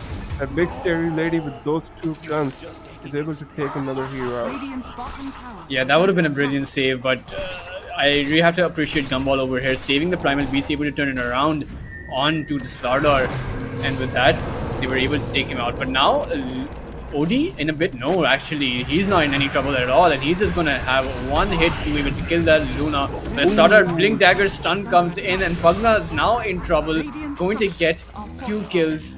Slardar getting a lot of gold over there. I think he got close to around 1,500 or rather 1,000 gold just from that. Yeah, I feel like they didn't Gumball grief the OD a little. He could have gotten the silence off, or I'm not really sure how that interaction would have worked, right, with the decrypt and the silence.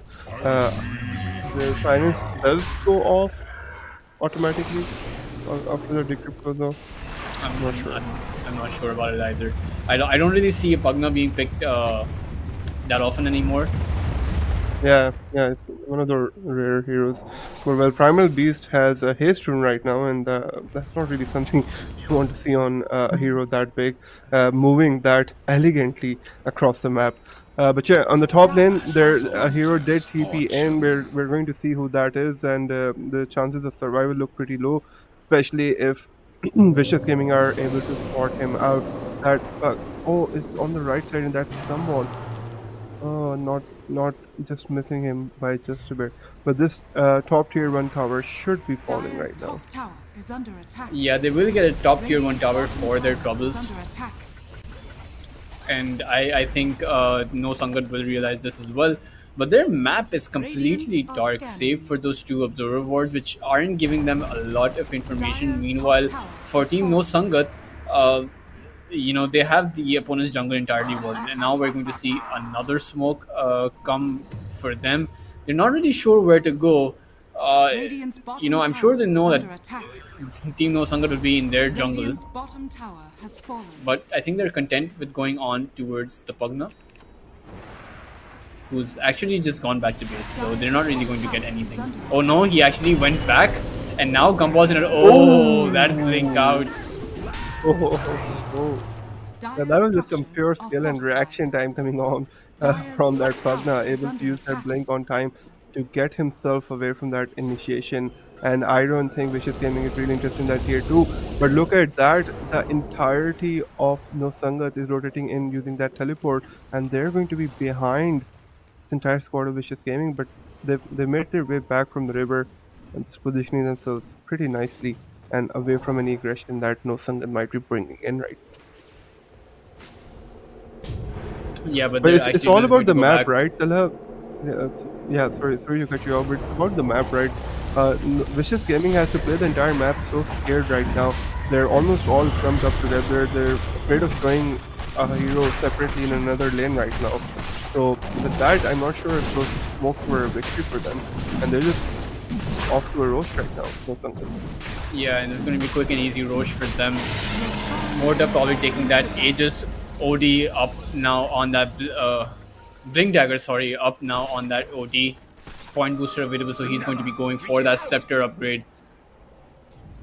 And No Sangat, they're primed and ready to go for those tier 2 towers, or perhaps high ground should they want to.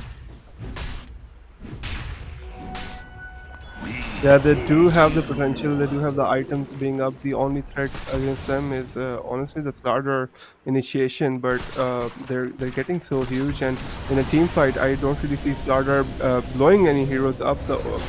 They have found Lina, who was roaming around alone, but now it looks like it's going to be the Pugna that was a little solo. So the team has shown up to back him up, and Radiant's bottom tower is team under attack. No Sangat, they're not interested in chasing this.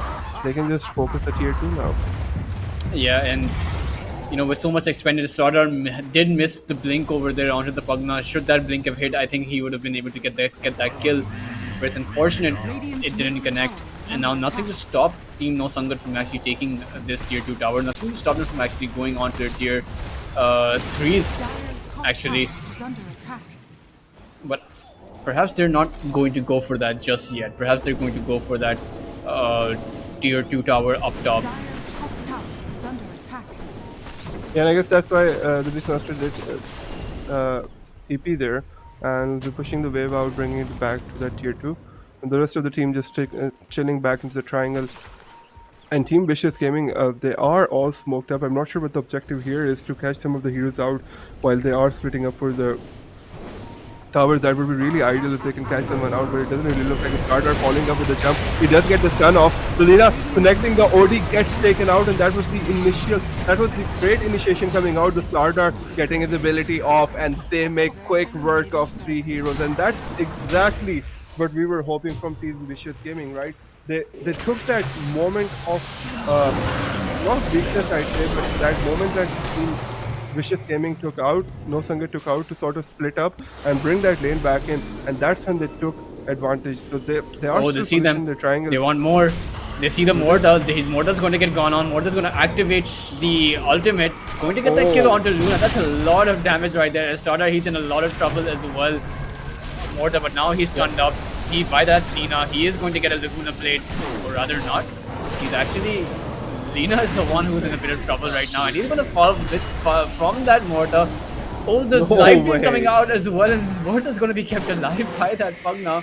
And Starter, he's going to actually die. That was extremely good coordination coming up from these two. Yeah, realizing that they were still pretty strong going up against those heroes, and that sort of pushes the game back where it was, right? 3 heroes dead, and Team Sangat, they are still going to go for that tier 2 top. Yeah, and the age is still up for them. Nothing to really stop them. And it's surprising to see how fast Luna actually fell.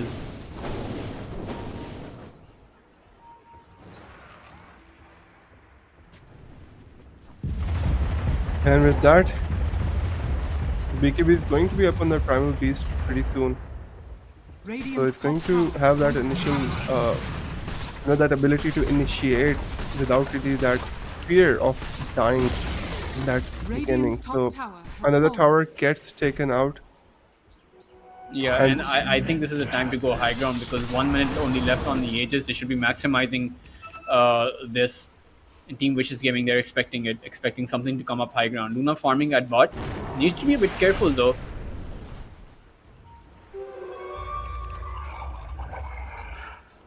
Yeah, Luna is pretty alone out there, and she's sending her illusion, so that's going to show, and that might interest the side of Team No Sangat. So they might go on over there to check out what's happening there.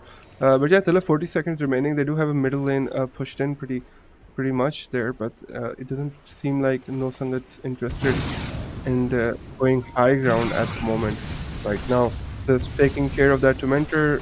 There is a shard going to that Pugna, but that's going to be about it. They are going to come across a hero in the jungle. Let's see how that sort of shapes up. Yeah, and it's definitely Aegis 10 seconds left, so the Aegis is going to go out. So they won't be going high ground with that Aegis, but meanwhile, Dazzle, he's going to get caught, and he's not really going to be able to do anything. Not even able to get out that grave by a bit more time. But now, Dire's top tower oh, is under attack. they might have seen. I don't think there was anyone there, but they had this impression that someone was. But now, all 5 heroes on that bot lane. I think they're waiting for Morta's next item before they go high ground. But a DD rune up top. Starter is going to spoil it out. Will be collecting it, so he has the potential to jump on someone and get that kill.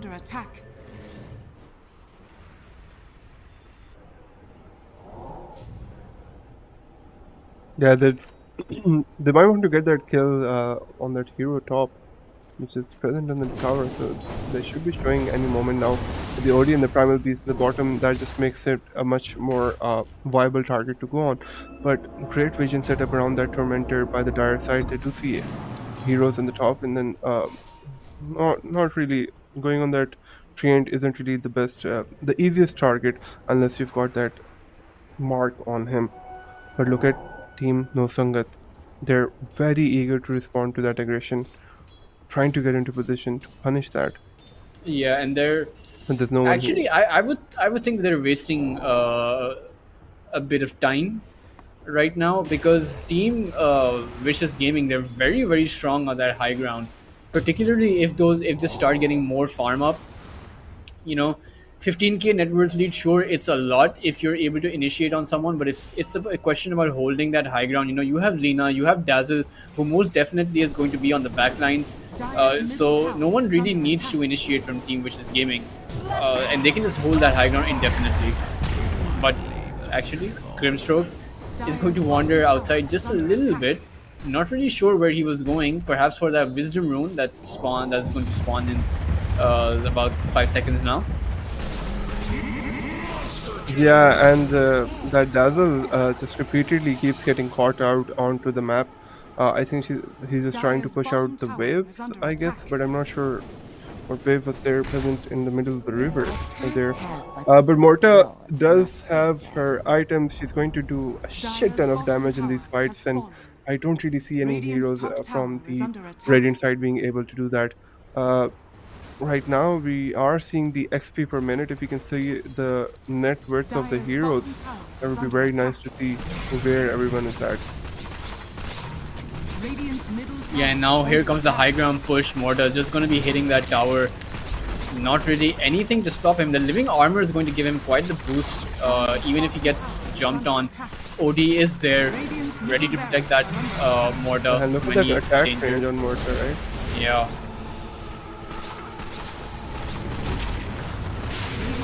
and they're just targeting two towers at the same time. Oh, they are able to take out that chain protector. The Big coming out. Murder, she can use her ultimate if she wants to here. The Dardar, he's getting very low HP, and the Luna, she is so low even with that BKB up on her, but she has to make a retreat, and now she won't have a BKB for the next fight either. Grimstroke, he does use that buyback, and Team No Sangat, respecting the abilities, respecting the cooldown, and respecting that buyback, deciding to get back for a bit.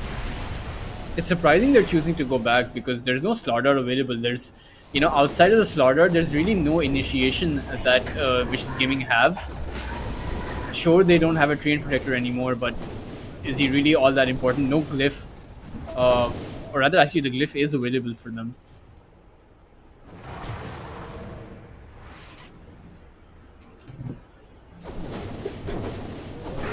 Yeah, the glyph is up right now, and the Radiant, they do have some decent vision towards that middle lane, so they will spot out that OD, and with the heroes in the bottom jungle as well, with the OD looking to regroup with the rest of his team towards their bottom.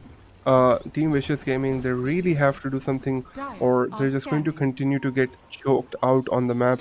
The Luna is keeping up with net worth, but Luna's not typically a hero that does pretty well against other heroes that are the same net worth, right? Luna usually requires a decent lead over other heroes in terms of net worth and that XP to be able to do much. But here's the second Roshan, it is being taken out, and it will be uncontested pretty much. And with that Aegis, we will probably see Team Losanga try to go onto that high ground, pushing up that lanes, but then the Dazzle gets spotted once again, and we could see a team fight breaking out here, unless Vicious Gaming are not interested, which they shouldn't be. To be fair, there is an Aegis on the other team. Morta is scouting with that silver edge, but probably not going to find anyone over here. We'll come across the Lotus pool. There's a great Lotus available for grabs should they want it. But now Lina going to go in onto the OD, but the OD saw him and he blinks in onto the Lina. No BKB though, but Primal Beast is going to be coming in. There's the hammer as well, and Lina, he is going to go down. 60 seconds down, and I'm not sure if he has buyback. Without the Lina dishing out those Dragon Slaves, there's really no way to hold that high ground. There definitely isn't, right? There's no reason for No Sangat to go back from that high ground. Lina isn't going to be able to use those tanks, and those buildings, those barracks are going to start falling pretty soon right now. Dazzle just jumping in, man. Look at the courage on that hero right now. Just getting that buyback coming out, but then the Slardar jumping in. He was trying to engage onto the Morta, but the Morta, she has an Aegis right now. She doesn't really care. The partner is right there to back her up as well. And this looks like it's going to be a complete demolition of Vicious Gaming space right now. Yeah, they don't have any glyphs. Oh.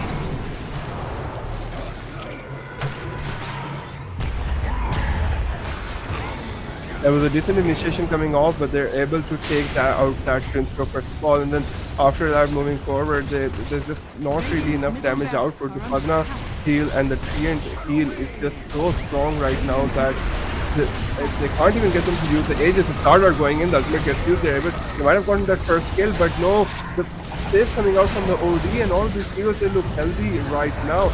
No one's low, and then the Primal Beast going down. The Luna, she hits the Lina. She's in the jungle. Did she buy back? I think she did. There's going to be a dieback on her, and that should be the game. It has been called as well, and our winners for game number 2 are going to be Team No Sangat. Yeah, very well played from from Team No Sangat. I mean, Vicious Gaming also did play pretty well, but it's going to be we do have our second finalist, and it's going to be No Sangat going up against the winners of the first best of 3, and Team Vicious Gaming are going to be going home. So we do have the stage set for the finals. It's going to be Recreational Hazard versus Team No Sangat. Meanwhile, both of these teams, Team Potato and Team Vicious Gaming, are going to be going home. But Team Vicious Gaming, they did do quite well the second game around, it was a completely different game. And even though they didn't get their objectives, they didn't manage. They wasted quite a lot of time with those rotations, and it seemed like the entirety of the pace of the game was set by Team No Sangat rather than them. But it was a much better effort the second time around. It definitely was a much better effort, Thala, but unfortunately, that's all it's going to be, right? From Vicious Gaming, they gave it their all, but it just looked like that No Sangat was just miles apart in terms of just mechanical skills, execution, everything. They just had a better understanding of the game. They knew what they wanted to do to win, and ultimately, they were just choking the other team out on the map in terms of resources, in terms of XP, and all of those good things. We saw multiple times the Dazzle had to go and die individually to the heroes because he was just trying to make some space on the map. He was just trying to go for that vision to set anything up, and it was just not really working out for them. So we do have our ultimates. Our ultimates, and we're going to our finalists. So let's take a look at the brackets, and it's going to be Recreational Hazards versus No Sangers for the finals. Right, we saw two amazing semifinals coming out today. Team Recreational Hazard, they played amazingly. It was a 2-0 on that side as well, and No Sangat and Vicious Gaming was a 2-0 as well. So our finalists have been decided, the stage is set, and we're really excited for this final. Recreational Hazard and No Sangat, they really seem to be two teams that are really strong, and they're going to give each other some very good competition. So it's going to be really interesting to see who ends up winning Dew Gamer Arena 2023. I would generally want to just want that to happen, but that's just the thing, right? It's a little far out, and there's going to be a new patch coming in, so hopefully that'll stir up the Dota pot a little, that'll stir up the meta a little, and we'll end up seeing how these teams end up adopting to that. Definitely, Ali. Kudos to the two teams that tried, Team Potato and Team Vicious Gaming. But we do have our finalists, and we're going to be seeing just how well they perform. It's certainly going to be an exciting finals because both of these teams are very highly skilled, they're very good at what they do. So it's going to be a nail biting finals when we do actually come to it. But, we're going to have a few, we're going to have to wait for it. Wait for it. All good things come in time. For now, guys, this was me, your host Ultras, casting with Izus, and we'll be seeing you guys next time.